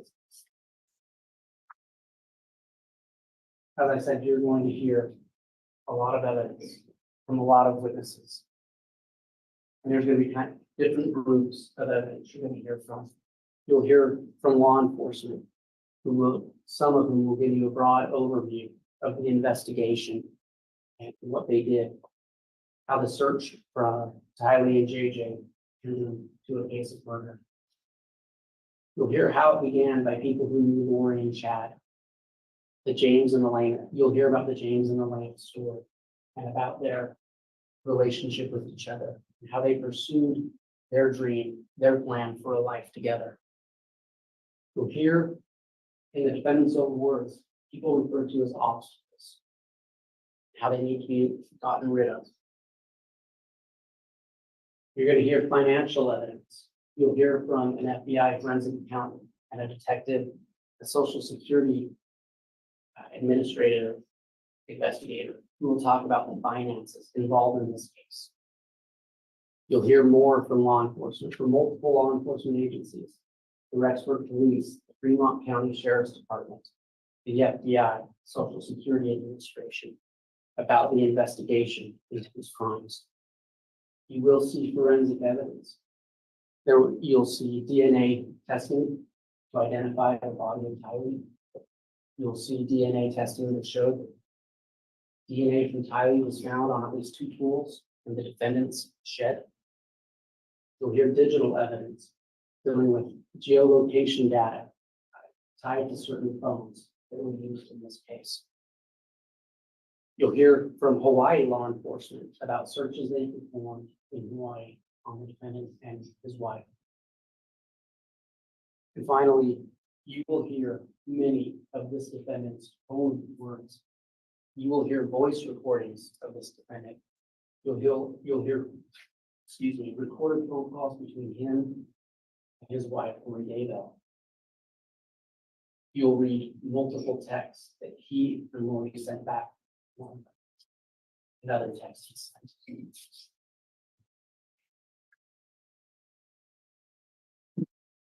Chapter 9, what's unwritten. The defendant stands before you today, charged with multiple crimes. First-degree murder for the death of Tammy Daybell. First-degree murder for the death of Tylee Ryan. First-degree murder for the death of JJ Vallow. Conspiracy to commit murder of Tammy Daybell. Conspiracy to commit murder and grand theft by deception, the death of Tylee Ryan. Conspiracy to commit murder and grand theft by deception for the death of JJ Vallow, and insurance fraud.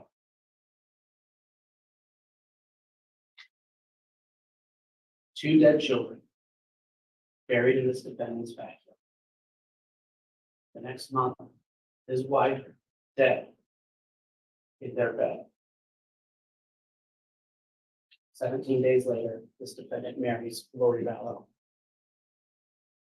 Members of the jury, days or probably weeks from now, when the evidence in this trial is fully unfolded, we will have the opportunity to speak with you again. And at that time, we will ask you to end this horrible narrative.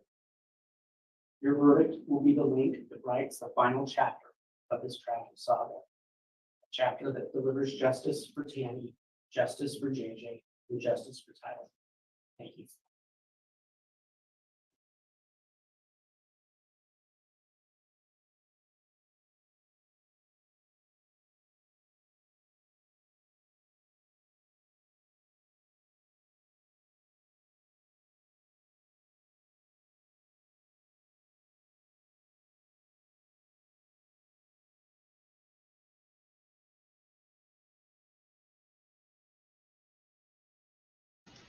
Whoops. Helps to turn the sound on. Sorry, I was trying to finish up quickly in my eating. Oh my goodness. So now I see where they're going with.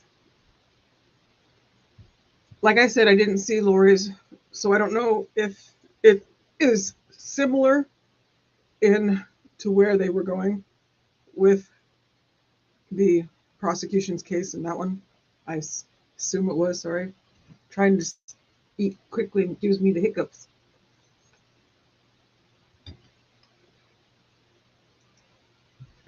I had cold cuts, in case you were wondering. My normal thing. Uh, I also have to take a vitamin, so hold on one second. I'm not going to chew in your ear. I got to take my vitamin real quick. I'll be right back.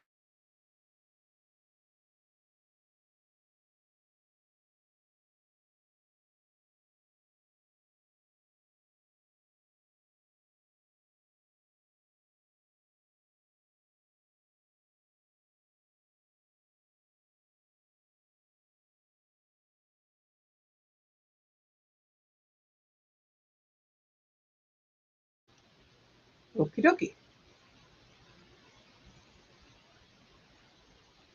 Yes, the let's see here.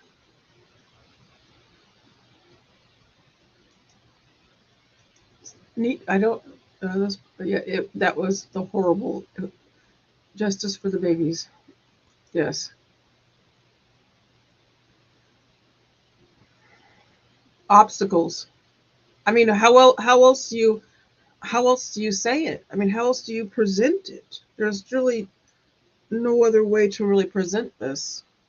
I feel like religion was used now that really looking at where they're going with it. We still have to see the other side. I'm not ready to, you know, 100% say, oh, it was this way. I want to hear both sides. But, oh, it's hard in this one. This is one of the cases where I'm pretty much kind of set in my ways with my thought process on this. I'm trying not to be, but hey, it's my channel. I can do whatever. I can have my thought process where I need it to be. And in order to get through this, I kind of have to see it like the way that prosecution is presenting it, which in my opinion makes more sense than I think. I can't say that yet. I'm gonna go back and listen again later on.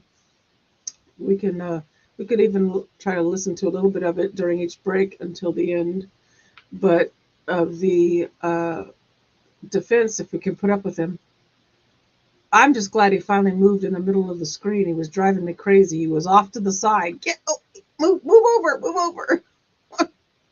That's the uh, so they so that life insurance stuff that what is it, insurance fraud? Um, so I guess they were living off, or do you think that they were living off the money that they were getting from, especially from JJ? I believe that they were getting money because of his special needs and stuff. So they were living off of some of the income from whatever it is they got from the state for that until it was no longer, until it was, you know, until he was found.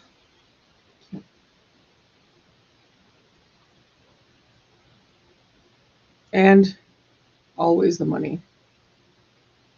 Yes. That's the thing right there. Yes. It's about proving it. What are they going to bring to really show that it was, in fact, about, you know, obstacles and living the life they always wanted to live, riding off into the sunset of Hawaii together, which is kind of like what I think they were trying to do. I mean, why else go to Hawaii? I mean, together, and then they were married 17 days after. Uh, was it after the kids went missing? Is that how it's worded? I'm trying to word it properly.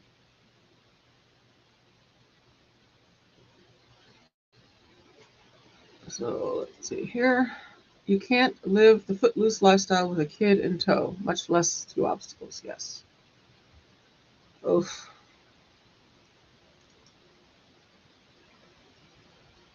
And I know that with uh, JJ being on the spectrum and stuff, it was probably a lot. Not that that's any excuse ever for anything, ever, ever, ever, ever.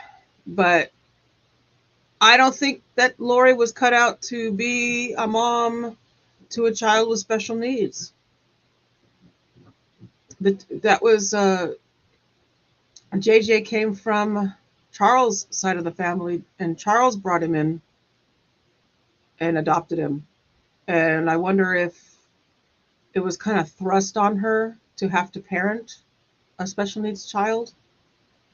Not to really delve into that subject so much, but I mean, it had to. You have to look at all aspects and stuff, and that had to play part of how you could dispose so easily, in my thinking. So she was getting money for both from Charles too, I think. Okay. Extradition.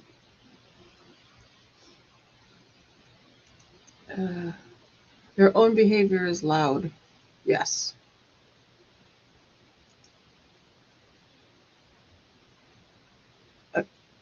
Oh yeah. Oh, I was like, what? No, it's a separate country. Just kidding. I know it's not. I did ask one time, how long would it take to drive to Hawaii? Yes, I did. A lifetime. I admit it. I did not do well with geography, but we'll overlook that. Stephen says, I think that is why the lawyer made it clear that the daughter was not on the spectrum. Okay. Check. I have to keep an eye. Let me get us back into this so we can keep a better eye on it and I don't forget. Yeah. There. So we'll put it like that for now. There we go. Uh-oh.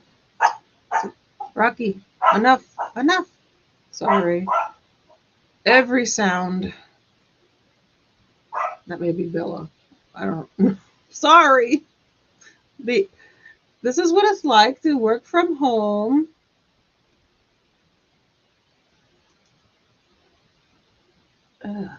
Paycheck for JJ. I mean, oh, yes, yeah. That's what a paycheck. Oh, you mean from okay. But was she getting help or any help from the state? That's what I wondered.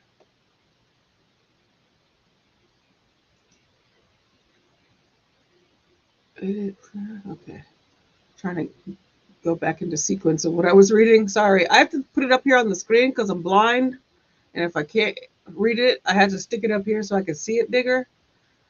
Tylee received SSI from her dad. Oh, okay, there you go. There you go. There you go. See, this is the thing why I love doing this stuff in chats because everybody brings stuff they hear. And then there's people like myself who struggle with paying attention. And so I get tidbits this way and it helps a lot. But so Tylee, sorry, received SSI. So they give SSI for I'm trying to understand. So and for JJ got SSDI for autism. Okay, that's what I thought. There's exactly what I thought. So they were still collecting that while all this was going on. That's what I had a feeling. So that's where the look, hold on. Let me go back. Hold on. Thank you. Please be seated.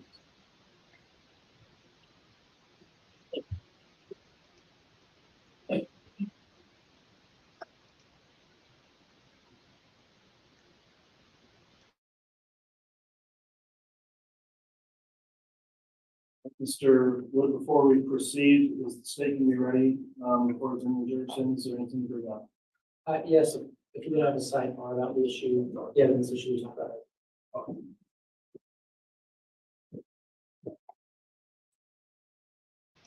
Okay, we are in a sidebar. So Stephen says, so she just wanted the money in a lump sum insurance money rather than monthly SSD. Huh, too many letters, sorry.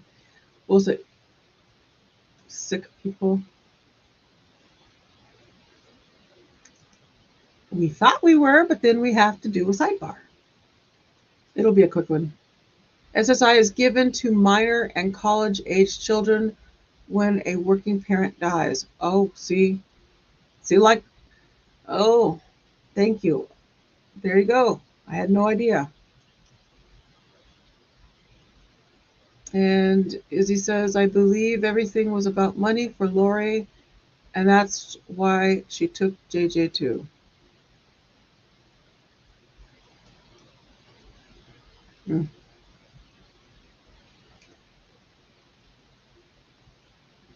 I'm trying to look at the courtroom to see if I can picture how it was prior. So the camera angle we had before, okay. I guess the judge is over, well, it would be over. I'm trying to figure out the layout of the court. When people switch stuff up, I can't handle it. I get lost.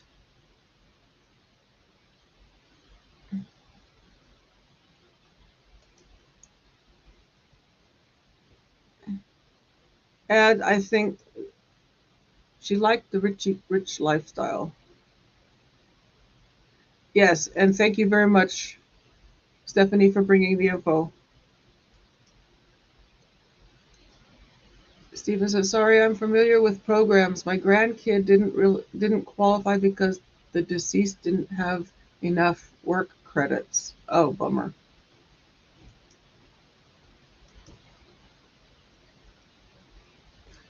Okay, so this is not going to be a quick sidebar. I was wrong.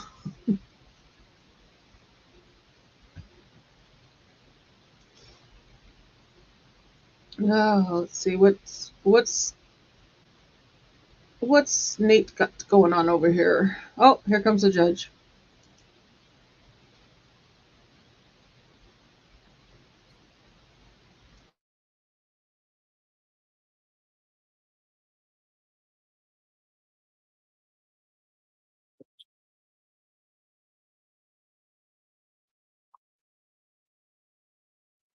All right, we're on the record now. This is CR 22211623, State versus Chad Guy Daybell. The jurors are not present at this time. Had a sidebar with counsel.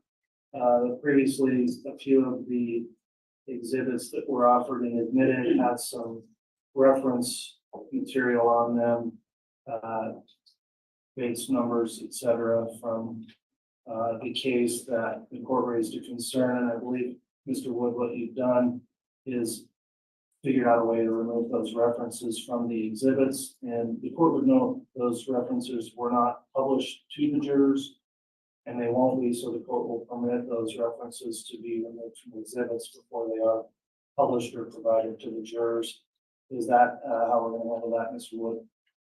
Yes, that's my understanding, Your Honor. All right, and Mr. Pryor, any objection from the defense to proceeding in that manner with those few exhibits? No objection. Okay, thank you. I'll make sure then that the original court exhibits to the jurors will have that information removed before the jurors are either published the information or receive copies of it. And with that, then I believe there are no other issues to take up before the jurors are brought in. Is the defense ready to proceed as well, Mr. Pryor? Yes, Your Honor.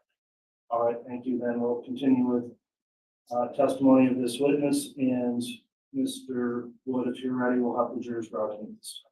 Thank you.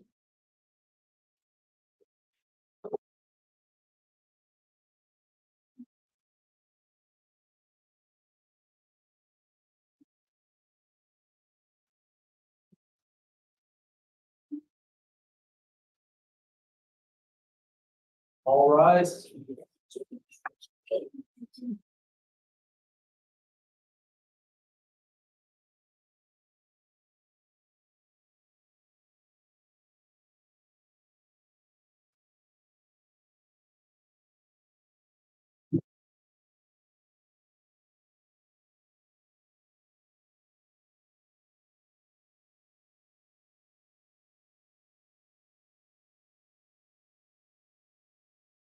The jury is present and counsel. Thank you. Please be seated.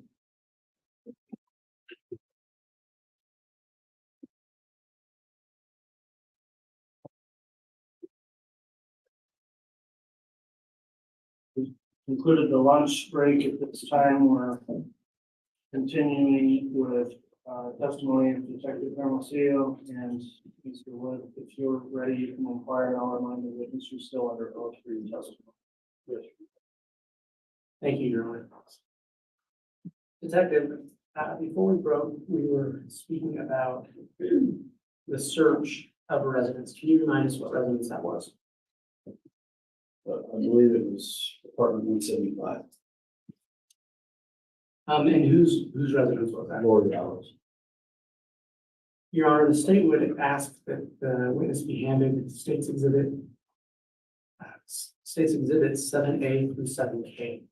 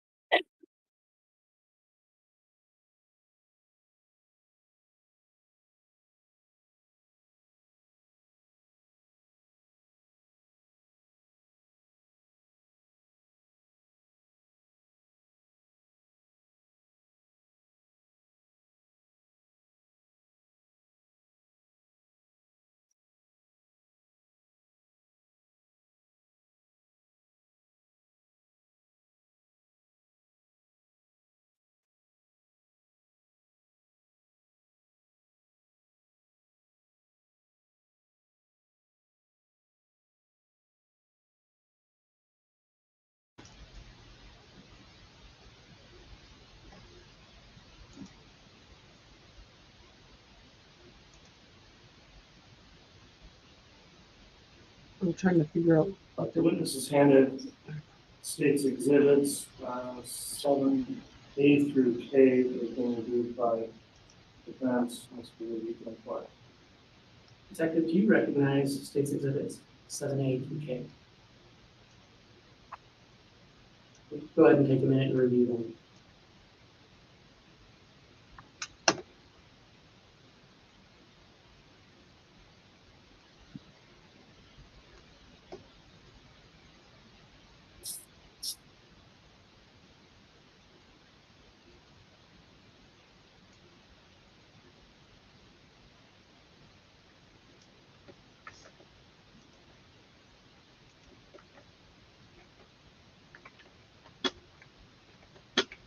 Yes, sir.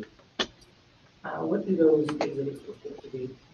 They are photographs that were taken of Lord Vallow's residence in the morning of November 27th. And were you present? You testified earlier you were present at the search of that apartment on that date, correct? That's right. Did you walk through every room in that apartment? Yes, I did.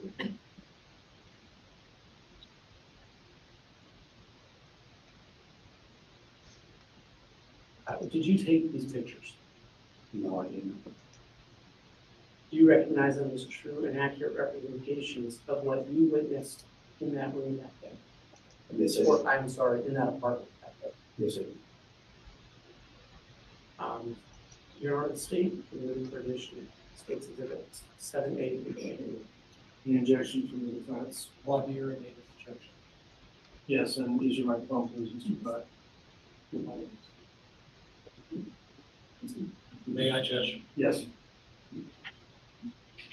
Officer, what time were these pictures taken? I don't know the exact time, roughly between 10 and noon, I would guess.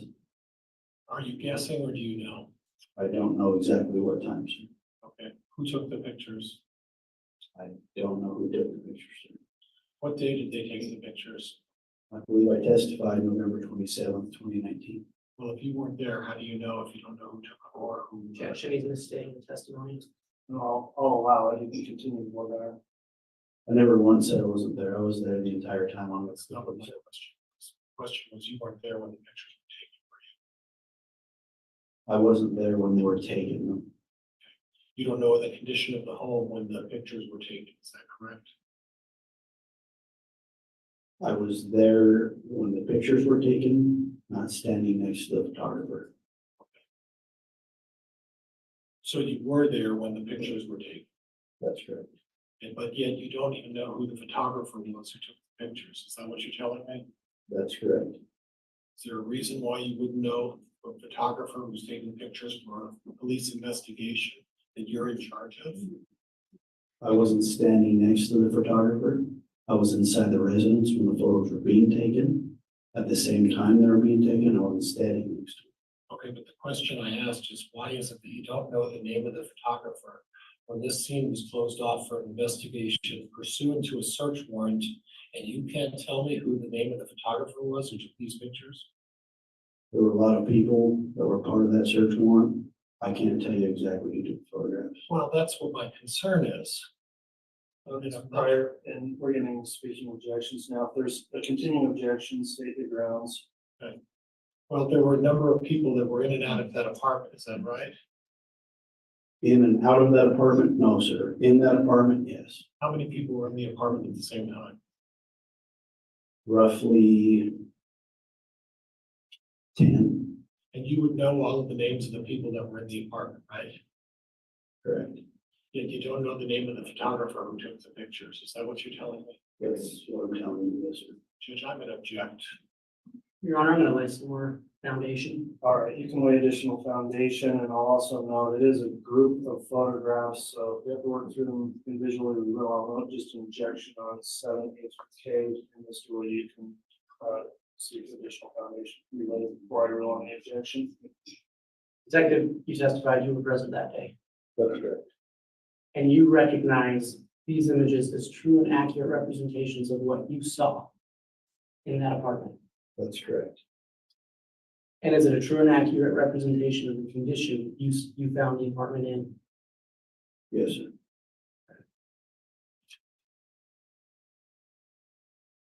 And as you look through these pictures, is there anything in there that is different than the way you found it? No.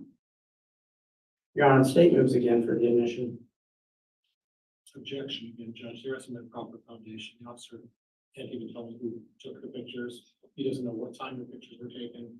And the condition he's talking about is the condition that he saw, not necessarily when the pictures, in the condition when the pictures were taken. So there hasn't been proper foundation here. All right, I've considered the objection. I'm going to overrule the objection as it relates to photographs finding the officer has personal observation of the location. The one exception that I'll consider a standing objection on is on 7G, which is different, I would say, than just showing the apartment. Not saying it's not admitted, but still under advisement, any additional objection or foundation. So photographs with the exception of 7G are admitted, and you can inquire further, Mr. Wood. Thank you, Your Honor. If I could publish those to the jury. Yes.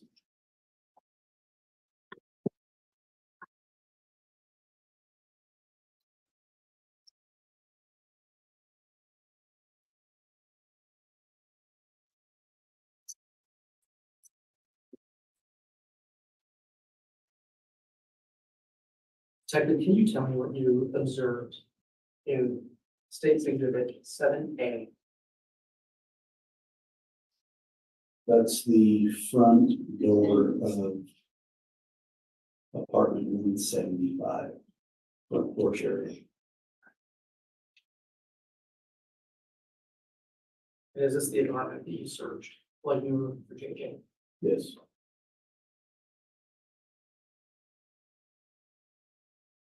Detective, what did you observe in State's Exhibit 7B? So as you walk into the front room of the apartment, that's looking towards the dining kitchen room area. There's a child's car suitcase sitting there.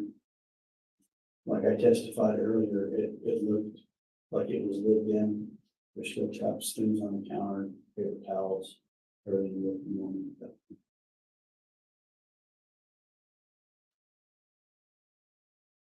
What did you observe in State's Exhibit 7C? That's standing in the kitchen, facing the doorway, so the opposite direction of the glass door. You can see the stairwell going upstairs. There's still pictures on the wall, TV, papers on the counter. Everything looked normal at that point as well.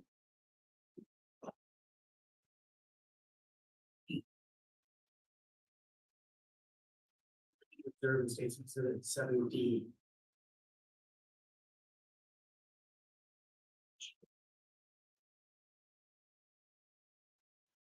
So when I testified about the crawl space under the stairs, and the 72-hour kits, those are a few of the 72-hour kits, along with the Stroll or suitcase that will get located. When you, Your Honor, is the court out pointer? I don't know, let's have the bailiff from the, no, we do not, so.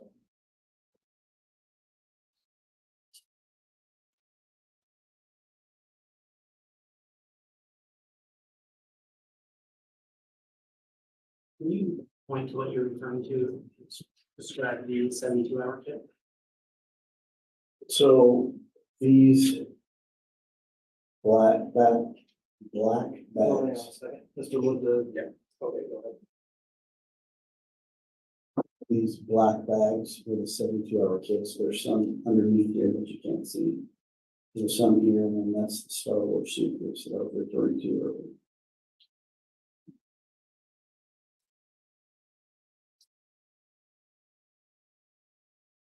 Detective, what did you observe in State's Exhibit 7E? That's the top of the stairwell, looking down towards the bottom of the stairwell. This part right here goes into the front room, and then the front door is right here.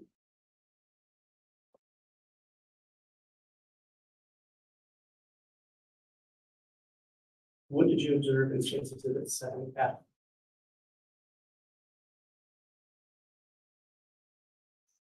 This is the master bedroom. So when you come up the stairwell, immediately to your left is this entrance here.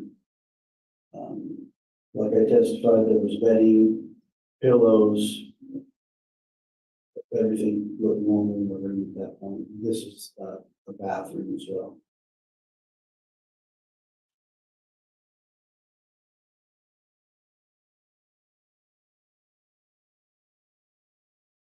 Detective, what did you observe in State's Exhibit 7H?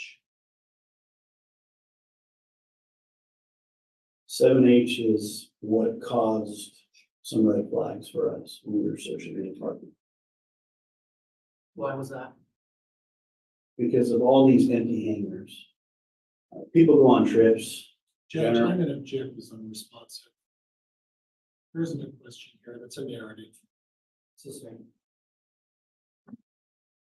Detective, I asked you why the empty closet was concerning to you. Because when we made contact with Lori Vallow the day before, she had lived in the apartment, she was in the apartment living. The very next morning, we served the warrant. This is what we found, empty hangers. And Detective, why would empty hangers be concerning to you? Because it appeared to us that she grabbed her clothes, left everything else and took off.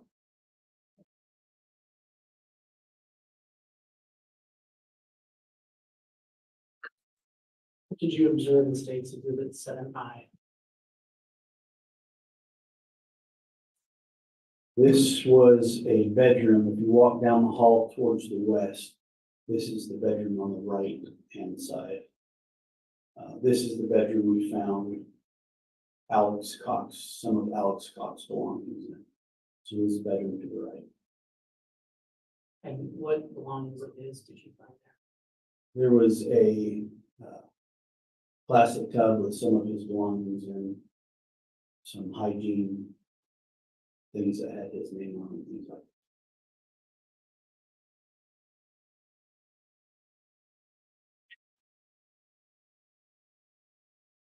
Okay, what did you observe in State's Exhibit 7J?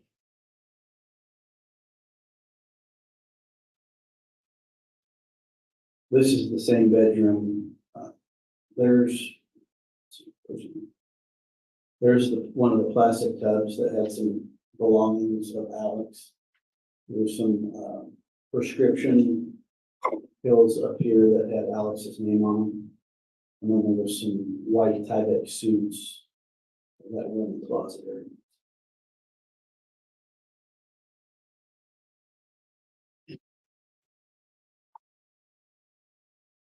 What did you observe in State's Exhibit 7K?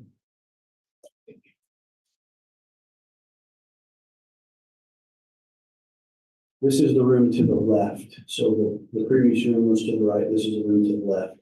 It had twin beds, bedding, everything looked normal in that room as well. Your Honor, I'm going to ask that the witness be handed State's Exhibit 7G again for further foundation. Very well.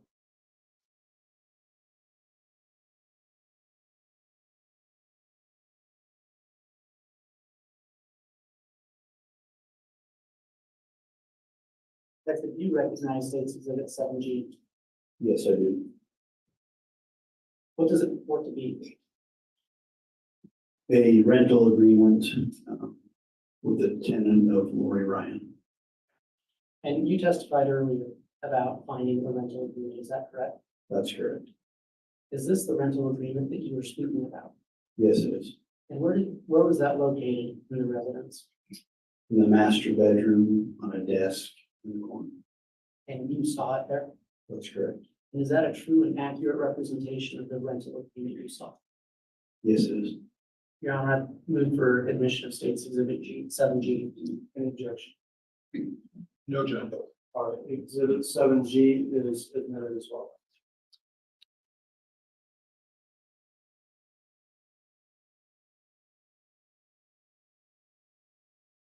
May I publish? Yes. Second, is this the rental agreement we were just speaking of? Yes, it is. And you testified earlier about searching the storage unit, correct? Correct. Was this the rental agreement that led you to that storage unit? Yes. Thank you.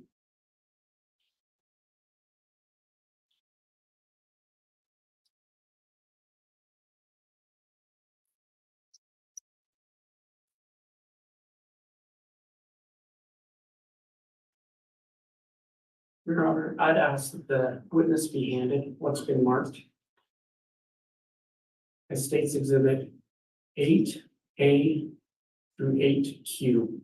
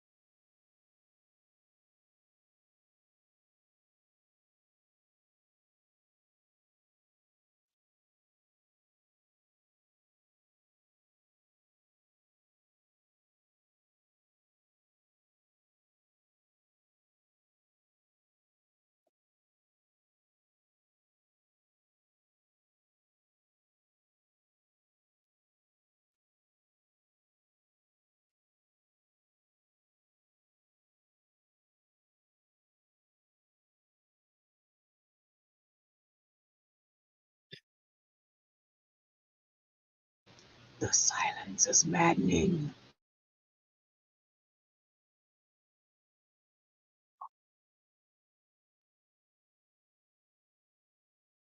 Second, I'm gonna ask you to take a moment and review State's Exhibit 8A through 8M.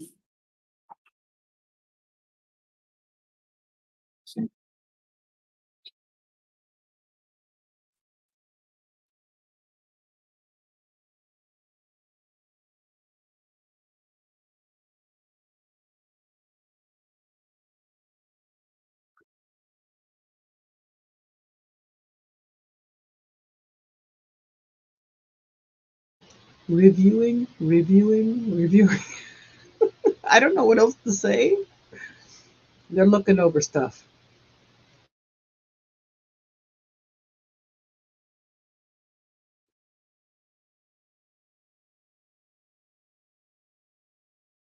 They're going over the evidence that they're going to show on the screen, most likely.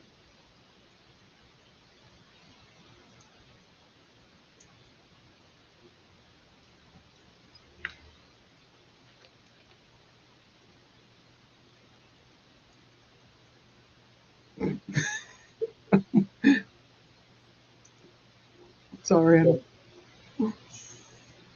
Second, what do State's Exhibits 8A through 8M report to be? Photographs that we had taken in number 175 in the garage. And what day were these photographs taken? November 27th, 2019. And was this a part of the search that you testified to earlier? Yes, And you were present in the garage? that's correct. Were these items laid out in this manner when you got to the garage? No, Were they taken out to be photographed? yes, And did you observe that taking place? I did. Right. And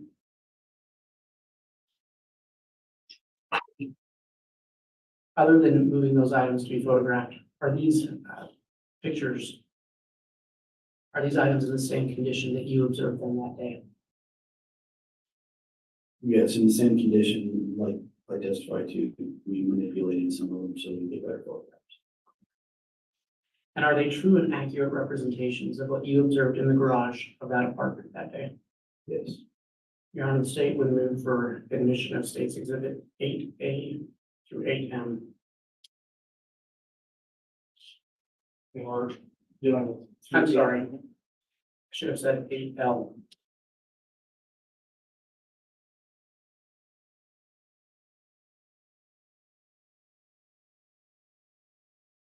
Any objection as it relates to 8A through L? Judge, what do you any objection? Very well. Officer, as before, were you present when the pictures were taken? yes, What was the name of the person who took the pictures? Detective Dave Hope.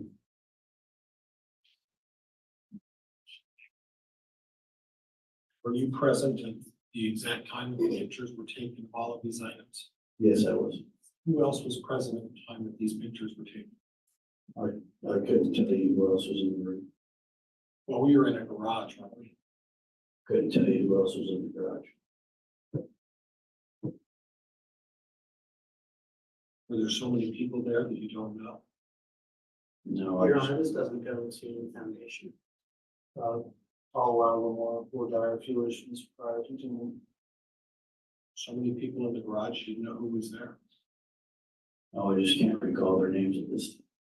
They're not officers that work with you. They are. How big of a garage are we talking about? I couldn't testify to that. 2-car garage, 1-car garage? As far as I think we're getting across here, is this a foundation objection still? Judge, I'm trying to establish.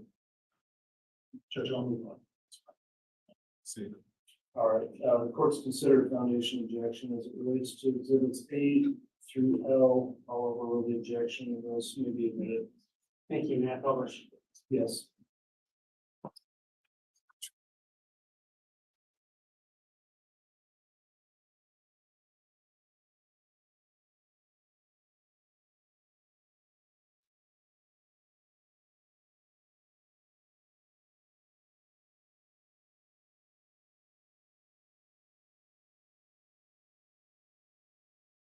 Detective? What did you observe in State's Exhibit 8A? So when I testified earlier about various magazines, weapons, there were knives, this is where we found those items. And I this, just want to stop you real quick to clarify, when you say magazines, what type of magazine are you referring to? magazines that go in rifles. And you testified that you knew these items to take pictures of. Correct.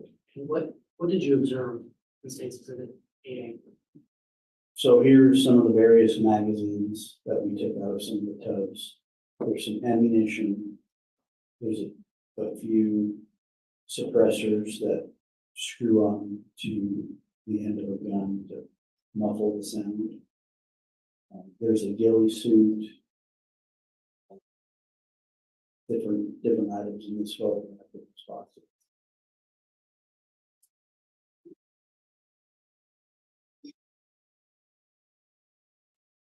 Could you tell me what you observed in State's Exhibit 8B?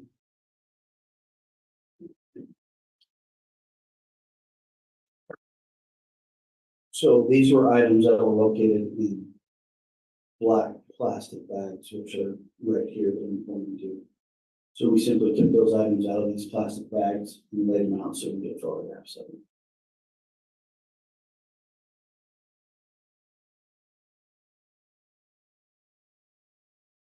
What did you observe in State's Exhibit 8C?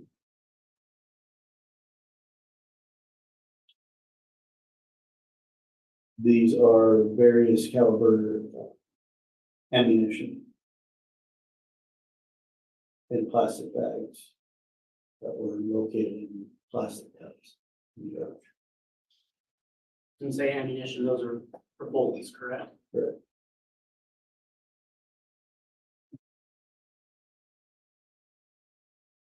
What did you observe in State's Exhibit 8D?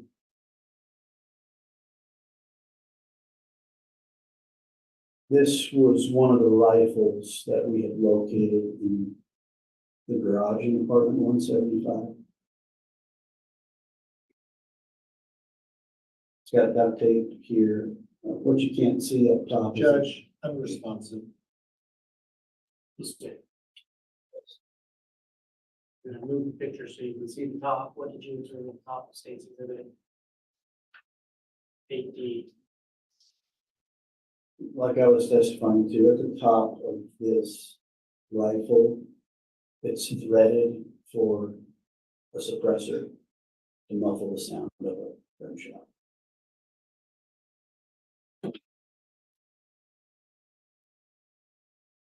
What did you observe in State's Exhibit 8E?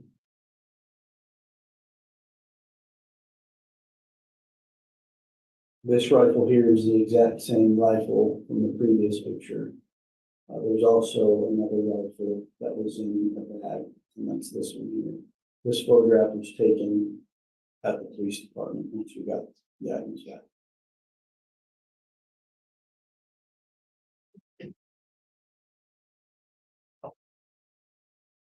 What did you observe in State's Exhibit 8F? This is the rifle in the previous picture that was back here. It's just a close-up of that rifle.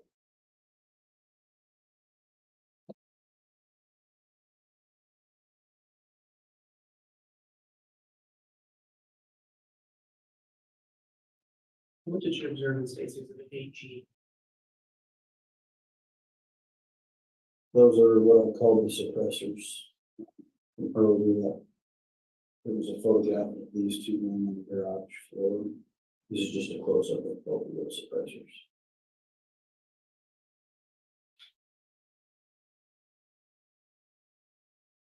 What did you observe in State's Exhibit 8H? These are knives that were found amongst the ammunition in the rifles and tubs.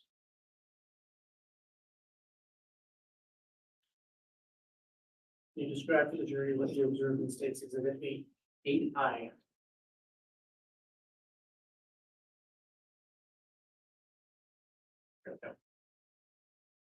This is just a handgun that is also located that is still in the case inside the garage.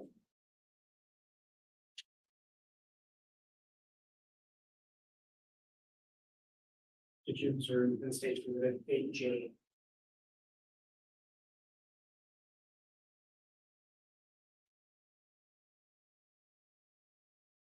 This is a Halloween mask, or what we think is a Halloween mask, that was located in a plastic bag in the garage along with duct tape and rope.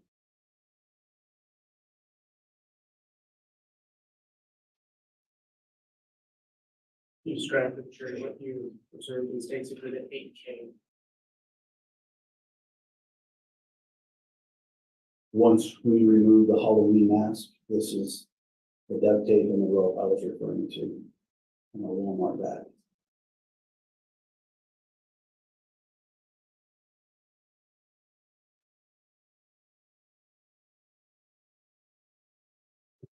And what did you observe in stage exhibit 8L?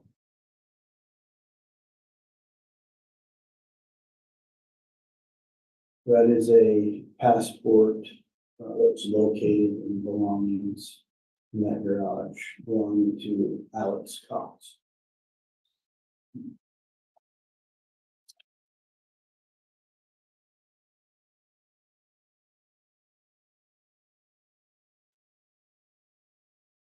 In your honor, I'd ask the witness be handed states exhibit 8M through 8Q.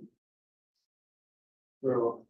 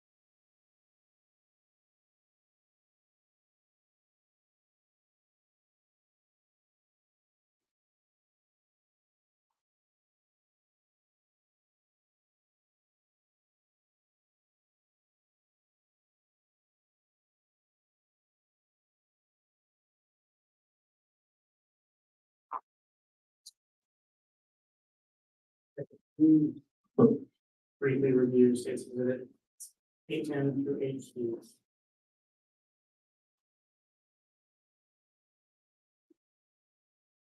Okay. Do you recognize those exhibits? Yes, I do. What do they purport to be? These are items also located in the garage 175. What we go through each.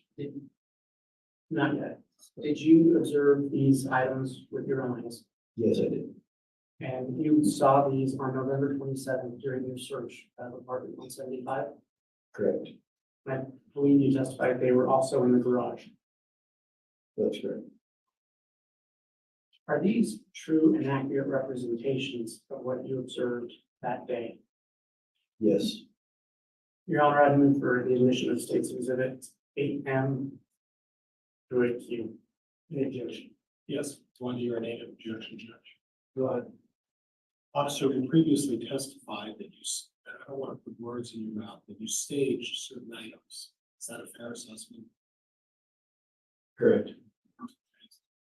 And some of the items that you staged, when I mean staged, you remove those from packages or boxes, and you laid them out to take pictures. Is that correct?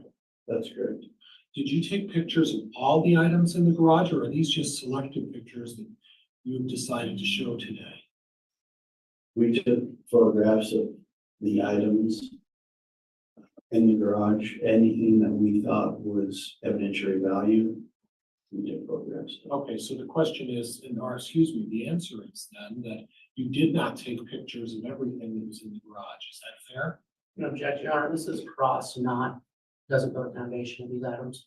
I do sustain that. We need to get on the narrow issue of foundation for admission or not, and we need to be allowed to cross later, of course, it's provided. Yeah, no So- questions on So the foundation. question is that When I hear previously that you took items out of a package and you took pictures of select items, did you take all of these items out of some sort of packaging and take select pictures of these as well? Yes, we took these out of tubs that were in the garage and took photos of them.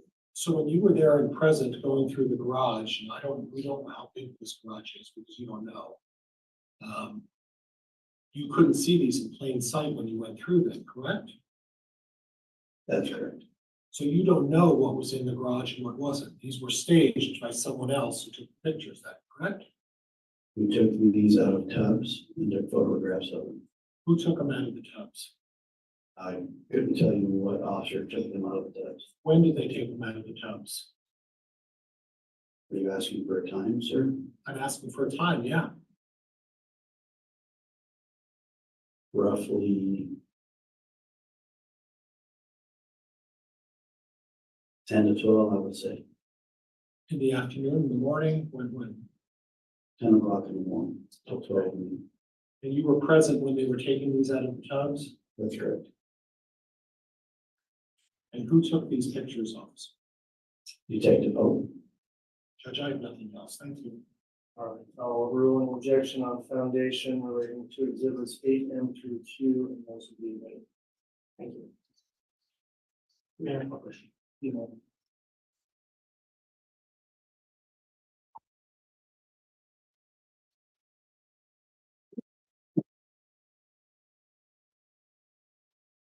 Detective, can you describe to the jury what you observed in State's Exhibit 8M?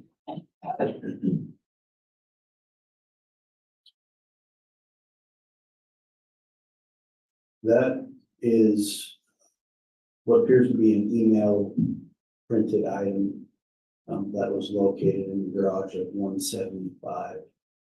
There's some handwritten scribbles on it, some names, numbers associated with those names.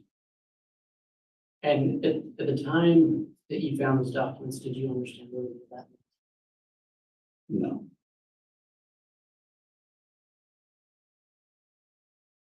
Were you able to determine, you said it was an email, who the sender of the email was? yes, Who was it? Guy Daybell. Were you able to determine who the recipient of the email was? I don't recall the recipient. Just No. who sent it. Oh, I apologize, I didn't get that job. I just remember who sent the email. And were you able to tell what date it was sent? I believe it was October of 2018. Was there a specific date? I would have to look at it a little closer. It's in the upper left-hand corner.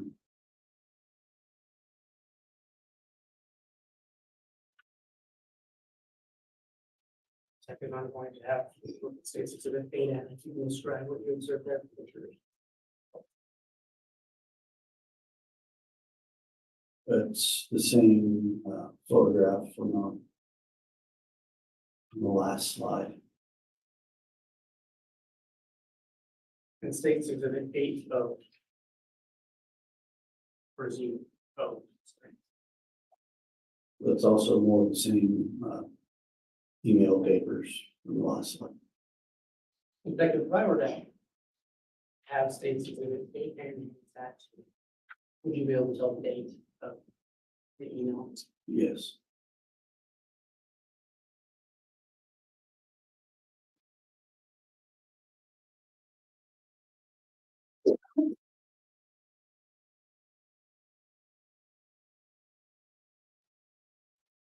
What is the date on that email?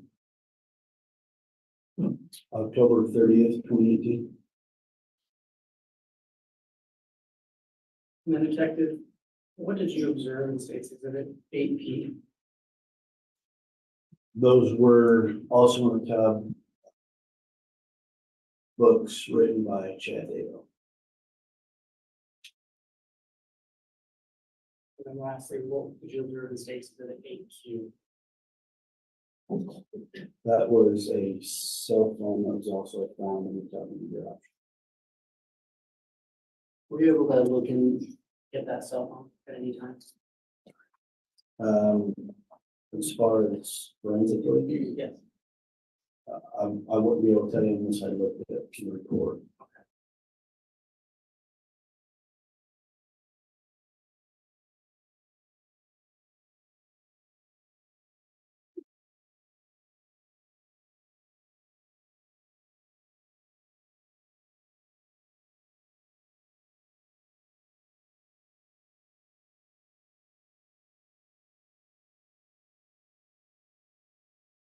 Detective, we've been talking about this search on November 27th, correct? Correct. And at any time that day, did you locate JJ Vallow? No. What was the next step in your investigation to find JJ? Our next step was to talk to anybody that would take our phone calls. JJ was, Judge, I'm going to object. This is again becoming a narrative. Your Honor, he's still just answering the basic question. All the rule without objection. JJ was who we were looking for. And so we were exhausting every effort to find JJ. So we would call his siblings, family members, any family friends, anybody that might know whereabouts of JJ. So who were some of those family members that you spoke with? We ended up speaking with Brandon Boudreaux, Melanie Boudreaux, JJ's brother, Colby Ryan. Gilbert Police ended up speaking with family members down there. That's who we spoke. At any time during your investigation, did the scope of the search change into who you were looking for? It did. Why was that? After we spoke with Colby Ryan, who is JJ's brother, he mentioned that he Judge, had, I'm going to object. This is hearsay. Sustained.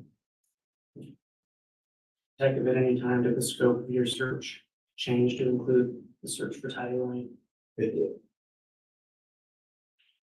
And so let's go back to your search very briefly on November 27th. Did you see Ty Ryan at that apartment at any time?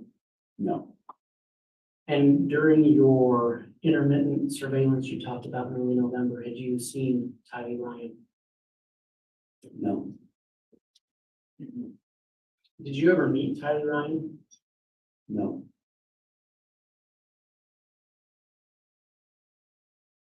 Did you become familiar with who she was through your investigation? yes, we did. How did you do that? After speaking with Colby, our search encompassed JJ and Tyler. You know, I'm going to ask the witness be handed State's Exhibit 5.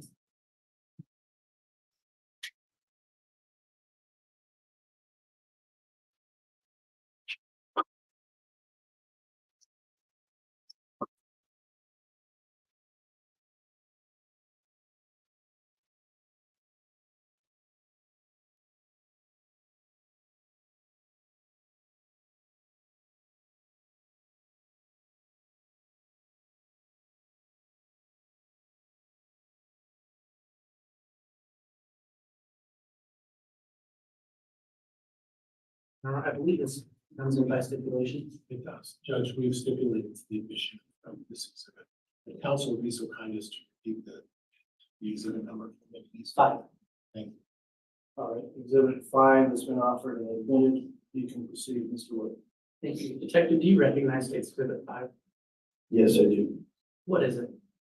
It's a birth certificate issues out of the state of Texas. Your Honor, may I publish that for the jury? No objection. Well,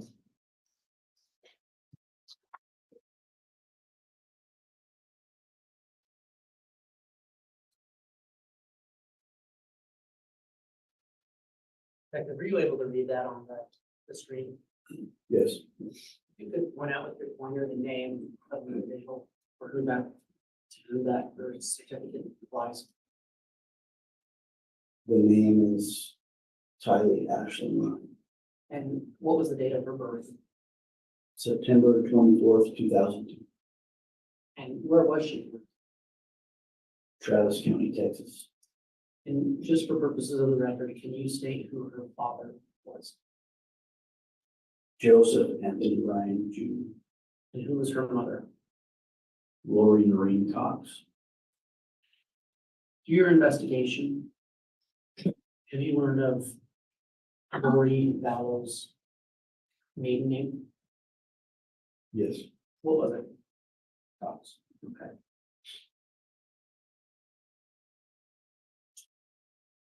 So Detective, you testified that at this point you were approximately when did the scope of your search widen to include Tylee Ryan? It was after we spoke with Colby on December 11th, 2019. We entered JJ, Vallow, and Tylee Ryan into what we call NCMEC, which is the National Center for Missing and Exploited Children. So on December 11th, 2019, we entered both of those children as missing and endangered. How does NCMEC work?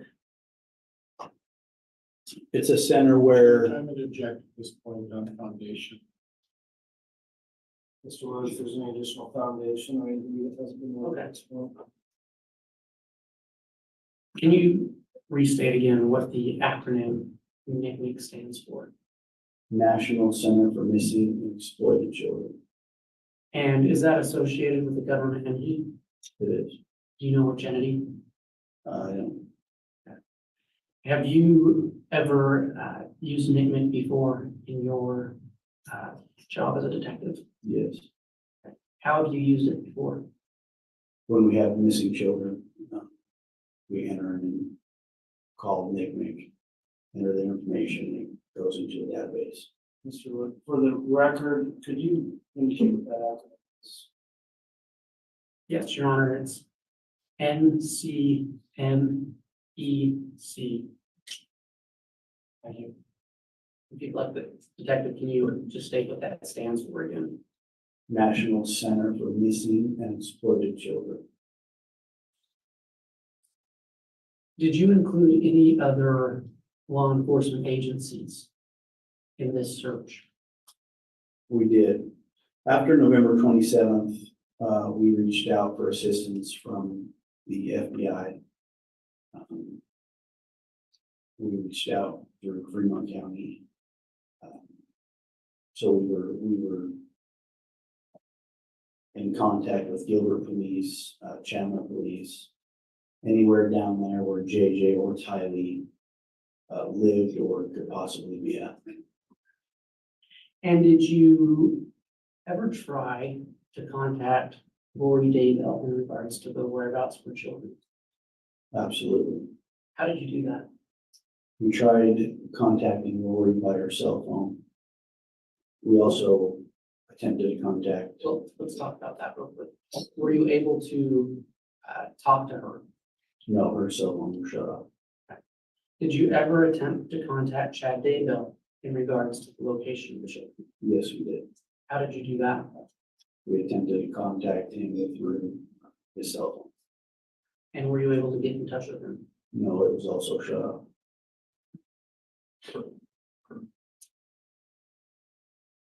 And at any time, did Lori Vallow ever call the Rexford police to report missing children? Judge, objection. Foundation. Response, Mr. Wood? Your Honor, it's just a basic question that I think it's in line with the question we've been going through. I don't know additional foundation. Foundation is overruled. What is the answer? Did you ask that again, please? Did Lori Vallow ever contact the Rexford police, to your knowledge, regarding missing children? No, she didn't. Did Chad Daybell ever contact the Rexford police regarding missing children? I'll renew my objection, Judge. Knowledge, foundation. It's overruled. No, he didn't. Detective, when you place the children in the NCMEC database. Do you receive tips from that? Yes, we set up tip hotlines through NCMEC, also through the FBI and through the Rexburg Police Department. So anybody with any information on those two missing children could call any one of those numbers and provide us with any information. And did you ever receive tips through NCMEC regarding JJ Vallow, Tyler Ryan? Yes, we did. What would you do when you received those tips? When we would receive the tips, we would assign it a tip number. And those tips were followed up on by detectives or other officers. So as soon as those tips came in, they were given a number and then assigned to an officer or detective to follow. And would those tips, when they come in, do they have a phone number associated with them? A lot of times they did have a phone number. A lot of them were anonymous. They didn't want to get involved. So some of them had phone numbers where we could follow up, others didn't. And if someone submits an anonymous tip through NCMEC, is there anything you can do to follow up on that? It depends on the information they gave us, but we would follow up with any information that they had put on the tip. And when a tip comes in with a phone number, would you call those individuals back? Yes.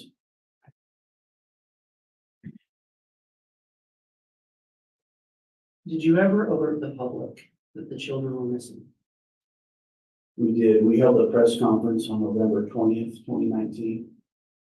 And alerted the public that we had two missing children in our area. And after that press release came out, did you receive tips after that? Yes, we did. And did you follow up on those tips as well? Yes, we did.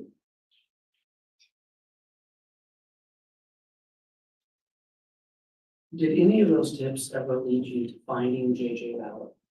No, Did any of those tips lead you to finding Tyler Ryan? no.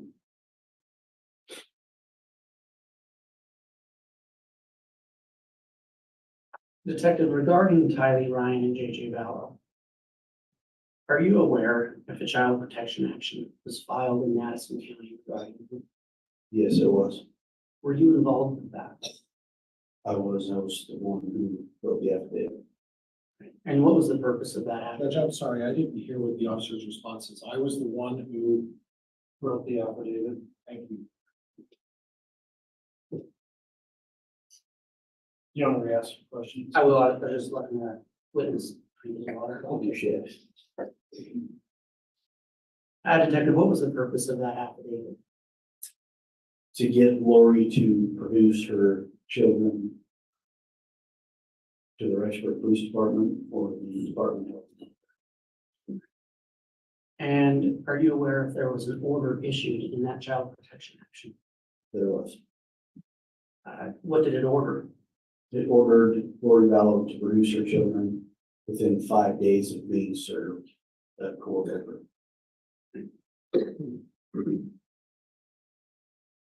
Detective, were you ever able to locate Chad Daybell and Lori Vallow?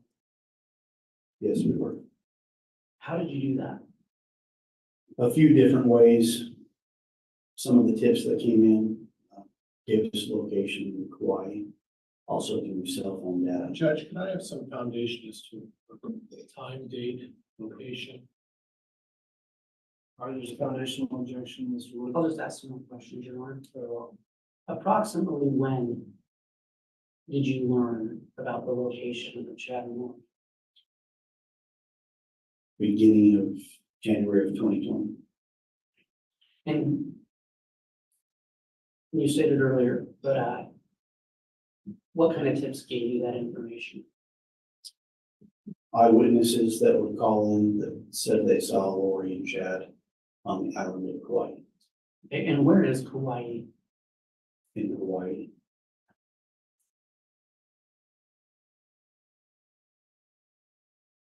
Did you ever write warrants to aid or apply for warrants to aid you in finding Chad and Lori? Yes. What kind of warrants were those? We wrote warrants for cell phone data, geofence location, a few different warrants through cell phone companies to assist us in finding Chad and Lori or their location. And did any of the data you received from those help you locate them? Yes, it did.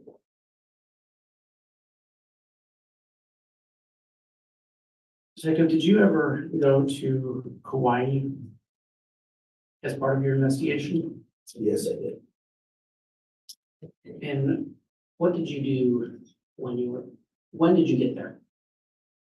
I got to Kauai January 24th, 2020. And once you got there, what was the purpose of going there? We went there to aid and assist the Kauai Police Department in serving that court order to produce J.J. Tyler to the Rexburg Police Department. And did you see Chad and Lori Daybell in Kauai? Yes, we did. You mentioned assisting the Kauai Police Department in serving that order. Are you aware if Lori Vallow was served with that order? Yeah, she was on January 25th, 2019, correction, 2020. While you were in Kauai, did you do anything else? We observed the Kauai Police Department serve 2 search warrants. One on Chad and Lori's condo and the other on the rental vehicle. Did you perform those searches as well? Or just observe the Kauai Police Department do it? No, we just observed and let them serve. Do you recall where their condominium was located in Kauai? I don't recall the physical address, but it was Princeville. And is that a town or city in Kauai? Yes. When you observed the search of the residents they were living in Princeville, after the Kauai Police Department did their search, were you able to walk through that residence? Yes, I was. What did you observe at that residence? Everything looked normal. It appeared 2 adults were living there. There were beach towels, 2 beach towels. Everything was in pairs. Food in the fridge, couches. Everything seemed ordinary. Did you see J.J. Vallow there? No, Did you see Ty Ryan there? no, Did you see anything that would have indicated to you that a child was living there? no, I didn't. Did you observe anything that would have indicated to you that a teenager was living there? No. Detective, to your knowledge, did Lori Vallow ever produce her children to the Rexburg Police Department or the Department of Health and Welfare? No, she didn't.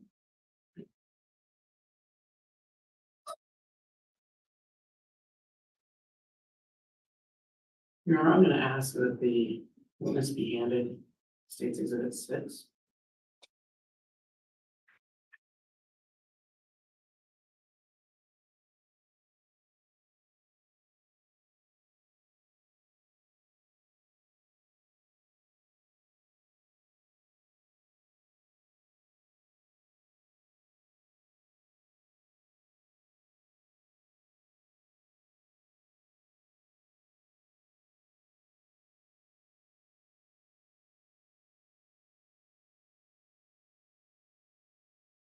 Detective, do you recognize State's Exhibit 6? Yes, I do. What does it purport to be? It's a photograph of Kylie Ryan. Did you, as part of your search, did you look at Tyler Ryan's social media? Yes, we did. To your knowledge, was this image obtained from her social media? It was taken from her Instagram account. And so as part of your search, did you personally observe her Instagram account? Yes, I did. And did you personally observe this image on Instagram? Yes, I did. Is this a true and accurate representation of what you observed on her Instagram? Yes, And also, as part of your investigation, did you see other pictures of Tylee Ryan? yes, I did. And is this individual, is that a true and accurate representation of Tylee Ryan? Yes, Your Honor, the statement moved for State's Exhibit 6 to be entered into evidence. No objection, Judge. Very well. Exhibit 6 has been offered and admitted without objection, so it's in the record and will be published if you wish, Mr. Ward. Thank you. Detective, is this the exhibit we were just speaking of? yes, it is.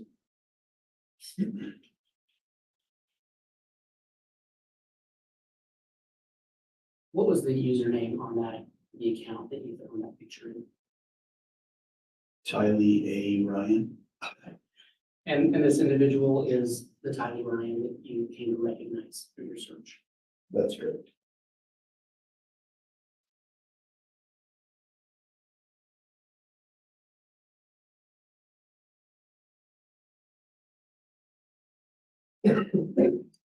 Detective, I want to ask you about the phrase proof of life. Are you familiar with that phrase? I am. As a detective, what does that mean to you? Proof of life is any documentation, any video, photograph, anything that we can use to show the last time somebody was saw alive or seen alive. Pursuant to your investigation, did you find a last known proof of life for Tylee Ryan? Yes, I did. How did you locate that? That was taken from Lori Vallow's iCloud account. And what? Do you know which iCloud account it was taken from? Lori for Style at iCloud.com. And what was the form of that proof of life? It was a photograph of Tylee taken at West Yellowstone. Your Honor, I'm going to ask the state or the witness behind State's Exhibit 29A, 29B, and 13. And I believe these come in by way of stipulation. All right, take a look at defense me as well.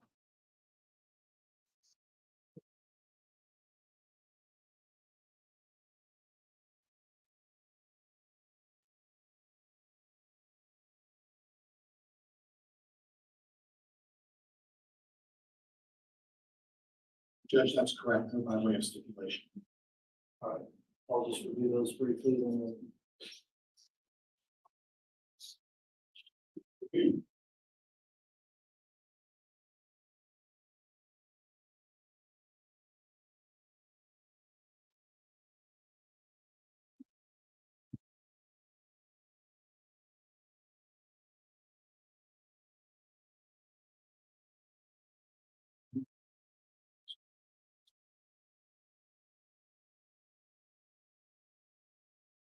Have a quick sidebar with counsel. Sure.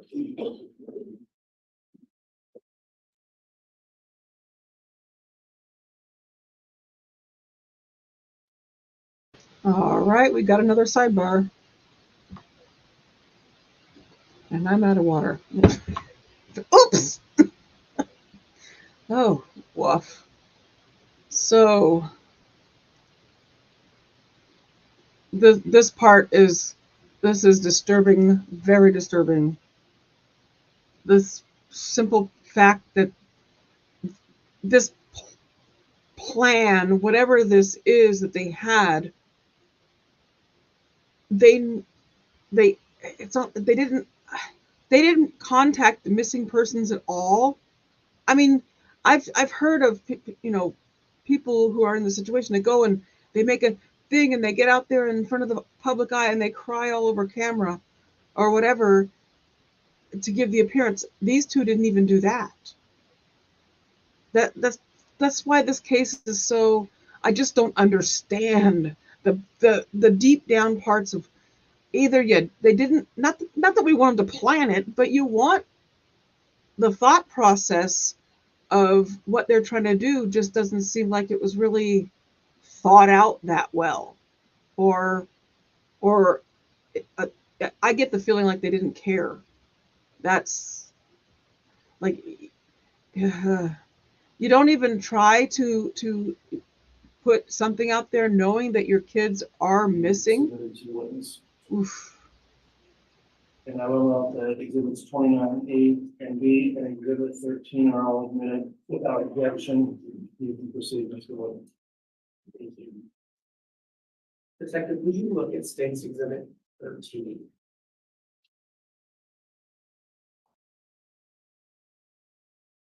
What does that report to be? That is the photograph taken from Lori Styles, iCloud, they testified to earlier with Tyler and West Dallas. If I'm in publish. Yes.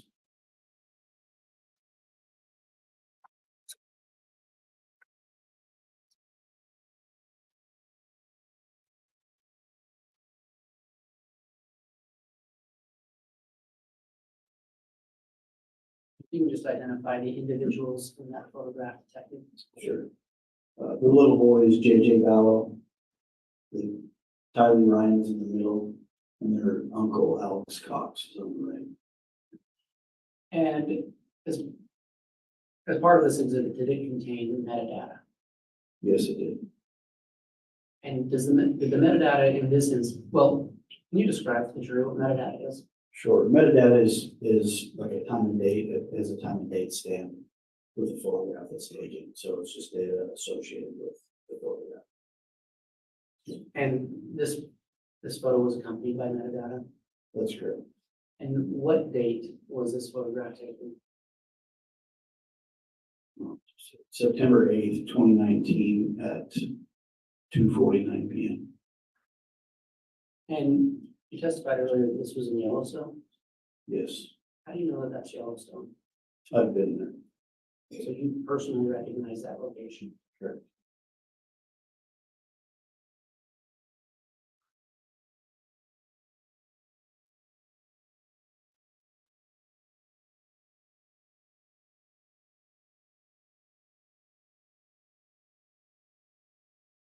Detective, revisiting this idea of proof of life.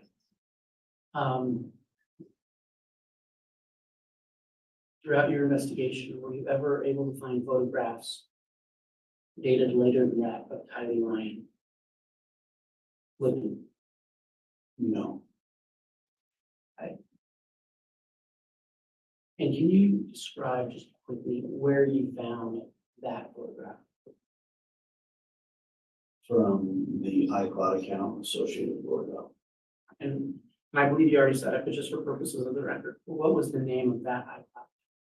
Lori for style at iCloud.com.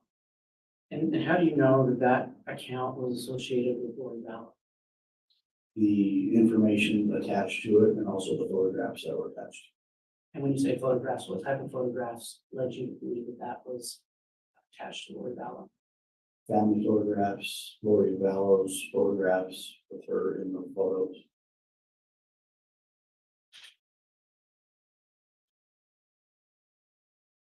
Detective, pursuant to your investigation,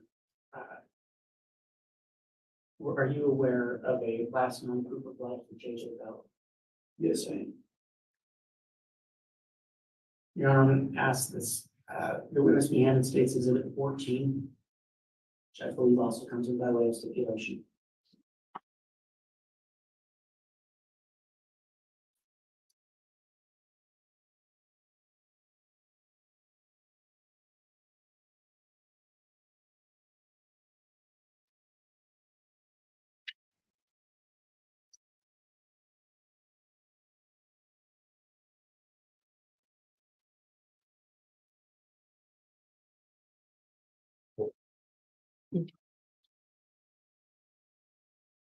From our record, again, Mr. Wood, it's been stipulated to and it is Is there an objection to the 14 minute? No, Judge, it was entered by a stipulation of parties. 14 is admitted.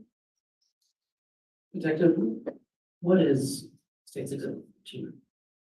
That is a photograph of JJ sitting on a couch in what appears to be the front room of apartment 175. And where did you locate this picture? That was also on Lori for Style, iCloud.com. And you mentioned you believe you recognize the location. I'm sorry, can you say that again? Yes, it appears to be the front room sitting on a couch that was found in Lori Vallow's apartment, apartment 175. And did this picture have, well, may I publish it for the jury on?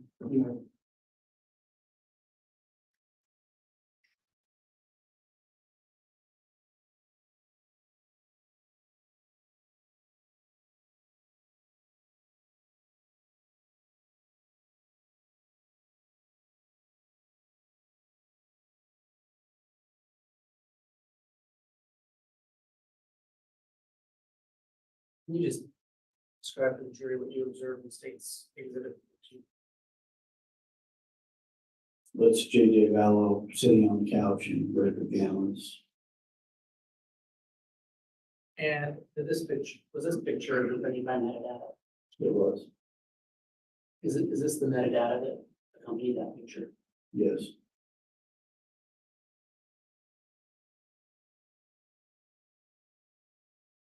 Can you, what was the date of that picture? September 22nd, 2019, Did you know what time of day it was taken? 11:46 a.m.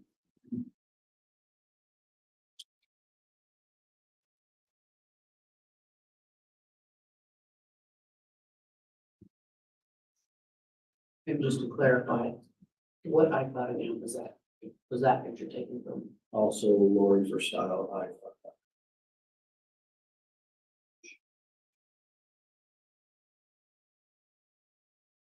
So Detective, you testified earlier that, well, you testified earlier that an order was served on Lori Vallow to produce her children. Correct. And I believe you already testified that she did not produce her children. Correct. What was the next step in your investigation after that?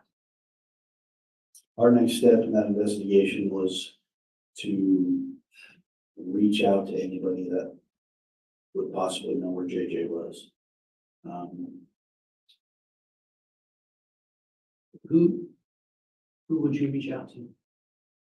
We reached out to family, the FBI, other agencies, anybody that would take our calls, tips that were coming in.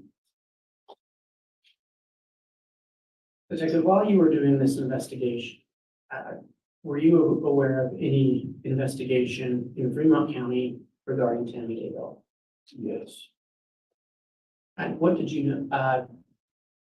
Were you a part of that investigation? I was a part of it, but my focus was mainly JJ and Tyler. And what was the investigation in Fremont County regarding? A suspicious death involving the defendant Daybell's wife.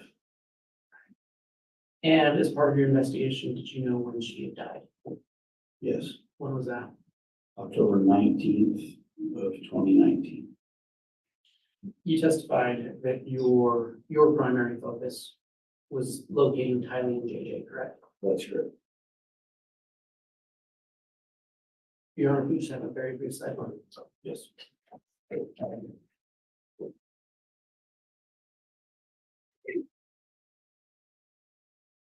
Sidebar. So let's see, this last part, the last exhibit was JJ sitting on the couch in apartment 175. The picture was on Lori for Style account. Police reached out to the family, FBI, anybody that would take their call and search for the kids.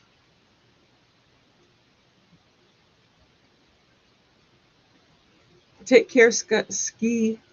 I keep wanting to say Sky. Ski. So OJ is keeping us updated on that the Philadelphia shooting on Ramadan or whatever it was. I forgot what I put in. I saw that pop up. We used to do that kind of thing. We used to keep all the breaking newses and the stuff and all the newsy stuff in the chats and stuff during trials. So I'm kind of trying to do a little bit more of that because I kind of enjoyed that. It's horrible to say enjoyed, but true crime people it's okay if we say we enjoy it. I am so sorry. So the last part that Nate put in is this one right here. It says, during the search for the kids, Hermosillo was aware of an investigation in Fremont County regarding the suspicious death of Tammy Daybell, Chad's wife. She died on October 19th, 2019.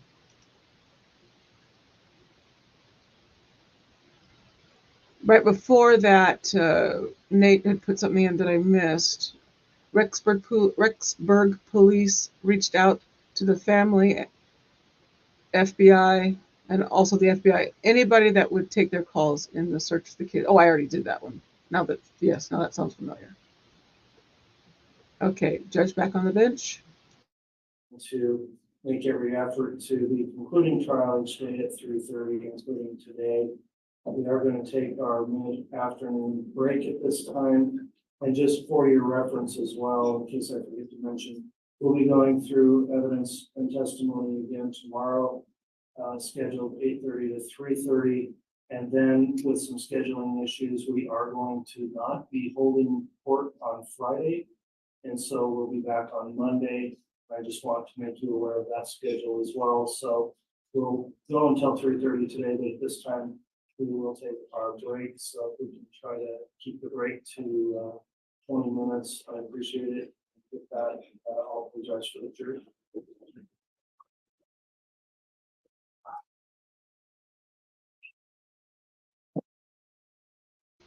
Again, I stress they will be done today at 3:30 p.m. Mountain. No court on Friday.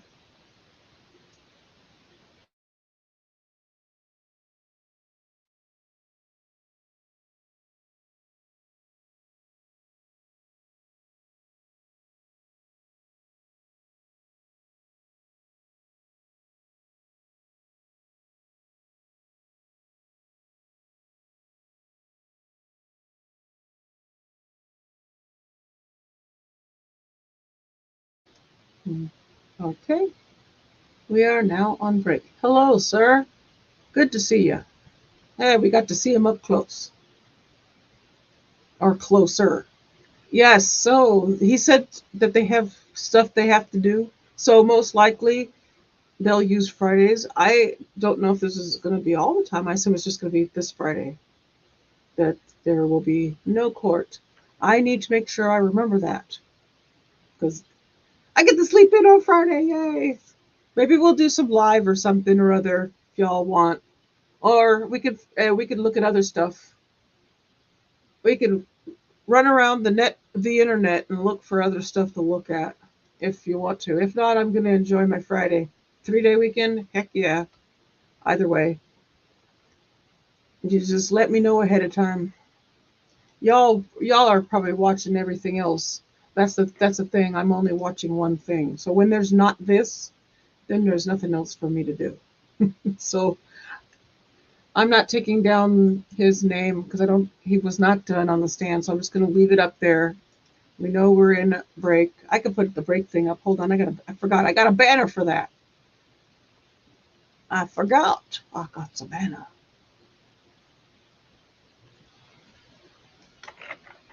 One second.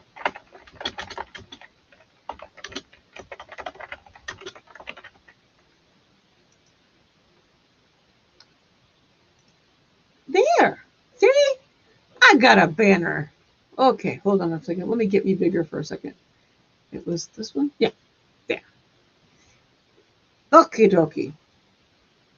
I just cannot figure out how to get my camera to not be so fuzzy. I'd have to sit way back here. But my camera and my desk is really, my narrow desk is narrow. So the camera is like right here. it's it's a natural filter, right? Blur.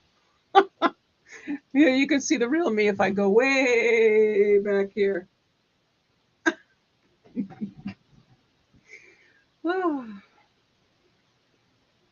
Serious, I can never be serious. I can be serious for about 2 seconds, and then my memory forgets that I'm supposed to be serious, and then we move on from that, and then we have this. Okay, let me see what Nate's got going on. Oh, he right there. I'm actually going to put this on the screen. This is good.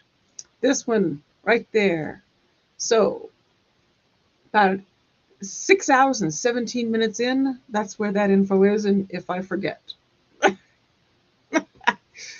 Oh, so voice calls for the afternoon break. Court will be held tomorrow from 8:30 to 3:30 p.m., but there will be no court on Friday. He did say today was ending at 3:30, didn't he? Isn't that what he said? I swear that's what he said. And we will be back in 20 minutes. So there you go. They don't ever say what, because I think they turn the sound off and the judge says, we'll be back in 20 minutes, but we don't ever get to hear that. We have to wait for Nate to tell us. Oh, good Lord. uh, I'm a lot. I know that. I've been told that often since I was a child, that I'm a lot. If don't get me going. My brain never stops. Never stops. Yeah, see, I don't know. I knew for about a second, and then, well, that memory is gone. Yes, awesome banner. I forgot I had them. I was so worried about covering over the stream that I forgot that I can use them during breaks. Uh-oh. Oh, sorry. I read something up top. Never mind. Forget that. It went well to the person behind the scene. It went fine. Okay, so that's where we sit. Wowsies. Oh, I want to.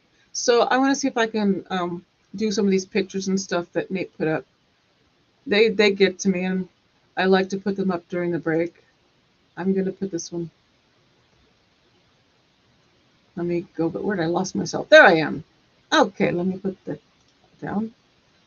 Present arms. No wait, screen. Stop screen.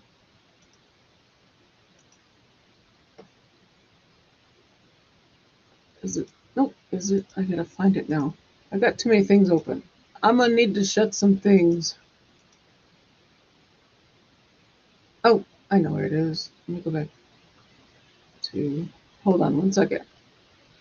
Live. We're doing this live, y'all. And I've already lost. Oh no, I'm there. Okay, so let me go here. No, I don't want that one. It's gonna take me a minute. It's gonna take me a minute. I opened it up, but now I don't see where it. Wait, hold on a second. What's that? Oh, I don't know. Hold on a second. Something else opened. Let me shut that. Oh, okay. Close this one. I got way too much stuff open.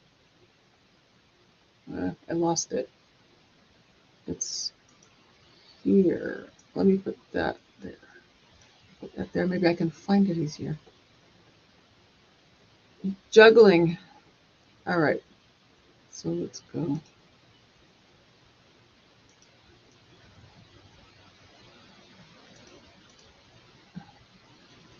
I guess we'll just show it here.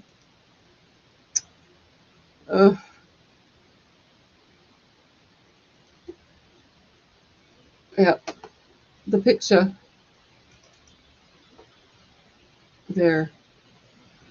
That's the Yosemite picture. we've all seen that so many times. They're so cute together. She was so, I just know she knew how to take care of him. She knew all the stuff. I can just tell. She's the taker care, the person. She was his person. As an autistic person, that is actually something we do say. My son does too. We have people that we say, you are my person. You're the one who's there to help me through life and take care of me and do all the stuff I forget to do in a second. So let's see. Yes, it's such a sweet. I love it. I am not too thrilled about the person standing behind him, but he's in the photo. Let me see. This other one here. Let me get this one.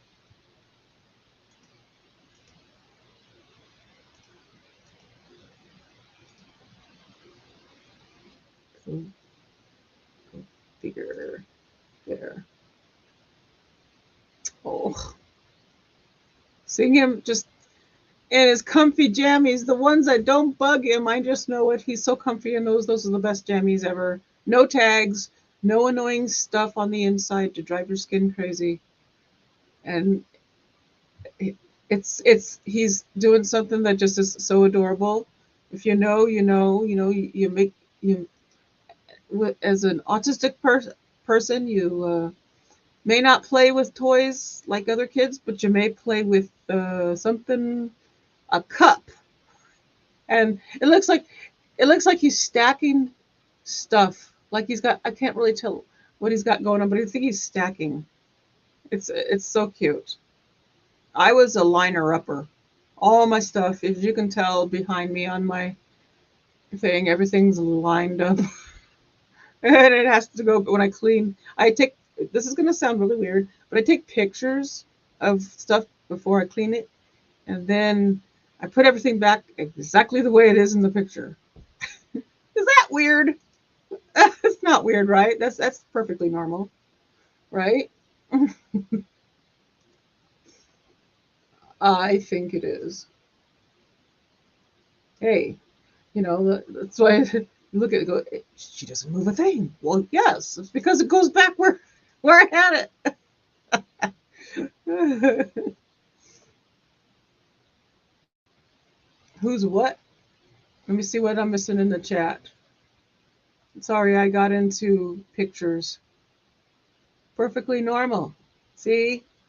Okay, we'll go with that. We'll just say that's exactly what it is. Let me present so I don't forget. And then we're sitting here with nothing going on. There. Let me change it to that. I'm glad you guys let me think that that's perfectly normal. It's not, and I know it. So let's see. Silly. What did I miss? Oh, I don't. You guys are. You told me to hush. I see it, Jane. That one.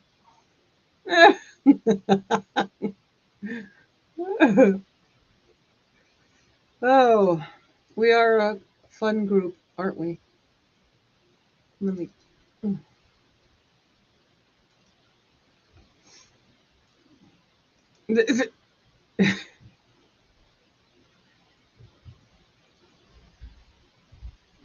Wait. What? You got twins? Aw. Aw, how cute.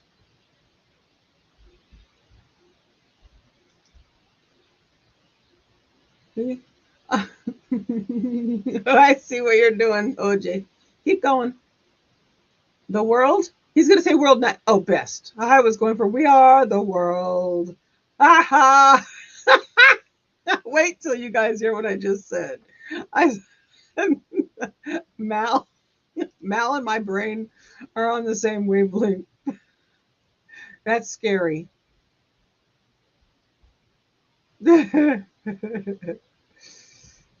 uh, Well, this is how you fill time. You just giggle through the whole blanket thing. Wait. What are we waiting on a doggone minute for, Brian?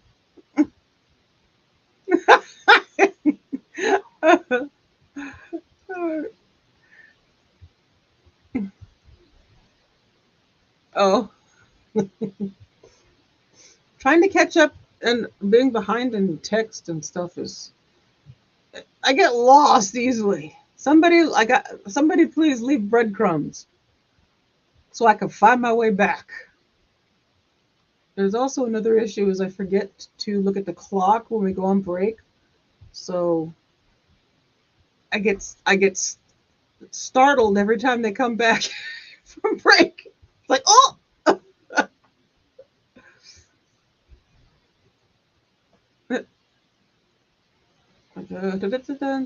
catching up. Oh, wait, really? Oh, I was been doing that since I was a kid. Yeah, well, I mean, ever since I was little. I like. Is it? I mean, how far do you go until you say, "Now that's weird"? Is it when you? Is it like if I line up my fries and eat them biggest to? No, other way, smallest to biggest. Is that weird? Because that's what I do. I also eat all my everything like potato chips and whatever. I lay them all out and I sort by size. I'm quick. No one knows I'm doing it. No one has any idea that I'm doing it, but I'm sitting there sorting out my. Uh, oh well, it's called autism. It's called a lot of things, but it's part of that. My brain does that kind of stuff. It's fun. I'm fun at parties. That's what I've been told. Uh, Ollie, Ollie Doodle, Ollie Doodle, you got your ball? Uh-oh, the baby, he got your ball. Come here, let me see. He got. Oh, come show everybody how pretty you look. You can see. I don't know if you can see him. I may have him covered over. Never mind, you can't see him. He had his salon visit, and he always comes home very poofy. He does not like the way he smells after the salon. Uh-oh, here we come.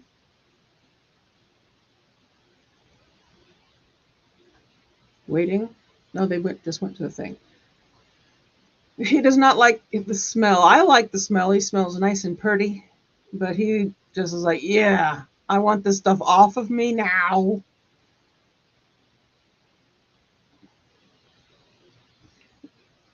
He did have. They put a little bandana around his neck when they give him his, get him all fancied up and stuff. He comes home and I'll take it off, and he'll go to stick his head right back in it. He doesn't wear it off. He's like, he likes to walk around with it on. He feels like, yeah, see how glorious I am as I walk around in my kerchief. That's exactly what he does. He's a show off.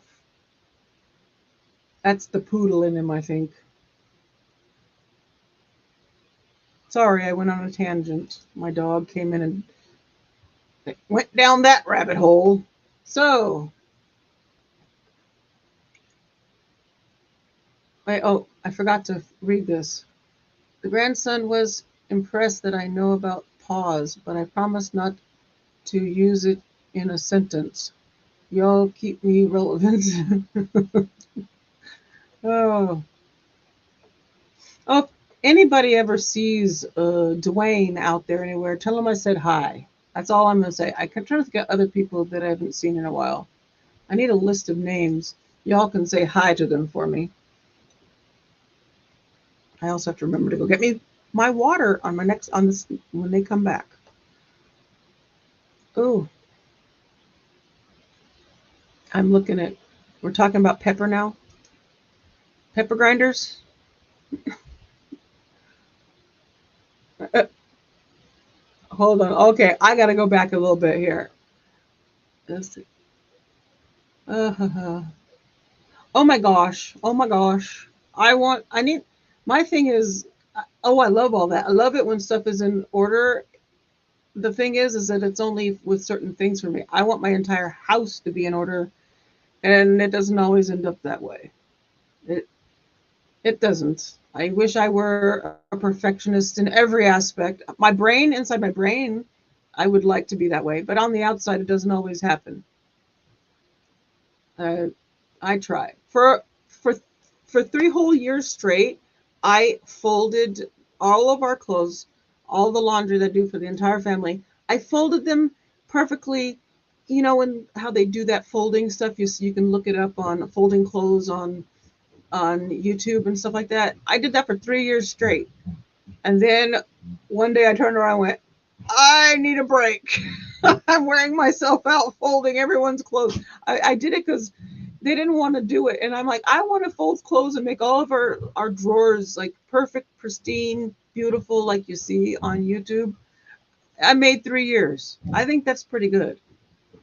Then it's like, yeah, I don't have any interest in this anymore. And once that happens, well, now that's not, now I don't care. So once I stop caring, then the drawers go back to what I consider normal.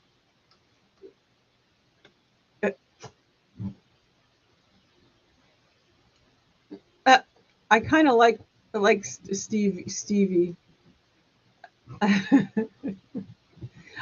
Towels. I do fold the towels. The towels will always be on the rack in thirds, three. You know, like three fold and then over.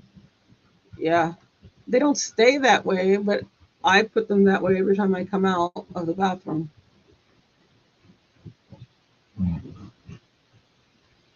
I mean, after using them. I don't do it every time I go to the bathroom. That would be silly. Sorry, I went down another tangent. Let me see what y'all was. Oh, too much sharing, too much sharing. I was always told I shared too much. There you go. Jane says, oh my, I spoke to someone whose daughter went to high school with Gabby Petito. They said she was so popular and very sweet. That's what they're labeled. She gets them from, oh, yeah.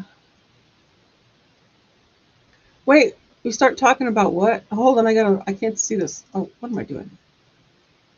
If we start talking about vices, I'm out. Oh.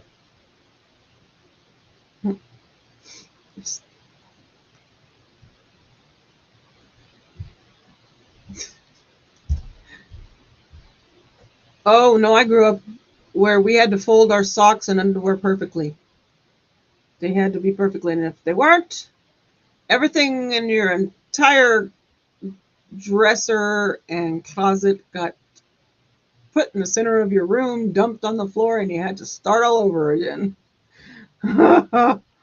Oy, until you got it right. That's all I'm going to say about that. I promise never to do that to my children. I said, if you guys can figure out yourself, you know how you like your room, you know what you're comfortable with. Just as long as your room stays in your room, I'm good with it. Yeah, there are extremes. You can be extreme sometimes in trying to get kids to do certain things, trying to make them keep up with their stuff. Yes, extremes are great to a certain point, and then you pass over into you're messing up your child for life. Oh, she says I did overshare. No more than I do. I overshare all the time. I'm told that all the time. I always think that if there has to be a because when you're talking about something, because I do this, because it has to be done this way. That's just my brain. I refuse to discuss folding fitted sheets. Oh, those. Oh, I saw there are videos. There's videos on YouTube on that. It's actually kind of ASMR ish to watch those. Oh, I love ASMR stuff. Whoops, tangent. Let's not go down that road.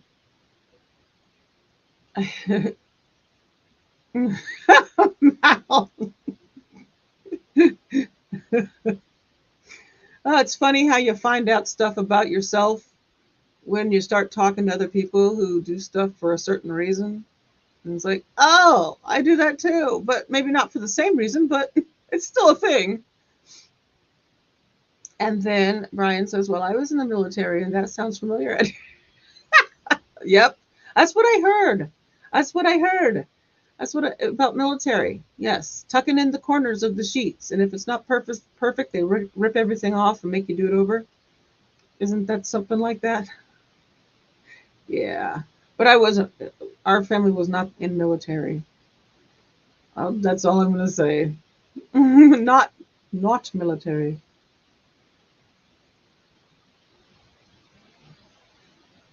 So, and Jane says, I fold towels. Not, you didn't tell towels anything, did you? You fold towels so I can get them out the drawer more easily. Oh, well, yes. Oh, no, folding the towels, I have a certain way about that, and I will actually take them back out of the closet if I see that they have been folded, not my way, and then I put them back in so that they can be easily taken out. Yes, I do agree there has to be certain ways on certain things. Other things you can kind of let go. So what did you do on your fun Wednesday? We talked about folding stuff. Socks and underwear. Stevie says, Mom used to use the roll in a ball method. Oh, I go through spells. I go through, yep, got to get everything done, get everything picked up. It's got to be this way because I need that in my brain to be. And then then it's like, okay, okay, I'll go a while and let things go. And then, no, I got to fix it. I got to fix it. I'm at the I got to fix it stage. It seems to be seasonal. I see. Right now we're coming into spring, so now it's time to spring clean, which is what I'm going to be doing this weekend. Hopefully, getting everything spring cleaned.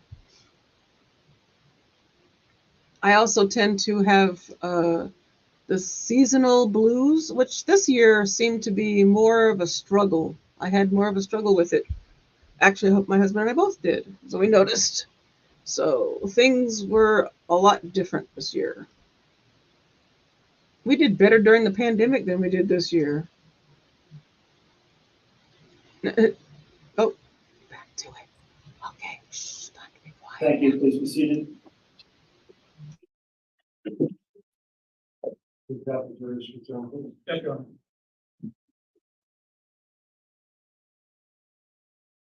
Council, while we're waiting for the jurors, we will take up on the record at the conclusion of today, after the jurors can dismiss the issue of further stipulated exhibits, and I'll bring that up before we conclude for the day.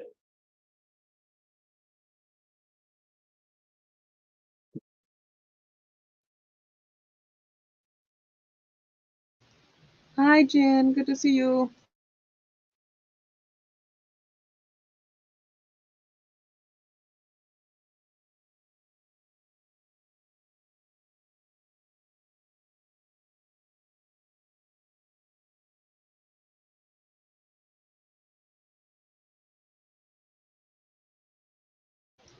I'm sorry, I just read what Linda said.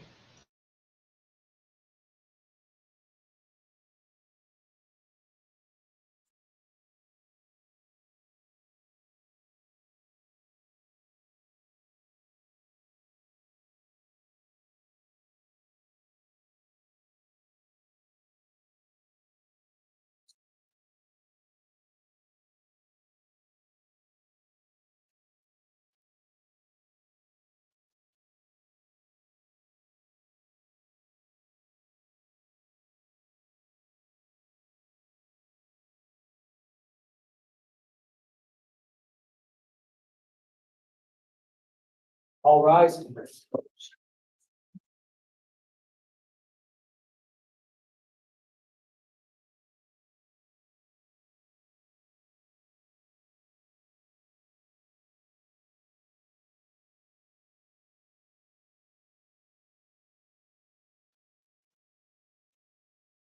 I'm not doing the all rise thing this time.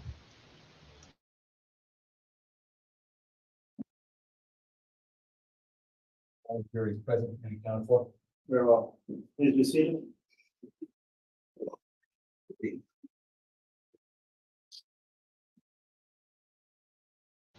All sit. All right, we're back on the record after our mid-afternoon break. Mr. Wood, we'd like to continue the examination of the witness, and I'll remind the witness, of course, you're still under oath. Mr. Wood. Thank you. And I need to just take up a couple of issues for clarification of the record. Detective, you spoke earlier about searching Lori Vallow's residence. Correct. And yeah, you stated the address. What city was that address located in? Rexburg. And what state is Rexburg in? Oh, yeah. Thank you.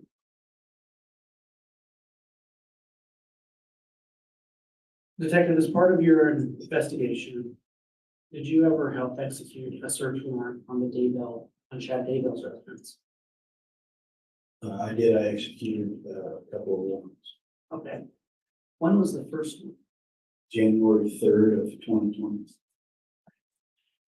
And Chad Daybell's residence, what county is that located? Madison County. Is what, so what's his address? 202 North, 1900 East. And is that, and what city is it listed as?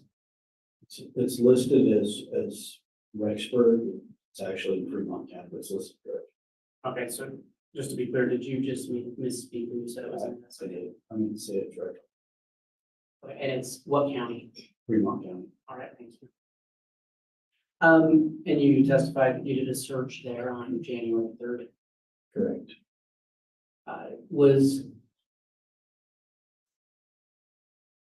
Was that search in aid of another investigative agency? It was Which agency was that? Fremont County Sheriff's Office. And do you recall what the purpose of that search was for? I don't recall what the probable cause or the reason for the search was at that time. So you didn't write the affidavit. So, Did you have any other occasion where you served a search warrant on Chad Daybell's residence? yes, June 9th, 2020.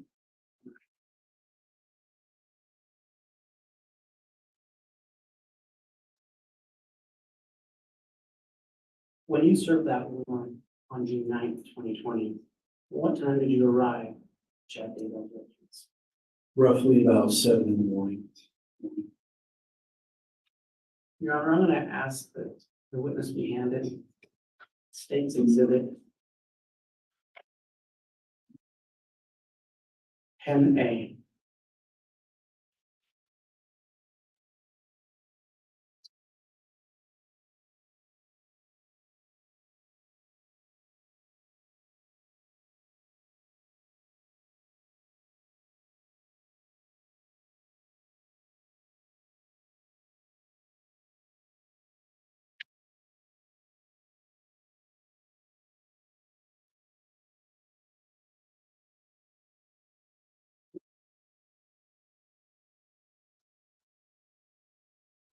Detective, are you familiar with State's Exhibit 10A?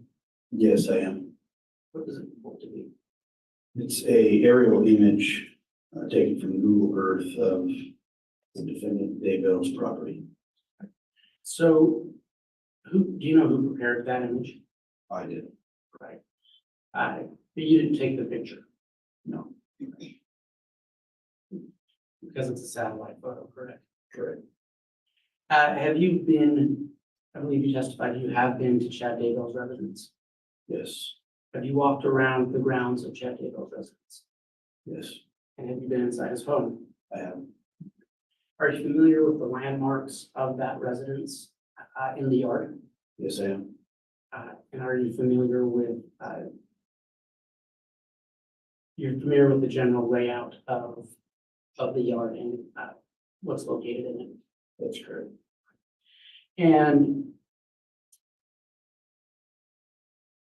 is this image an accurate representation of Chad Daybell's residence?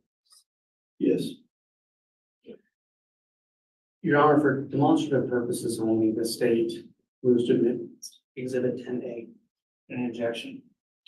objection, a 1 year remaining objection. Right. Officer, approximately how much property are we talking I couldn't tell you the amount of property. about? And the prosecuting attorney mentioned the yard. Now, I believe the yard usually means where there's grass. So you're familiar with what's on the grass, is that right? I'm not sure I understand your question. Well, and I'll represent to you that there's about 4.5 acres out there. Does that sound close to me? Okay. Okay. And I'll represent to you that there's an area that's known as the yard, that's a lawn area, that you would mow with a lawnmower. Are you following me? Yes, This is testimonial. Judge, says that he's familiar with the yard. Well, I understand. I think we're going into cross-examination now, which will be permitted. The question is on an issue of foundation or other objection, whether or not the exhibit gets admitted. So, Mr. Pryor, what would be the foundational objection? He hasn't testified, Judge, that he's familiar with pasture, 3.5, 4 acres of property that go beyond the yard. All right, response, Mr. Wood? I think the question was adequate. All right, based on foundation and with the testimony of the witness about his knowledge of this property, court will overrule the foundation objection, allow the exhibit 10A to be admitted, and you can delve into those issues by cross, Mr. Pryor. Thank you. Thank you.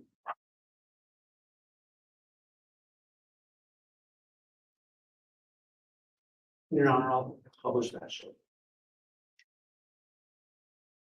Detective, so you testified that you executed a search warrant on June 9th, 2020. correct. What time of the day did you arrive at Chad Daybell's residence? Roughly 7 in the morning.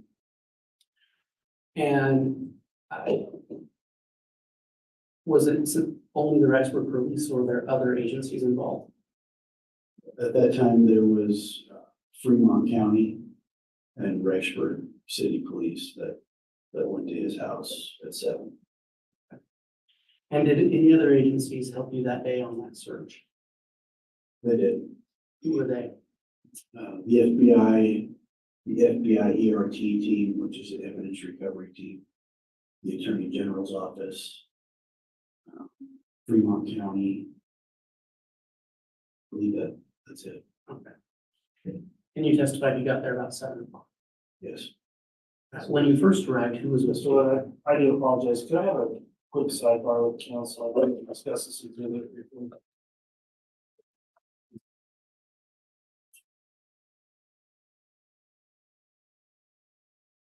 Sidebar. So far, your sidebars have not been real quick. So I went to get water. Should take my cell phone with me so I can hear what's going on while I step away, but I can read back. So Wood asks if he ever executed a search warrant on Chad Daybell's house in Fremont County. He has. He served a warrant on June 9th, 2020. He arrived around 7 a.m. Wood moves to admit a Google Earth image showing Daybell's property. Hermosillo is familiar with the general layout of the yard and house. And that's where we stand.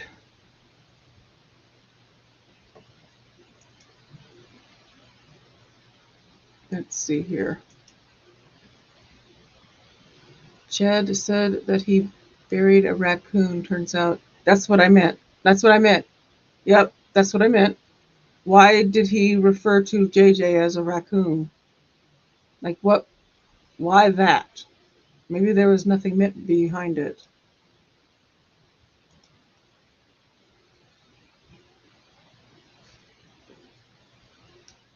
Maybe it was just the first animal he thought of.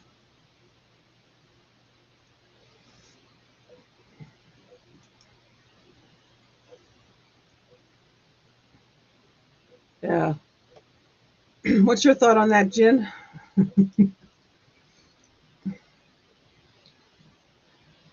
Wait a second. Why is Brian in the corner? Who put Brian in the corner? No one puts Brian in the corner.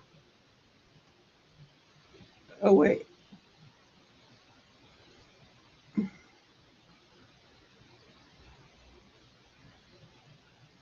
Wait, hold on. Wait. I do a lot of trying to keep up. My life is always, wait for me, wait for me. Yes, Mal, we can wear pajamas here. I've been doing it for 7 years and no one knew. Actually, sometimes I'm wearing onesies. Should I put on a onesie every now and again? Although we are coming into the warmer season and onesies are kind of hot now. I am known for onesies. You can see them in my videos on my channel, my other lives. My husband and I do onesies together. It's a thing.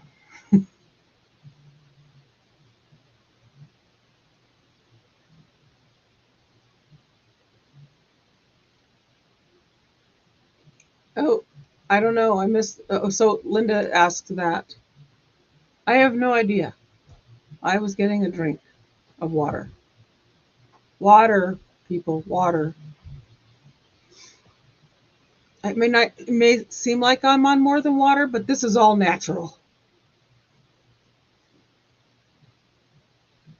I mean, this, what did I say? Never mind. You know what I meant. You may seem like I'm up, whatever. Never mind. Lemon curd.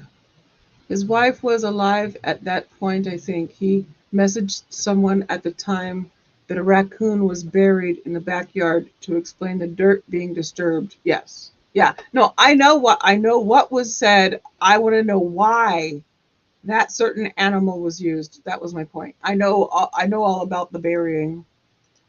Because the sad part is the pet cemetery and where Tylee was buried are pretty spread apart, and that's the part that really bothered me. The closeness that they were in life, they were spread apart in death, and that just ugh.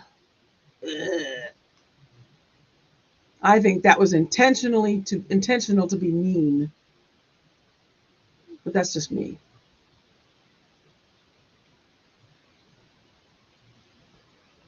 Brian is in the corner for picking on Jane. Brian wouldn't do that, would you? Wait, OJ's got cookies and wine? Is that...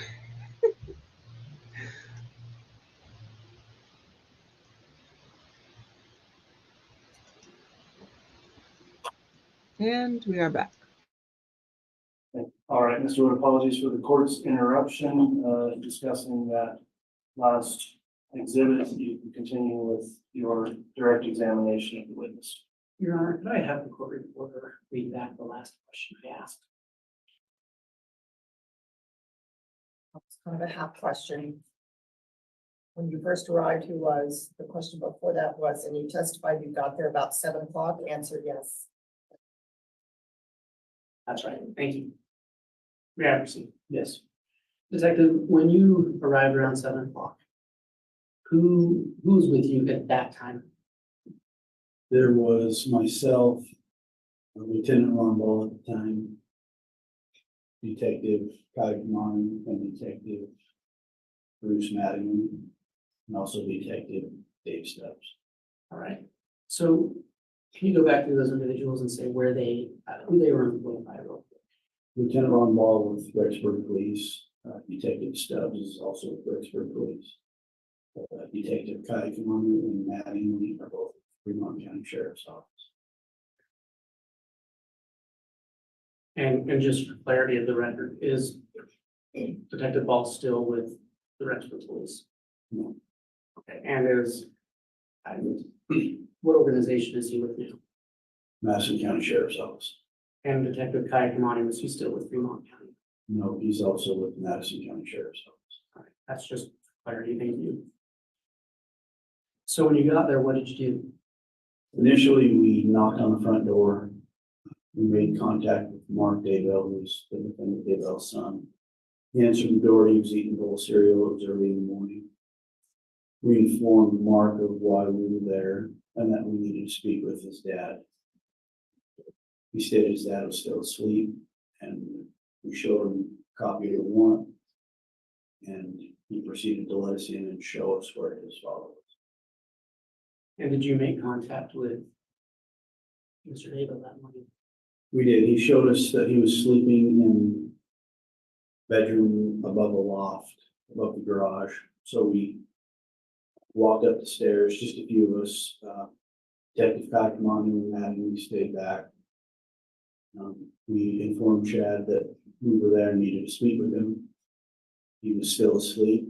He asked if we could get some clothes on. We allowed him to do that and came downstairs.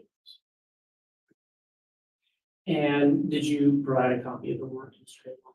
We did. And what happened next? Mr. Daybell asked to speak with his attorney. We were standing in the kitchen area. He had a seat in the kitchen. And his attorney at the time was Mark Means. So we allowed him to speak with his attorney. At that time, Mr. Means wanted to speak with one of the investigators. Judge, I'm gonna object at this point. That's fine, Your Honor, we'll stop that. Very well. After Mr. Daybell spoke with his attorney, what was the next step in your portion of the investigation? I allowed Mr. Daybell to sit in the front room. He sat on his recliner closest to the door. His children sat on the couch in the same room. I gave Mr. Daybell a copy of the warrant, and he read through the search warrant while sitting in his recliner. He asked if he needed to leave the residence while we conducted business. We informed Mr. Daybell he didn't need to leave the residence, but if he chose to stay, he would be accompanied by an officer just for safety purposes. After you had that conversation, what did you do? Mr. Daybell asked if he could make a phone call. And at that point, he was allowed to go outside and make a phone call. And where did you go? I went outside with him. And what did you do after that? Mr. Daybell wanted to sit in the vehicle that was parked backed in on the west side of the house. There's a west driveway. So I allowed him to sit inside the vehicle, windows rolled up, and make a phone call. I stood in the grass area close to the vehicle. At this time, Your Honor, I'm going to ask to publish State's Exhibit 10A. You may.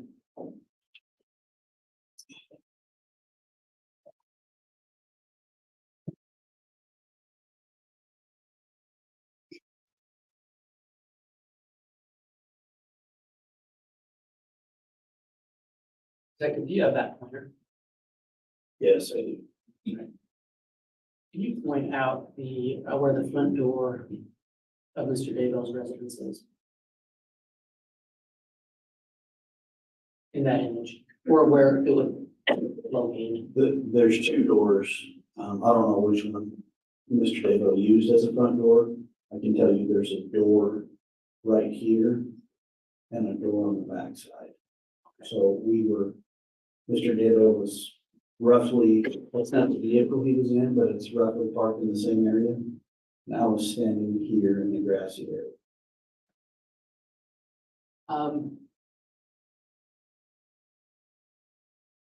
Earlier, there was some talk about the yard or the grassy area. Can you just outline for the jury where, I'm going to call it the grass area of the yard, is located on that image?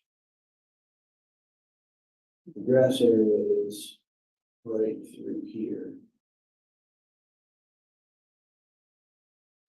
And is that a driveway behind the house as well? Yes, there's a driveway here. And to the just east of that, what is that? Is that grass as well? There was grass here. There's a little shop area. There's a shed here. And then this is, I guess you would call pasture area, Did you observe any livestock there? you know. Detective, you testified, if you can show again where Mr. Daybell was and where you were in relation to him when he went outside to make a phone call. So Mr. Daybell was sitting in a vehicle fairly close to this location. He was sitting in the driver's seat, he was back in. I was standing here just observing Mr. Daybell make the phone call. And did you observe his behavior while he was making that phone call? I did. What was the nature of the behavior? What was he doing? Initially, he was just on the phone, when I was watching him. But as the call progressed, he had the phone in his right hand and was intently looking over his right shoulder. And so I found it odd. I wanted to see what he was looking at. So I maneuvered myself to see what he was so intently looking at. And when you did that, did you attempt to orient yourself so that you would be looking in the same direction you perceived him looking at? That's correct. What did you see when you did that? So with the vehicle backed up here, he was looking over his right shoulder in this direction. I stood over here, kind of in front towards the roadway to see exactly what he was looking at. And when I looked that way, I saw this area, this pond area. Now, let's look at that pond real quick. If you can just kind of run the pointer around it so the jury's sure where it is. Right here. And There's a tree right here thank you. and then a pond. And when, at the time, you noticed Mr. Daybell looking over there, was there any activity going on over there? There was, so like I testified, we got there about 7 o'clock. When we made contact with Mr. Daybell and the scene was secure, we radioed for the other units that were staged about 1.5 miles down the road that they can come start marking things off in the search warrant. So as time passed, Mr. Daybell was reading the warrant on his recliner. While he was doing that, there were ERT members and other officers that started marking off different sections in the backyard that we wanted to search. Now, Detective, just for clarity of the record and for the jury, I believe you defined ERT earlier, but can you tell the jury again what ERT is? Evidence recovery team And who are they associated with? with the FBI. Now, Detective, were you the lead of executing the search warrant that day? I wasn't in charge of the search warrant.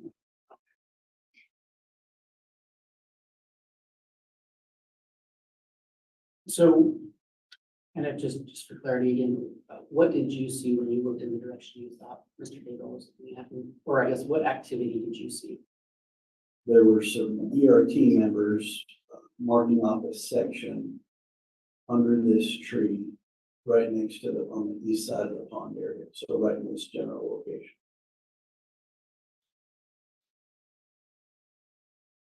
What did you do next in your part of the search that day?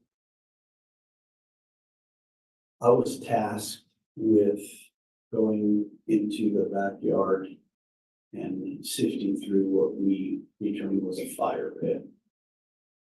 Can you show the jury on that map or on that picture where the fire pit is located?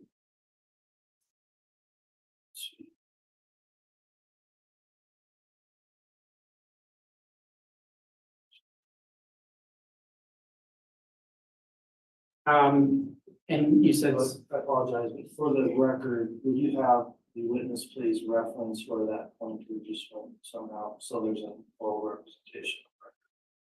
yes, Detective, if you can point there again and describe what it is you're pointing at, where it is you're pointing. The fire pit area, which there's like a little tree here. It's just to the north of the tree. Yes. Is that adequate, Your Honor? It is. So you said you went north of the fire pit. Exactly what did you do? So a few of us were tasked with getting dirt and anything that was in the fire pit and putting it through a sifter. So that's originally what I was tasked to do by the team leader of the ERT team. About approximately what time were you doing that? I'd say roughly probably 9 of them that one. Who was the team leader of the ERT team? His name is Steve Daniels. And how long did you sit in the fire pit? I would say probably 35, 45 minutes.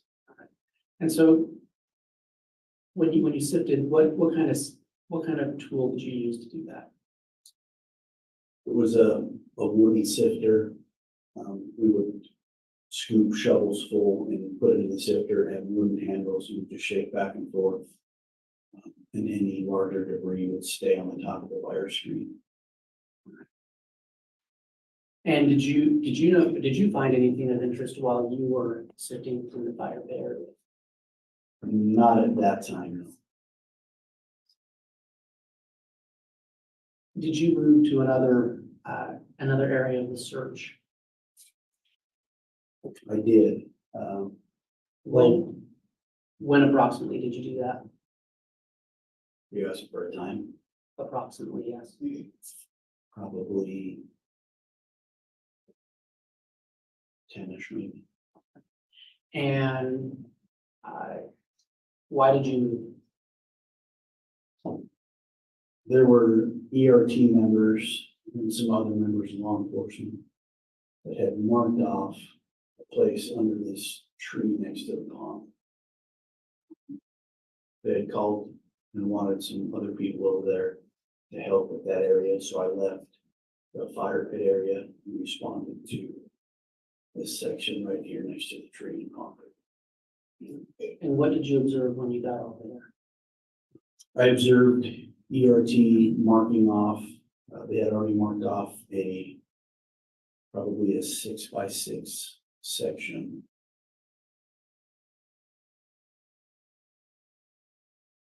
The best way I can describe it is there was taller shrubs. In the middle of the 6x6 section, it looked like there was just a little bit of grass, probably the length of sod, and some dirt protruding through the grass, but there were no taller shrubs like on the outside of the section. What happened next? The ERT team began excavating that site. They removed a top layer of soil, took off the shrub and the top level of dirt. And what did you see under that? At that point, you could see what appeared to be 3 large white rocks.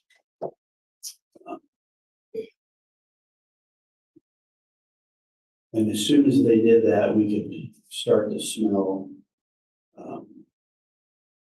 the odor that, through my training experiences in decomposing body. Let's talk about that. Have you, on other occasions through your work, smelled the decomposing body? Unfortunately, yes, I have. And is there a distinctive smell to you that you associate with that? There is. And it's your testimony that as that first layer of ground was lifted off, you began to smell that. That's correct. What did you observe next? After they slowly and methodically dug around the white rocks, they were removed. ERT took pictures and measurements. They continued to dig down. Right below the layer of rocks were 2 pieces of thin wood paneling. Just right below the rocks. Were you still able to smell that smell you had described? Yes, as they dug down, it got stronger. Were those boards removed? They were. What did you observe after that? So after the boards were removed, you could see the discoloration of dirt. So you had dry dirt. And then underneath the boards was like a wet, moist type dirt. So it was pretty obvious there, the distinction between the soil.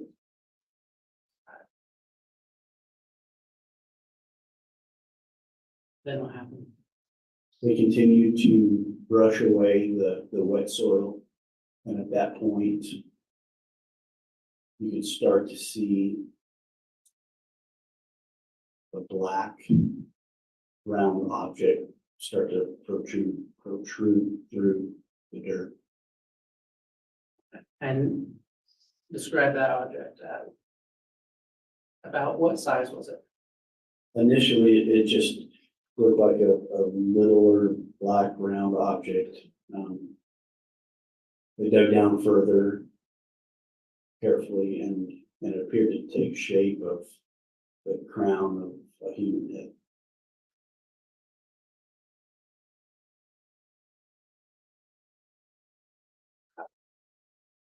What did you do after that, or what did you observe once that was uncovered? So once the black round object was uncovered, at that point, the ERT team leader, Steve Daniels, got a small, sharp instrument and made a slit in the black plastic. He kind of opened that up just a little bit, not to damage or manipulate any of the evidence. But underneath the black plastic was another white layer of plastic. So he used that same instrument and got a slit down the white plastic and kind of opened it up. And at that point, it looked to be brown human hair.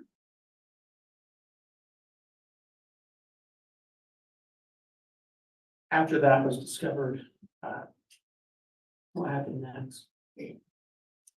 As soon as that was discovered, we received information on the radio that the defendant Daybell was leaving his daughter's residence, which was catty corner to his residence, at a high rate of speed.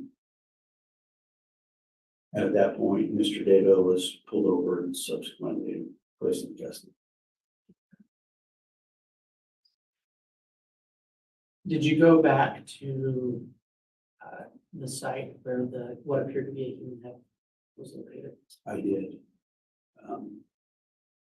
When I got back to what we ended up calling burial site, they continued to excavate around that black plastic.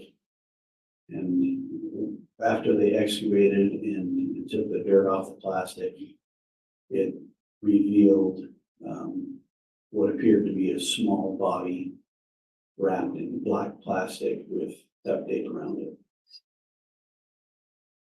Thank you. Your Honor, I know the time. Yes. This would be a good place to stop for the day. All right, we are going to try to adhere to this court schedule, so it is 3:30. This time then, I am going to complete trial for the day. I've got one additional issue I'll take up outside the presence of the jurors. However, the jurors will be excused here momentarily. As you're leaving for the evening, then, ladies and gentlemen of the jury, as I will try to remember to tell you each and every day, or when we leave breaks, longer breaks, please do not discuss this case amongst yourselves or with anyone else. Please don't do anything to investigate this case. If you see any media coverage of the case, please try to avoid that so you can remain impartial. And with that in mind, that will conclude our first day of evidence. So we'll allow the jurors to be excused at this time. All rise, please.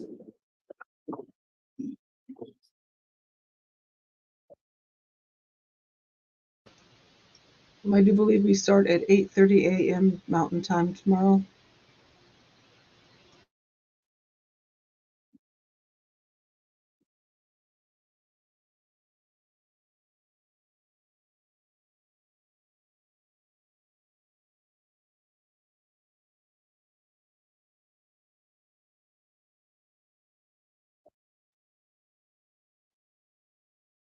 So we're going to wait to see if they conduct things pertaining to this case in front of the camera. Proceeded.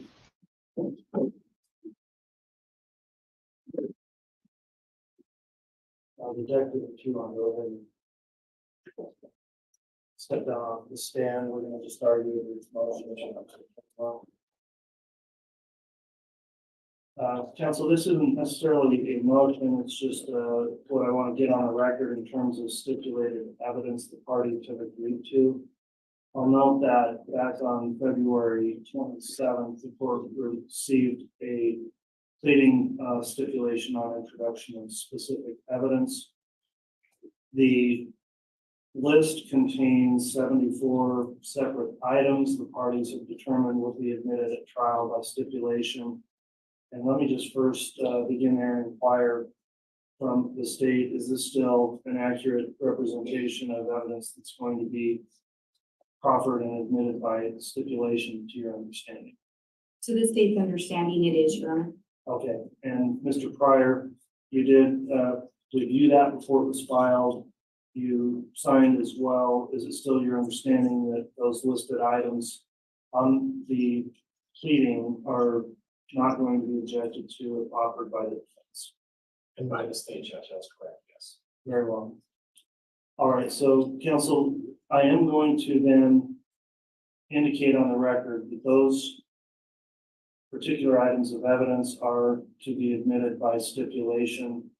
The one thing in keeping our record straight is that those are listed out in a 1 through 74 listing, but those do not correspond with the evidence markings in the case. In other words, those are not the exhibit numbers or letters that will be admitted in trial.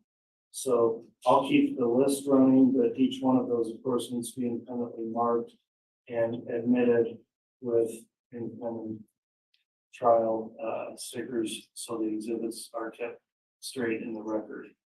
And our clerk will assist with that as they come in, but I assume all of those are going to be pre-marked and admitted. And if you wish to reference them on the pleading throughout the trial, you can do that, but you need to make clear that all those exhibits are not. In other words, the pleading does not correspond to the actual exhibit numbers on the trial. Is that the state's understanding? Yes, Your Honor. And maybe if I may ask for some clarification from the court. Yes. We do have in here, one of the stipulations covers essentially documents that are in relation. If we have a business record affidavit or a custodian of record affidavit, then we would stipulate that the documents covered or the exhibits covered would be admitted. Does the court want us to introduce those business record affidavits or custodian of record affidavits as their own exhibit?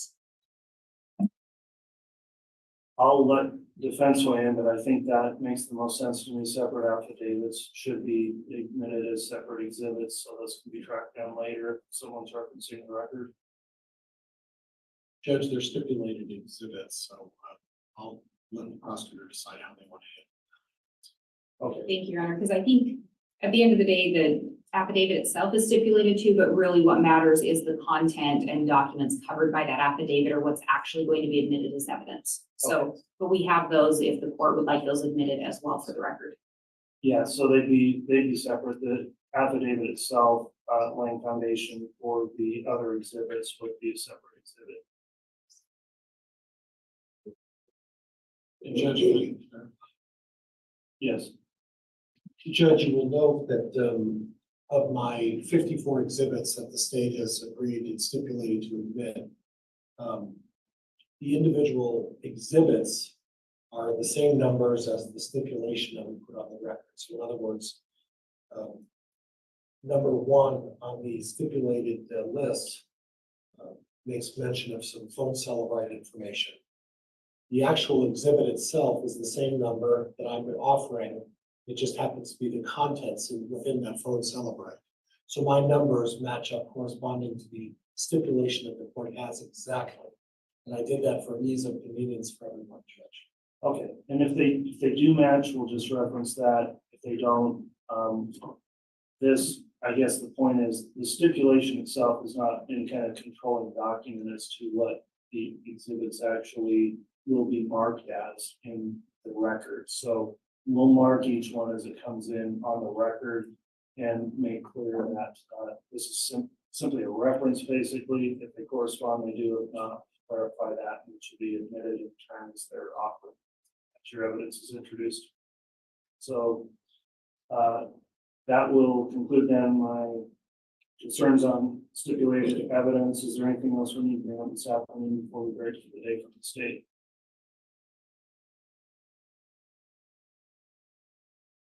No, Your Honor, thank you. All right, anything further from the defense? Judge, just briefly, the state and I will meet about that issue that we had at the sidebar, just the last one, to discuss the parameters.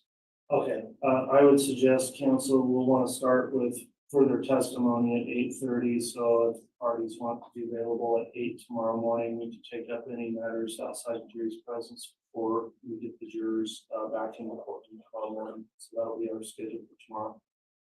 Okay, thanks everyone in attendance today for complying with the court's conduct order. You can be excused and we'll complete our day. Thank you. All rise, please. Folks, make sure you take all your things with you.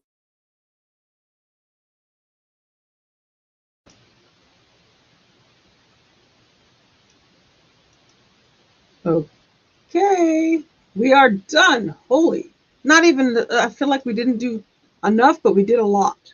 It's like I know that sounds weird, but we got into some very, very heavy testimony. I hate to say it, but reading it along when Nate is typing it out and putting it in the chat and then hearing it at the same time, it makes you really kind of feel like, oh, you're in the hole. You know what I mean? And it's some powerful, unbelievable. It's not even powerful. That's a horrible word to say. Horrible, horrible testimony. The description of, well, I don't want to go into it too deep. We went into it deeply in listening to it. Just keep us all in thoughts and prayers as we go through this whole entire trial. Everyone, the jurors, everyone in the courtroom, all of the reporters having to go through this a second time. And then what are we going to have next year? We're going to have Lori's Arizona trial. I wonder if they're going to keep that one off of the screen too, like they did this one, audio only. We shall see. Not to push religion on anybody, but I mean, if your thoughts and your prayers and all the things you do, whatever you do, just keep everybody in those as this case goes, because this case has affected a lot of people. We get wrapped up in the emotions and stuff along with all of these cases. We get wrapped up in the victims, and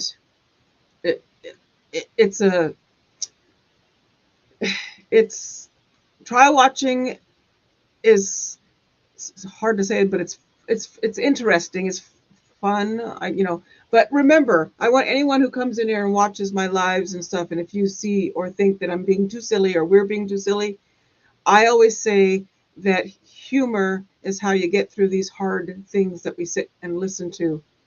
Traumatic events, a little bit of humor. I've heard judges say that a little bit of humor during a trial is actually a good thing. It helps the emotional, the psyche get through what you have to sit and hear.